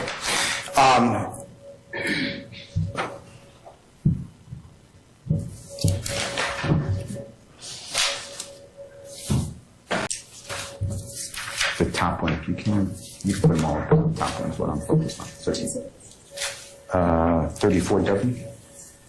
I don't remember if I've heard the song, but I do recollect that there was a relationship between this and the posting of a video. And are you aware that I'm in love with SMM, we having a baby, is the line in a song against me? I don't recall knowing that it was a line in the song, but I wouldn't dispute that it is. Well, I'm going to, with the court's permission, play that portion, just that portion of that song against me. Okay? I would It'd object. be an improper foundation, Mr. Steele. He's already acknowledged. He says he agrees with me, so there's no need to play the statement. You see that shit? He didn't even let her finish her objection. He jumped in like, don't even trip. I got you, boo. I got you, Ms.love. I mean, Ms. Hilton. Why didn't you that song against me? Okay? I would It'd object. be an improper foundation, Mr. Steele. He's already acknowledged. He says he agrees with me, so there's no need to play the statement. Why didn't you tell the jury yesterday that that tweet is, in context, a quotation from a song? And I would say objection, Your Honor, to the question because only one person can say this in context. I'm going to sustain the state's objection, okay? You knew yesterday, you just testified that this was a lyric in a song, right? Yes, I do recall that it was related to a song, yes. And you knew yesterday that the tweet before this plays or go onto YouTube for that song, right? I didn't recall yesterday where in order these tweets were. But now you know. I do. Okay. So that is simply, stage 34W is simply a song lyric. Right? No, sir. Okay.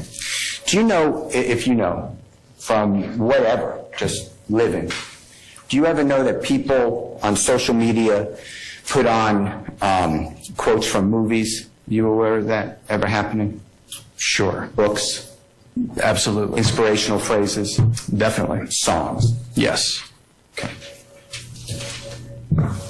Let's go to 36W.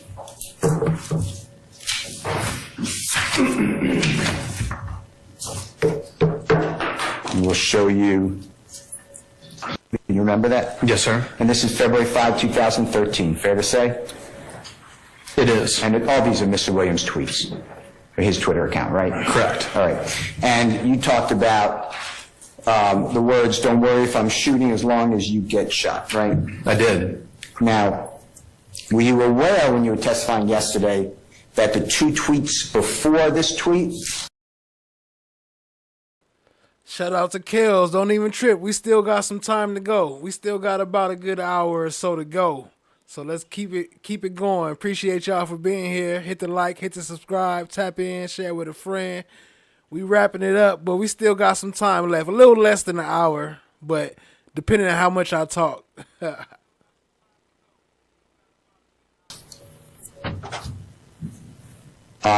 Were you aware what they were?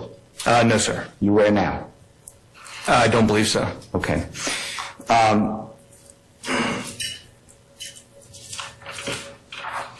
Were you aware that Mr. Williams' 3 consecutive tweets, including this one, were tweeting out Lil Wayne songs, Objection. lyrics to songs? Objection, Your Honor. Basis. It would be hearsay. It would be out of context. We don't have to date any of those tweets. I sustain the They're the same exact day. They were immediately before. I'm putting it in context. Your Honor, objection, just because Mr. Steele saying it's in context is not. I sustain the questions before. Mr. Steele, you have to read. All right, let me show you, with the court's permission, on Mr. Kokomo's computer, the tweets before. I've already given this to the state, Your Honor. It would be excellent. Just make sure that Mr. Kokomo, before he approaches the witness, that he shows the statement, you go with him. Yes, sir.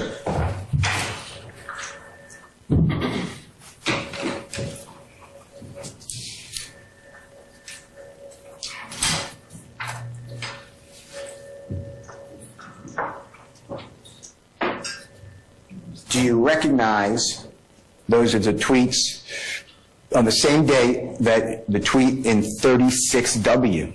I do. And, Your Honor, I move for the admission of Mr. Williams, and it's number 44.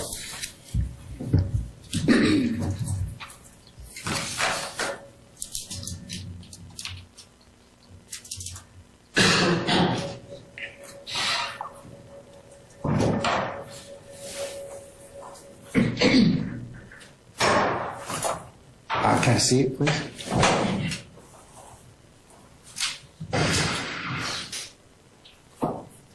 Any objection to defend Williams 44 whiskey 3 tweets? Yes, Your Honor. Basis. Improper context, not the rule. I'm over the objection. Okay. I'll admit defendant Williams 44 W those 3 tweets.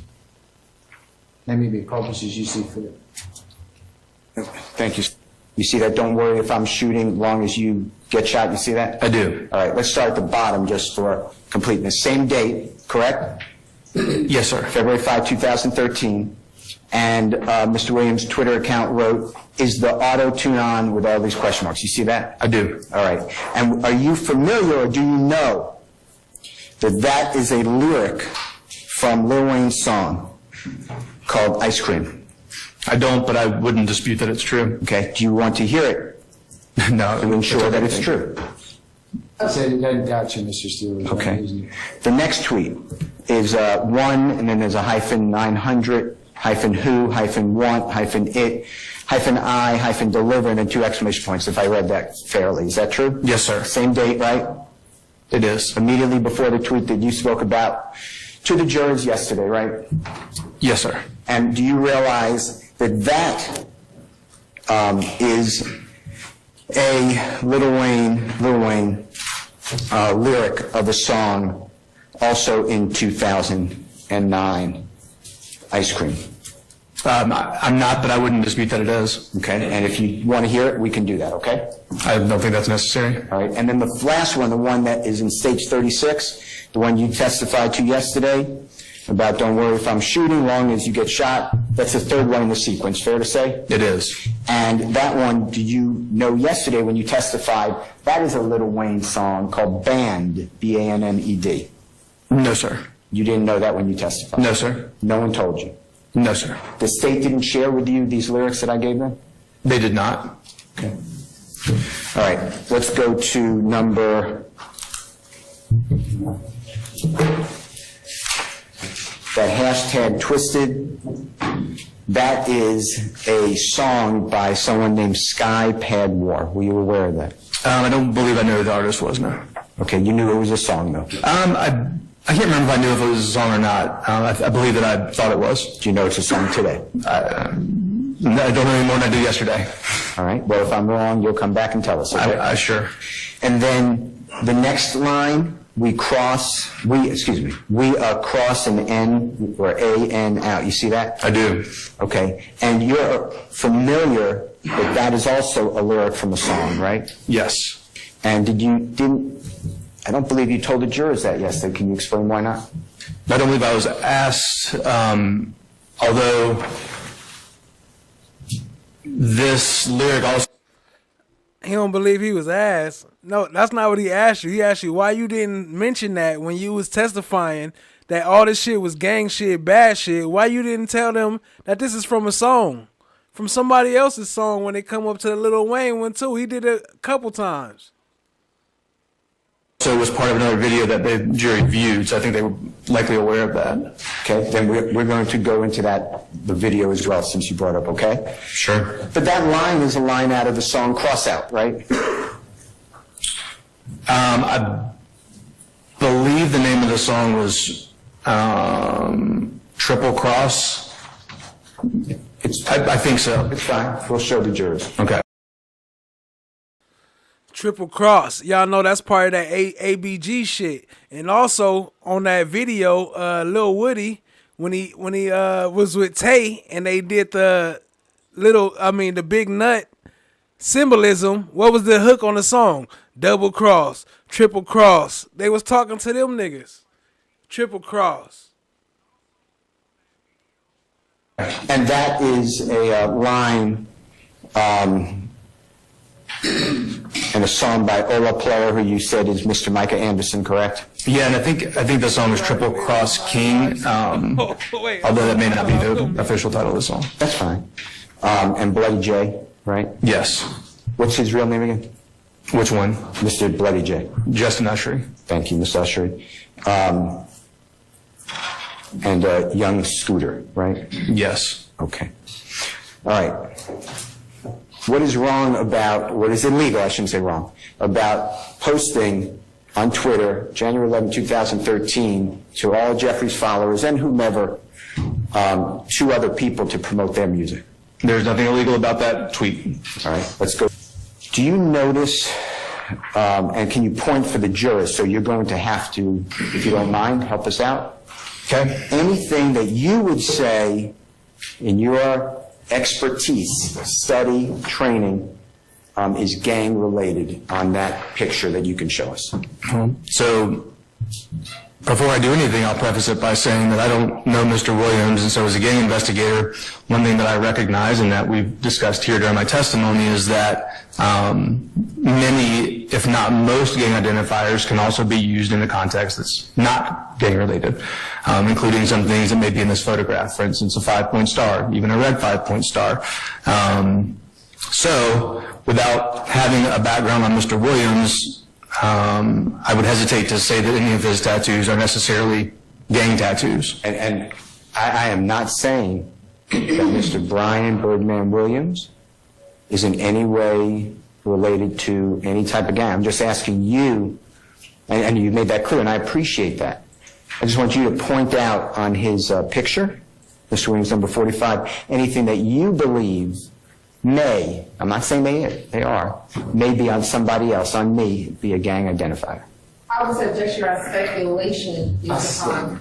All right. Point out for the jurors how many 5 stars you see in that picture. All right, so you're asking me to point out what now? How many 5 stars you see? Do you want me to count them or point them out? Both. Okay.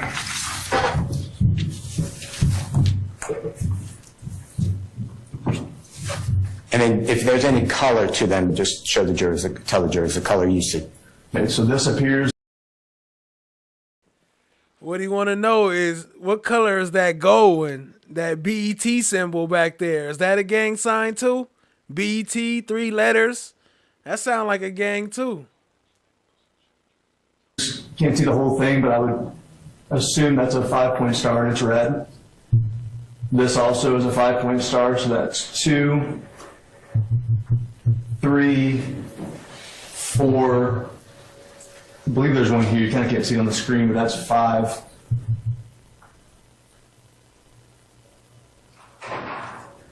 And the picture that I'm holding is a little clearer than what's on the screen. Here's the picture, and then orient the jurors on the screen.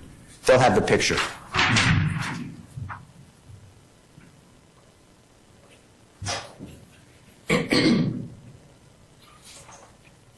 So I believe this also is a 5-point star. There's one here.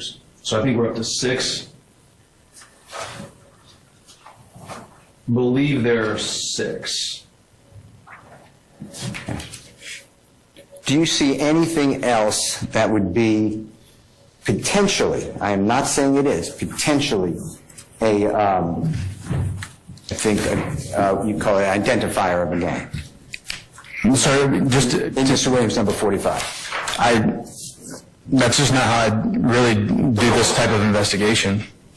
One more time. That's just not really how I would do this type of investigation. Well, let's talk about this. Do you see right in the cheek, on the right side of the cheek, by the glasses, do you see 2 letters back to back? One of them is reversed, an R and a G, I would say. Do you recognize that? I do. And just point out for the ladies and gentlemen, jury, if you don't mind. It's right here. And do you know, if you do know, what RG is or stands for? I do. Tell the jurors what it is. It stands for Rich Gang. And tell them what that is. No, there's a record label or imprint. Not sure what the technical term is. Okay. And do you know who owns or, and if you don't, that's fine, that record label? I don't know who the owner of the record label is now. Okay. Who's involved with it, if you know? I mean, there's probably many people involved in it. Okay. Is Mr. Williams, Brian Birdman Williams involved in it? Yes. And do you know when they existed, that record label? I couldn't tell you the dates. It was in this time period that we're talking about, 2011, 12, 13. Okay. And was Mr., not to be confused with Brian Williams, but was Mr. Jeffrey Williams, to your knowledge, part of Rich Gang? Yes, he was. And I'd like to show you State's Exhibit 56W, if you don't mind.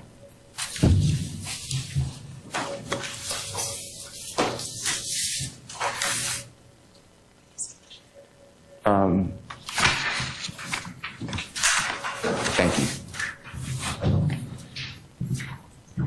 And when you get a chance, can you blow up the picture? Do you see in front of you that was 56W, and if not, it's at the bottom right? I do. Okay, you remember that? I do. Okay.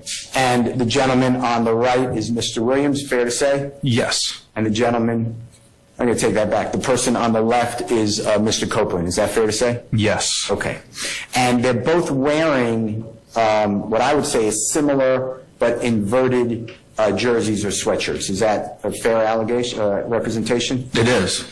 And one of them, Mr. Copeland, has a RG in red letters and white background, and underneath it, it looks like it's Rich Gang, but I don't see the I. You see that? I do.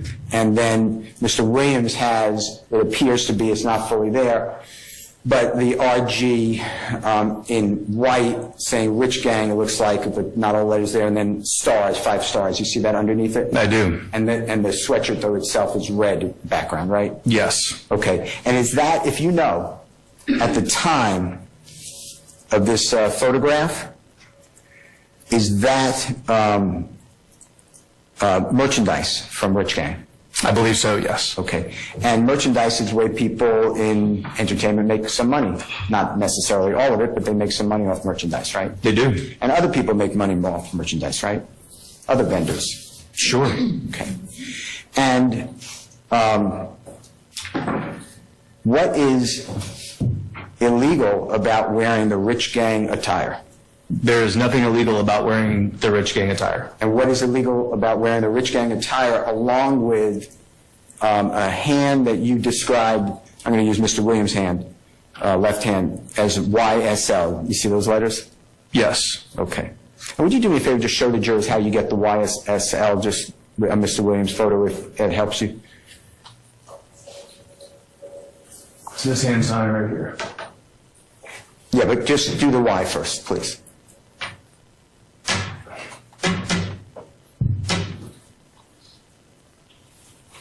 Here would be the Y. The S? Then I believe this, the curling of the fingers is going to form the S. Show me the S. This, the curling of the fingers in. Okay. And what's the L? The L is right here. Okay. What is illegal about wearing that Rich Gang sweatshirt and putting up that sign? There's nothing illegal about that, that combination of things. Okay. And then posting it, that's still lawful, right? It is lawful to post that. All right. Okay. Now, you don't have any reason to believe that Mr. Brian Birdman Williams, with all those 5 stars, I think you had 6, whatever the number was, you're not saying that he is doing anything illegal, are you? I don't believe there's anything illegal captured in this photograph. Okay. Are you aware of the video, musical video lifestyle? Do you know what I'm talking about? I know of it, but I've not ever seen it. Okay. Do you know what lifestyle is? Do I know what lifestyle is? In relation to Rich Gang? Yes. Tell the jurors. It's a song. And also, was that song wildly popular? That I couldn't tell you. Okay. Do you know if it had more than 600 million views? I don't know how many views it's had. Okay, you can check that too when you come back? Sure. And where would I be checking? With views on what? YouTube. Okay. It's easy to do, right? Should be. Okay. And were you aware that that was released approximately the time of Danny Glover in relationship? I don't know when they were released in relation to each other. All right. Do you know the song Stoner by Jeffrey Williams? I do. And is that song wildly popular? To the extent that I know what we're defining as wildly popular, it was a very popular song. Okay. And that was a song also went throughout the world, right? I don't know its global reach, but it was a very popular song. And that song came out about the same time as Danny Glover, and Lifestyle and Stoner, if you know. Yes, I do know, and that song did. Okay. And by approximately, to put this in context, since we have Lifestyle and Rich Gang with a date, approximately, if it's true, and if you don't know, just say, I don't know, by 2012, 13, 14, Mr. Williams was very well known in the gangster rap industry. Is that fair to say? As a musician? If you know. I stand objection. Do you know that he was working multiple times he was playing live every week for years? Were you aware of that? I don't know what his live schedule was overall this time period. Did you ever look at his Twitter account to see the promotion of every single week for years where he was performing? I did see much of his promotion on his Twitter account. I don't recall every single week where he was performing. If I showed it to you, would you remember it, you think? Would it refresh your memory? Of course, I've seen the tweets of his promotion, and I'm not disputing that he was promoting his live performances.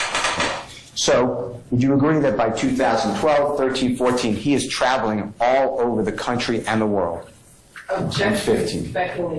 If you know, do you know whether Mr. Williams by 2015 was traveling all over the country and the world? Same objection. If you know. I asked if he knows. Does the Twitter say? You see how she jump in? Objection, speculation. Like, ain't y'all been studying this shit for over a decade? Ain't you an expert witness? Ain't you coming to testify 2, 3, 4, 5, 6, 7, 8, 9, 10 times? But you don't know the difference between gang shit and fucking music business? What the fuck are you here for? Yes, and I apologize. This was not the video from 2009. This was from October the 25th of 2014. 2014? Yes, sir. Okay. Well, then he would have been approximately 23, 24. Let's see. He'd been 23, I believe, at this time. Yes. Yeah. Okay. And you already said to the ladies and gentlemen jury, those two people you see in the center of the screen, you identified them? I did. And the gentleman on the left hand, it might be a little blurry, but can you identify that person? I believe that's Marcel Mayfield. All right. Now, we're going to play it, and with the district attorney's permission, we're going to stop it a couple of times, but if there's anything relevant that you say, hey, I have to tell you this, just tell me, and we're going to stop it. Relevant beyond what we talked about previously? Yeah, anything that you say, hey, this is important. Okay? Important to, I'm sorry, important to what? Anything that comes into your mind, say, hey, you skipped something. I'm so sorry. I'm not trying to be difficult. I just don't understand what you're asking me to do. If you see something that I don't stop the recording, that you say, hey, I'd like to discuss that, just say, I'd like to discuss that section. That's all. I've testified to this on direct, so I'm not really sure what I'm willing to discuss at this point about this. I just don't understand what you're asking me to do. Don't worry about it. We're good. All right, can you play 55W?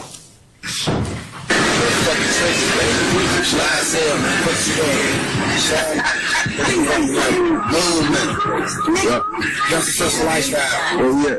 Real, Sleed, aka Bleed, nigga. Yeah. Man, what, what's every day? I ain't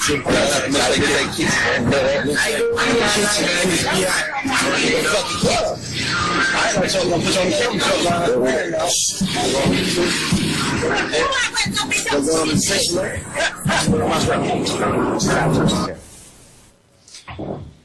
I just want to ask you a couple questions. Absolutely. Is it clear to you from a viewer, you weren't there when this was done, right? I was not. Is it clear to you as a viewer that people are aware that they're being recorded? In this video? Yeah, in this video. Yes. Okay. And are you aware of the videographer, who that person is?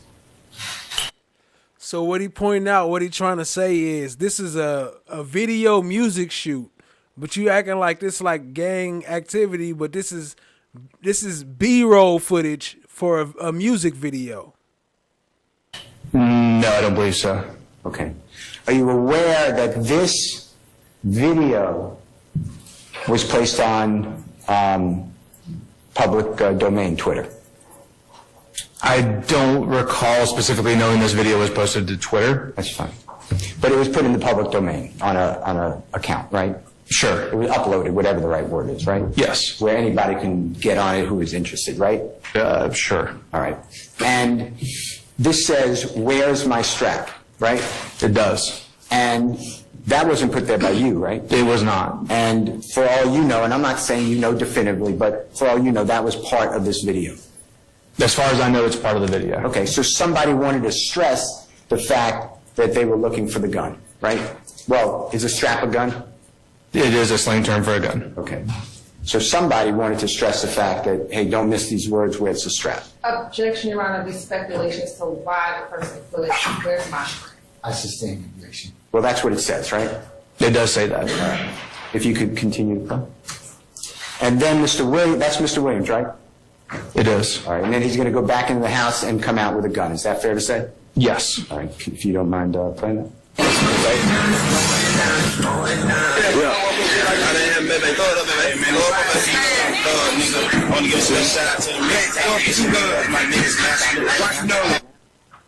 Okay, you see that child? I do. And who is that child? I don't know who that child is. Who's the parent of that child? I don't know who the parent of the child is. And were you aware whether the videographer or somebody thought that we need to have a child do that's a gang sign with a gun, right? Did you see the child do the gang sign? This is a compound question. I sustain the objection. Did you see the child right before we stopped to do a gang sign? I did. Okay. And then that looks, and maybe just pointing, but that potentially is a gun. Is that fair to say, the child? Yes. All right. Whose idea was it to film this with the child doing these gang signs and the gun? Objection, speculation. If you know. I'll sustain the objection. Do you know, as you sit here testifying as an expert for the jury, whose idea that was? I do not. Do you know that people who are marketing try to, at times, do something to resonate and cause people who are watching or listening to remember? Do you know that? Objection, vague and speculation. I sustain the objection. Are you aware of the kitchen? And you saw Mr. Williams display a gun, and you saw the gentleman behind display a gun. You remember that? I do. Okay. And the child continued to display what I would call gang signs, right? He did. And then Mr. Williams gave him a handshake or a fist bump, whatever happened, and then wiped his nose. The child, I think, wiped his nose. I don't remember, but whatever that showed. Is that all accurate? That's pretty accurate. All right. Now we're in a different segment, I would say. Everybody moves, or at least a videographer moved, right? That person, you said, did a crip walk. Remember that? I was asked if he did, and yes, he did. I mean, you know that. I do. And he did other gang symbols, I guess, or identifiers, right? He did. Including his outfit, right? Do you remember the outfit? I do. It was like basically a bandana, a blue bandana, right? Yes, it was. And that also can promote his brand, right? I don't know that it was promoting his brand. I believe that the use of gang identifiers is promoting the gang. You don't believe that a person who has a brand like Young Thug, who is singing about being fearless, does not promote himself when he is wearing tattoos, gang signs, jewelry, etc. You don't believe that that's all promotion? Objection, speculation with those that person. I sustain the objection. Let's talk to start at the bottom, if that's okay. Go to the right-hand side of Mr. Williams' number 70. And we can just start at the bottom, if that's okay. That's the most bottom. That's the tweet that we discussed, and you helped us on State's Exhibit number 40W. I do. And you know that to be, what is free band? I'm sorry? What is free band? What is free band? Yes. This is A record label? Okay, do you know who it belongs to? I don't know who owns the label now. All right, well, let's talk about it. And I'd like to also go back to Mr. Williams' number 70, if that's okay, and put that on the screen. It's already in evidence.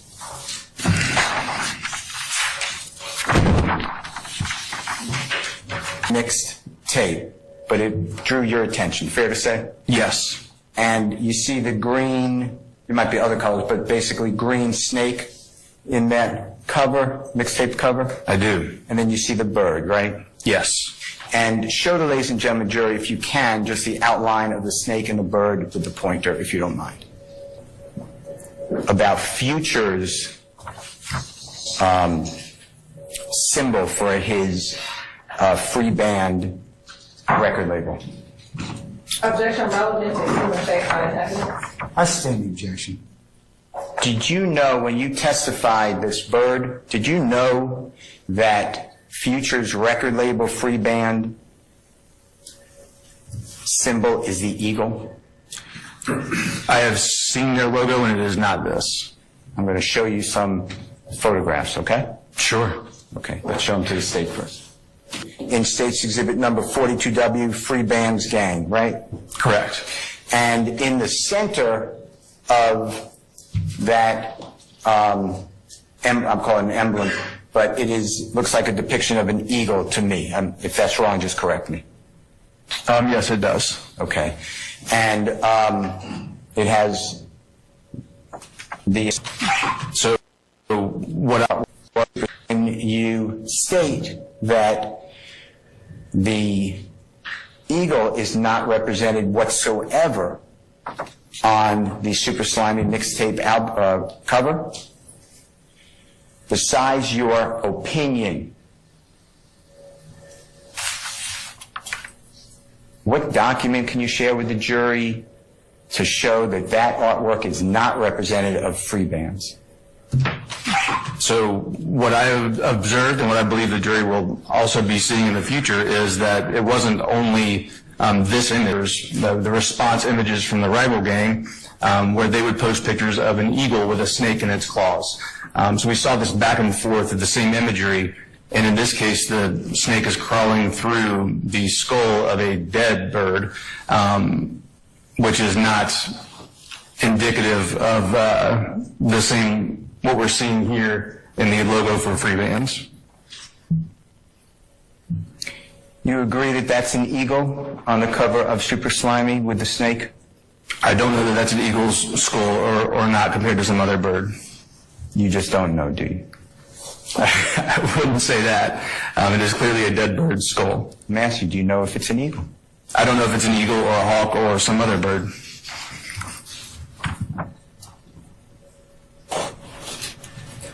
Is it hard to find out who did the artwork on Super Slimy mix tape? I mean, define hard. I'm asking you.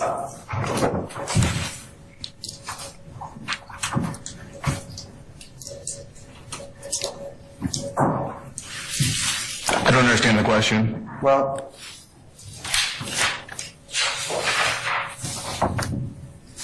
did you do anything to find out whether that eagle represents the performer known as Future and his record label? Did you do anything?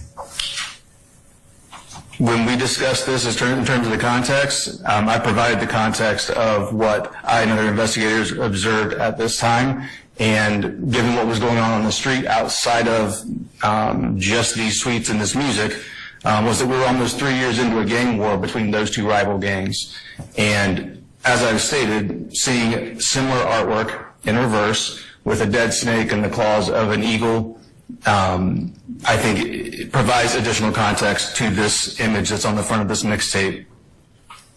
Though, to find out the background of information that you're showing to the jury and you're telling about? Objection, improper question. Stand the question. You testified last week that you knew that some of the tweets that you testified to on direct examination with the prosecution, you knew them to be lyrics from songs. Remember that? No, I believe I testified that I believed some of them to be lyrics from songs, or that I didn't dispute your assertion that they were lyrics from songs. Okay. And you said that the reason you did not mention that on direct examination is because you were not asked. Do you remember that? I don't recall that, but no, I wouldn't have made statements that I wasn't asked. Why wouldn't you correct and say this tweet may be or is from a song, even if not asked by the prosecution? Why wouldn't you tell the jurors that?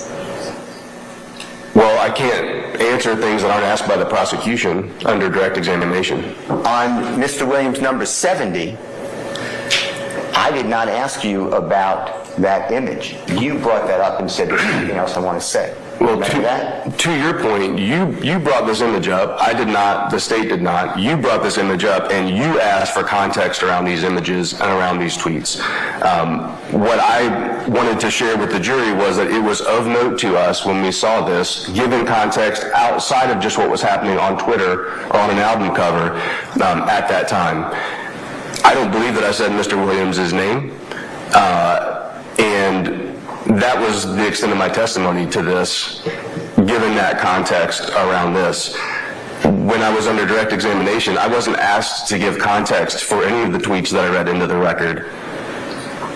And to the extent that I would have been asked, it is not uncommon or unusual for someone to quote a lyric, a movie line, a poem, or anything else to express a sentiment. And using a song lyric for that doesn't change that that's how people use lyrics regardless. You testified about the hybrid gang YSL, remember that? I do. And you talked about in your initial appearance before this jury in November of 2023, the color red. Do you remember that with YSL? I did. And then when I came and noted all these different colors that Mr. Williams wears, including the color blue, you said, well, he can do that. Remember that? I don't think that's exactly the way that went, but yes, I did certainly clarify the way that gangs represent their colors. You talked about that someone with YSL who's alleged blood affiliate, if it's a hybrid gang, would not like to use or would change the letter C. Remember that type of testimony? As rough as that translation of it is, yes. Okay. And yet, when I asked you about Jeffrey Williams' album covers, songs and albums, statements that he used the letter C, you said, well, he can do that. Remember that? I don't remember us discussing that. Well, that's true, right? I'm sorry, I wasn't finished with my answer. I don't remember discussing that, but like any other identifier you see with a gang, there's not going to be 100% usage or non-usage of any given identifier. You said that generally this hybrid gang, YSL, allegedly, if it is a gang... Objection, Your Honor. Counsel. I stand the question. Allegedly, if this hybrid supposed YSL gang, you test... Your Honor. Using the word supposedly. And it assumes factual evidence. So I'll stand the question. You testified that they're blood affiliated and therefore, I guess is your word, is Crips. Remember something like that? Again, that's probably a very rough translation of the testimony. I don't recall specifically what the questions and answers were. But something like that you explained to the jury. Remember that? I'm not going to say whether I testified to anything without knowing the context and what my actual answer was. But that's true, right? It is true generally that Bloods and Crips have a rivalry. However, across the country, here, even in LA where these gangs originated, there are rivalries between Crip gangs. There are rivalries between Blood gangs. Sometimes there are alliances across the aisle as well. So it's a generality. I would believe that's what my testimony was, and of course that would be the full picture.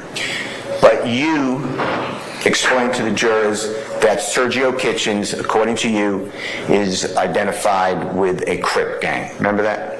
I do. And Martinez Arnold goes by Duke. He is identified, according to you, as affiliating with a Crip gang. Remember that? Yes. But yet Jeffrey Williams, you explained, does musically maybe personally, have friendships with Mr. Kitchens and Mr. Arnold. True? Yes. So again, it doesn't matter. It doesn't apply to Jeffrey, right? What doesn't apply to him? These rules that you're giving out, that's why it's a hybrid, right? That's what you explained to the jury. Well, I wouldn't say that the rules don't apply to him.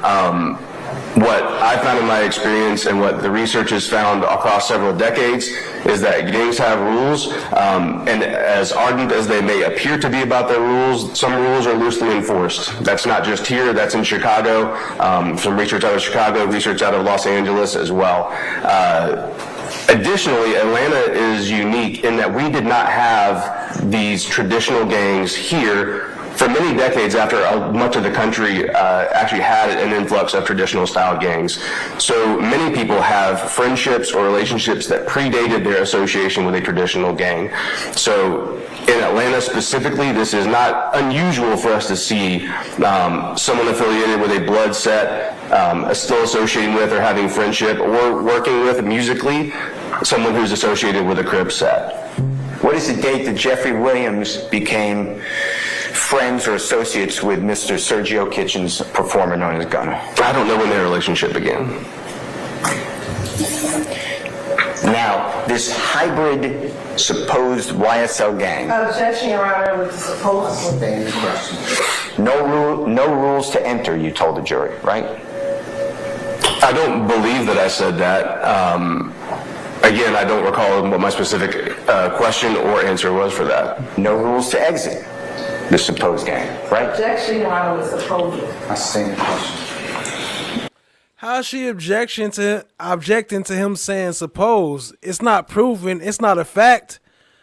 How can you object to it being supposed? It's a supposed gang until you prove it, right? Like allegedly.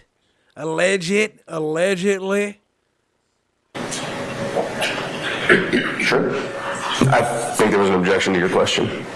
No rules to exit, right? I don't believe I specified that. Is that true? Question or answer was for that. No rules to exit the supposed gang, right? Objection, Your Honor, with supposed. That's the same question. Sure. I think there was an objection to your question. My bad. My fault. She said suppose it. Objection, Your Honor, to suppose it. No rules to exit, right? Again, I don't recall what my specific question or answer was for that. No rules to exit the supposed gang, right? Objection, Your Honor, with supposed. That's the same question. Sure. I think there was an objection to your question. No rules to exit, right? I don't believe I specified that. Is that true? I don't believe that I testified whether that was true or not. I'm asking you.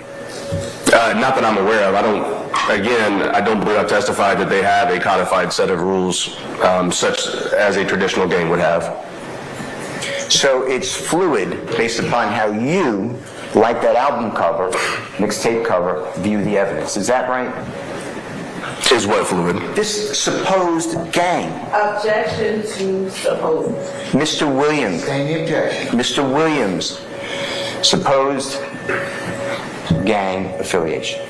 Objection to supposed. That's the same. It's fluid. Everything you're testifying to about Mr. Williams, whatever the facts that you get. Objection to suppose it. Objection, Your Honor. Objection to suppose it. That will fit a hybrid gang. Is that what you're telling the jury? That is not at all what I'm telling you. Again, this has been my experience, my observations, and much social science research supports the fact that the majority of street gangs are not traditional gangs. In fact, recent research over the past few years has shown that one of the defining characteristics of a modern street gang is its ability to transition and to change itself, oftentimes towards a more structured approach. But the majority of street gangs are not highly structured traditional gangs. Fluid is maybe not the right word. They're not that loose, but they are able tools. What's important to note about that is that while gang structures are widely varied, gang processes are very similar across this entire spectrum of gangs. And so we see similar behaviors promoted and reinforced amongst the gangs, even as their structure and the layout of that gang may actually change. If somebody like Jeffrey Williams has an image of Young Thug, brand of Young Thug, that brand portrays a gangster rap persona. Do you realize that? Objection, counsel's testifying. I sustain the objection. Do you know personally, from your investigation, whether Young Thug brand performs gangster rap? I've not investigated any brand as part of this investigation. Do you know what gangster rap is? I do. Do you know that it comes with music?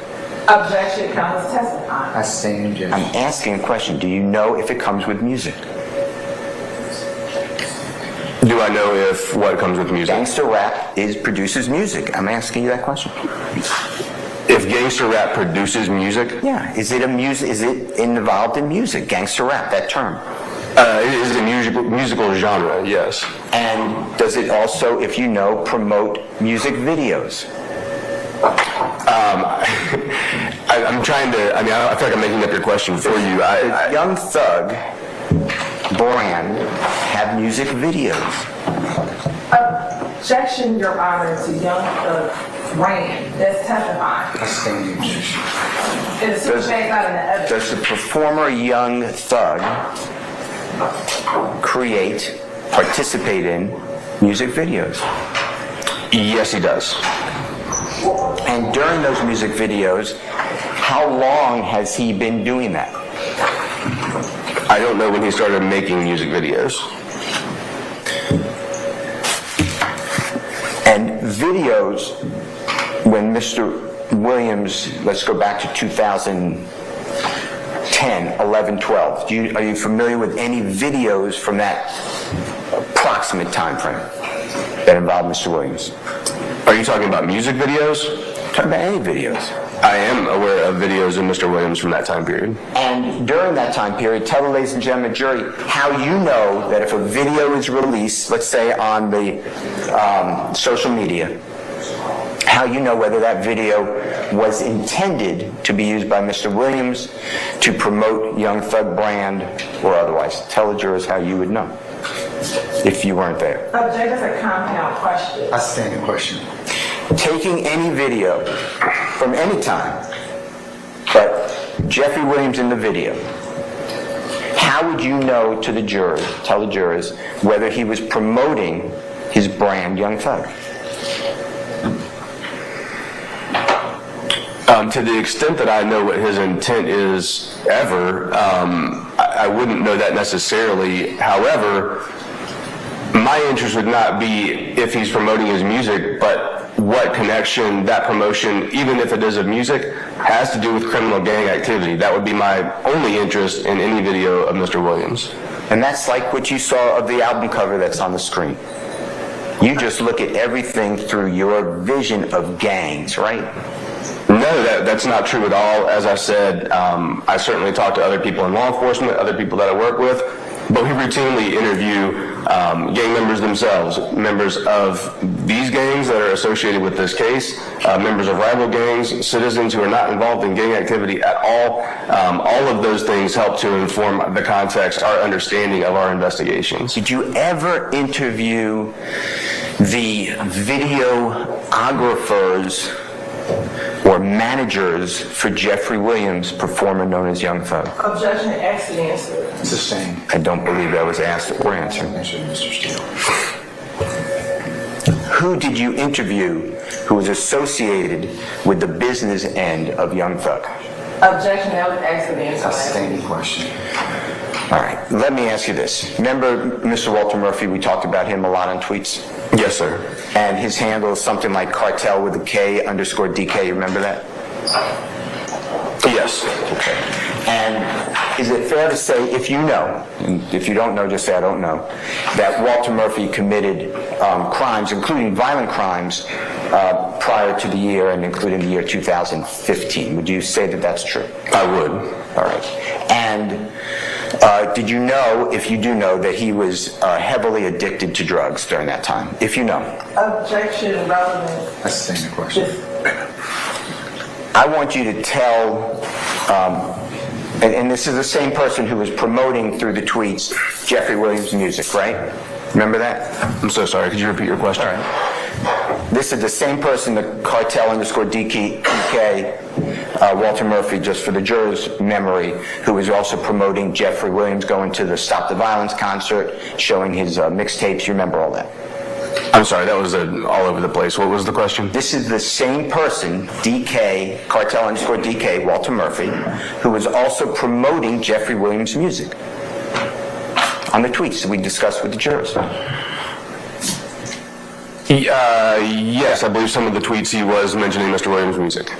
Tell the ladies and gentlemen of the jury how many times Jeffrey Williams has met with Mr. Walter Murphy, known as DK or Cartel DK, after or since 2015. Objection, speculation. If you know, don't speculate at all.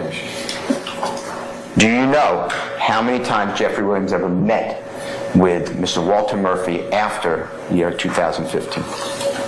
I couldn't possibly know that. Well, you could know it from your investigation, right?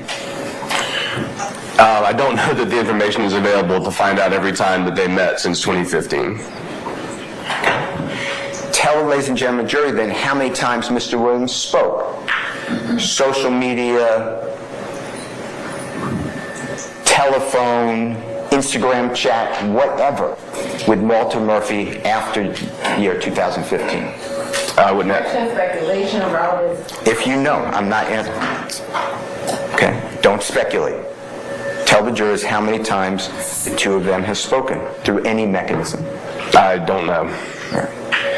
You analyzed, and your teammates, Jeffrey Williams' financial records. Is that true? I did not investigate Mr. Williams' financial records. Okay. Did your coworker do that? I don't know who investigated his financial records. Okay. Do you know that they've been investigated? I don't. You have no idea that Mr. Williams... Ask and answer. That's staying the question. Tell the jurors, forget about looking at the finances, how much money has Jeffrey Williams funneled to YSL members on Cleveland Avenue? I don't know.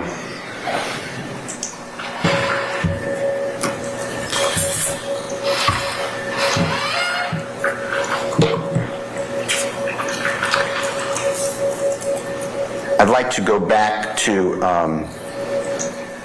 the tweets to finish up what you did with the state, all the tweets.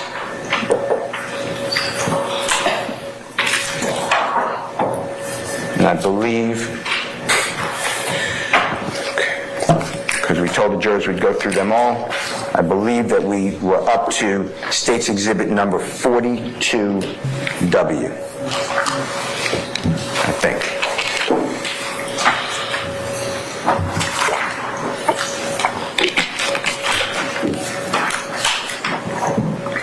Do you remember that tweet? Not off the top of my head, and I don't have my materials in front of me anymore.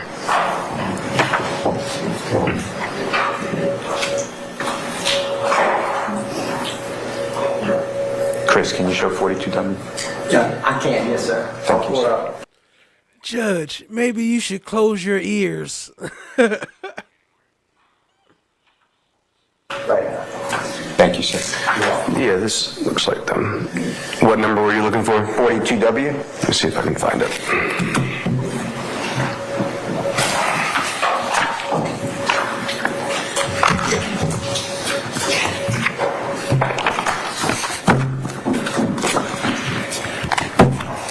I have it. Okay. And that's a May 12th, 2018 tweet. Is that fair to say? Yes, sir. And this is what we left off of the last time we were together before the jury, correct? I believe so. Actually, last time we were together. Okay, and I stopped at the Free Band gang. Remember that? Was that 4.5 years after October 2017? That posting? Yeah, I believe roughly so. And I say October of 2017 because that's when the artwork of Super Slimy mixtape came out. You realize that? Yes, sir. So 4.5 years later is when you put together the Super Slimy mixtape artwork to this supposed gang rival, right? Objection with the commentary about supposed. I stand the objection. You can remove the word supposed. Can you answer the question? Years go by before you find a post and you say it relates. Yo, appreciate y'all being here. We almost out here. We on the last leg. We wrapping it up. Hit the like, hit the subscribe. Tap in if you enjoy. Much love. Keep it going. Let's go. We almost out. It's back to this mixtape, right? Oh, no.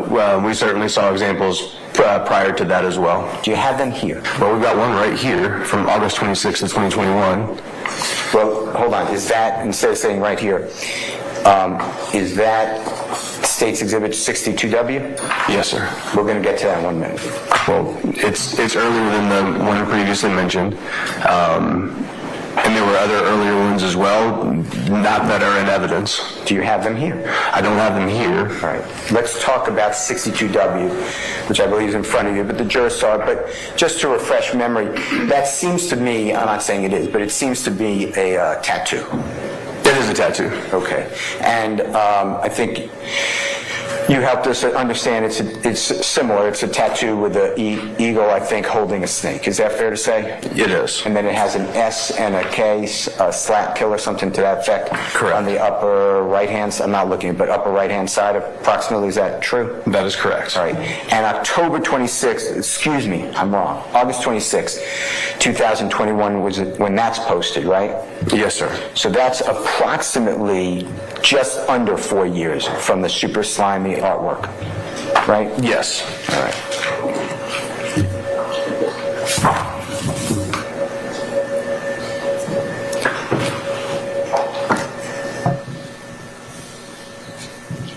Now show the jury.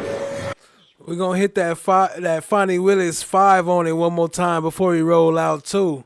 Everybody can get it. Anybody can get it. Yeah, she was ABG, huh? The explicit messages that you talked about, sometimes explicit, sometimes sometimes not explicit messages regarding the artwork Super Slimy that Jeffrey Williams is threatening any gang. Objection on mischaracterization of Detective Belknap's testimony. I stand the objection. Okay. Okay, you were asked on redirect a series of questions. I just want to orient you. It was something like, these are not quotes, but an armed robbery happens, a shirt's left behind, DNA is left on the shirt, and a person wrote down that they can, what I call those type of questions. I do. All right.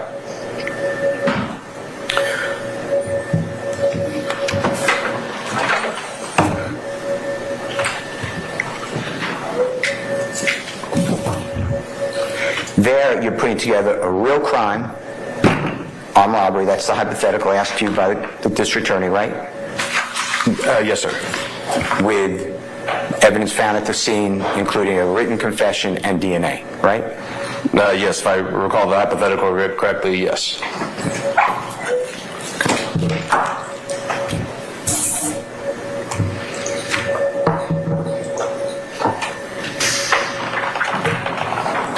And you were relating that to what? In this case? I don't believe I was relating anything to anything. The state was asking the questions. I just want to ask you, I went through every tweet that you put up with the state. Fair to say on cross, as far as you can tell? Yes, I believe so. On redirect, the state went through just a few, but I want to ask you about one in specific, if I can, okay? Sure. It's Mr. Williams' number 61. and I'm going to orient you, but if you need to see it, it's in evidence, okay? We'll see. It should be January 15, 2012, and it's two tweets, supposedly from Mr. Williams. It's on his Twitter account, and it says something like, they didn't pay, I'm not quoting, they didn't pay me anything, and they're going to be shot up for real, and something else about they're going to be beaten up. If I'm not trying to misquote it, so if we need to see it, but do you know what I'm talking about? Yes, I do. All right. Tell the jurors, through your investigation or your co-worker's investigation, who was beaten up on or around January 15, 2012. I couldn't say. Tell the jurors who or what establishment was shot up on or around January 15, 2012. I couldn't say. Your Honor, may I have just a second, please? Yes. They can look. I'm sorry they pissed off. Justice is now actually blind. Lady Justice is blind. Everybody can get it.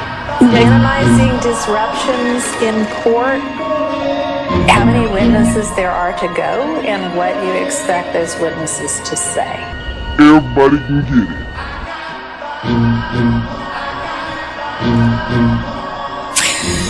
Not really, but several parties have asked for mistrials. It was a goal of my predecessor and any person or prosecutor in this office to make sure that Justice is now actually blind.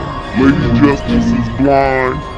Everybody can get it. Let's try to conduct court in a way that minimizes disruption. very shortly after me becoming the DA, I sat down with Mr. Thomas's mother and I made her a promise. There is a rule that lets me exclude cumulative evidence, and I might end up using that. I was a prosecutor, as you know, for 16 years, 4 months, and 4 days in this office. The murder of Donovan Thomas in 2015 created violence like Atlanta has never seen. Justice is now actually blind. Lady Justice is blind. Everybody can get it. Not really, but Tom, it's Chief Justice Hornsby. Judge Hornsby? Well, good morning to you, sir. You want what? $500 for your campaign from each member of the firm? Well, now you know, Judge, we do have a case pending in your court. It doesn't matter. Yes, sir. I'll get the money over to you right away, sir. We've got an old order from Judge Glanville. I'm Okay. assuming, He's still our chief judge, and it probably, does it just say through this trial? Miss. Individuals in a car. Remember that? Connection. Okay, don't be. Then become part of this case file, for lack of a better I'm custodian of records for 911 Center, the CAD report. I'm not custodian of records for the officer report. 2 different systems. Okay, got you. Okay, so you don't know anything about, well, let me finish the question. You don't know anything about the police report or any information that would be in a police report, a detective's report, or anything like that, right? No, sir. Okay. Did you receive any, was there any additional radio traffic other than what we heard? You heard one officer. Any other radio traffic come in for this call? 911 and police radio is recorded 24 hours a day. Mm-hmm. This was 2016, so I can't advise you because we don't have that audio anymore. Okay. After 5 years, we don't have to keep those audio. They purge on their own. Okay. So do you know whether or not there was any other radio traffic surrounding this incident that we just don't have? It should be radio traffic from the carjacking. Okay. When the dispatcher dispatches unit out to that location. Okay. And that would be the communication between a radio dispatcher and the officers that are being dispatched, right? Yes, sir. I heard a little while ago. You heard the chase from unit 3309 when he pulled out on the vehicle. Okay. All right. Now this is back in. No. For the next episode. In this courtroom, you don't know that. I don't know. Okay.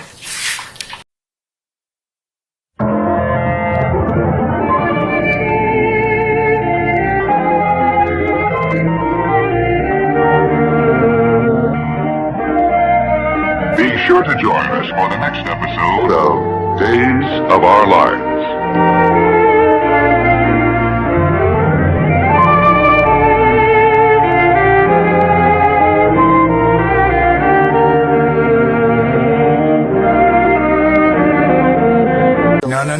No. Why didn't you, as an officer of this court, tell me? And that's not what the point is. The point is, you as an advocate, is you should have told me. I got a problem with you now. I got a problem with you now. I would suggest you don't say any more. Now you want to have it both ways. You can't do it. Both sides have an equal responsibility under the rules of professional responsibility. All right, have a seat, sir. Thank you. How fast things have changed. How fast things have changed. How fast things have changed. Now I see you running, coming for my come up. Broke out all your shackles, turned it to some armor. Used to be the judge, but now you have no honor. To die with your pride is to live with all your karma. Now you understand. Now you understand. Another night flight. There's a lot of public health development. All right. Anybody else have any other issues as to... Uh-oh. Fulton County has no problem coming in here and cuffing all of us, okay? Don't be an idiot.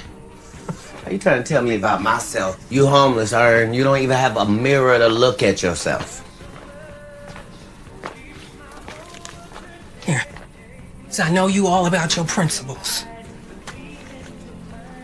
But can we just please just listen to Ern so we can get out of here? It's 4 cops on the other side of that door. You know if they come in here, they're gonna get your ass on a whole lot of other shit. You lying ass bitch. You knew it. Mama, I hate you, Will. Don't you never come back to my house, And no. I hope they blow your motherfucking ass to smithereens. You better hope they do, bitch. You better hope they do. This nigga kidnapped me. I think I'm entitled. You want answers? I want the truth! You can't handle the truth! What are you, fucking nuts? You thought...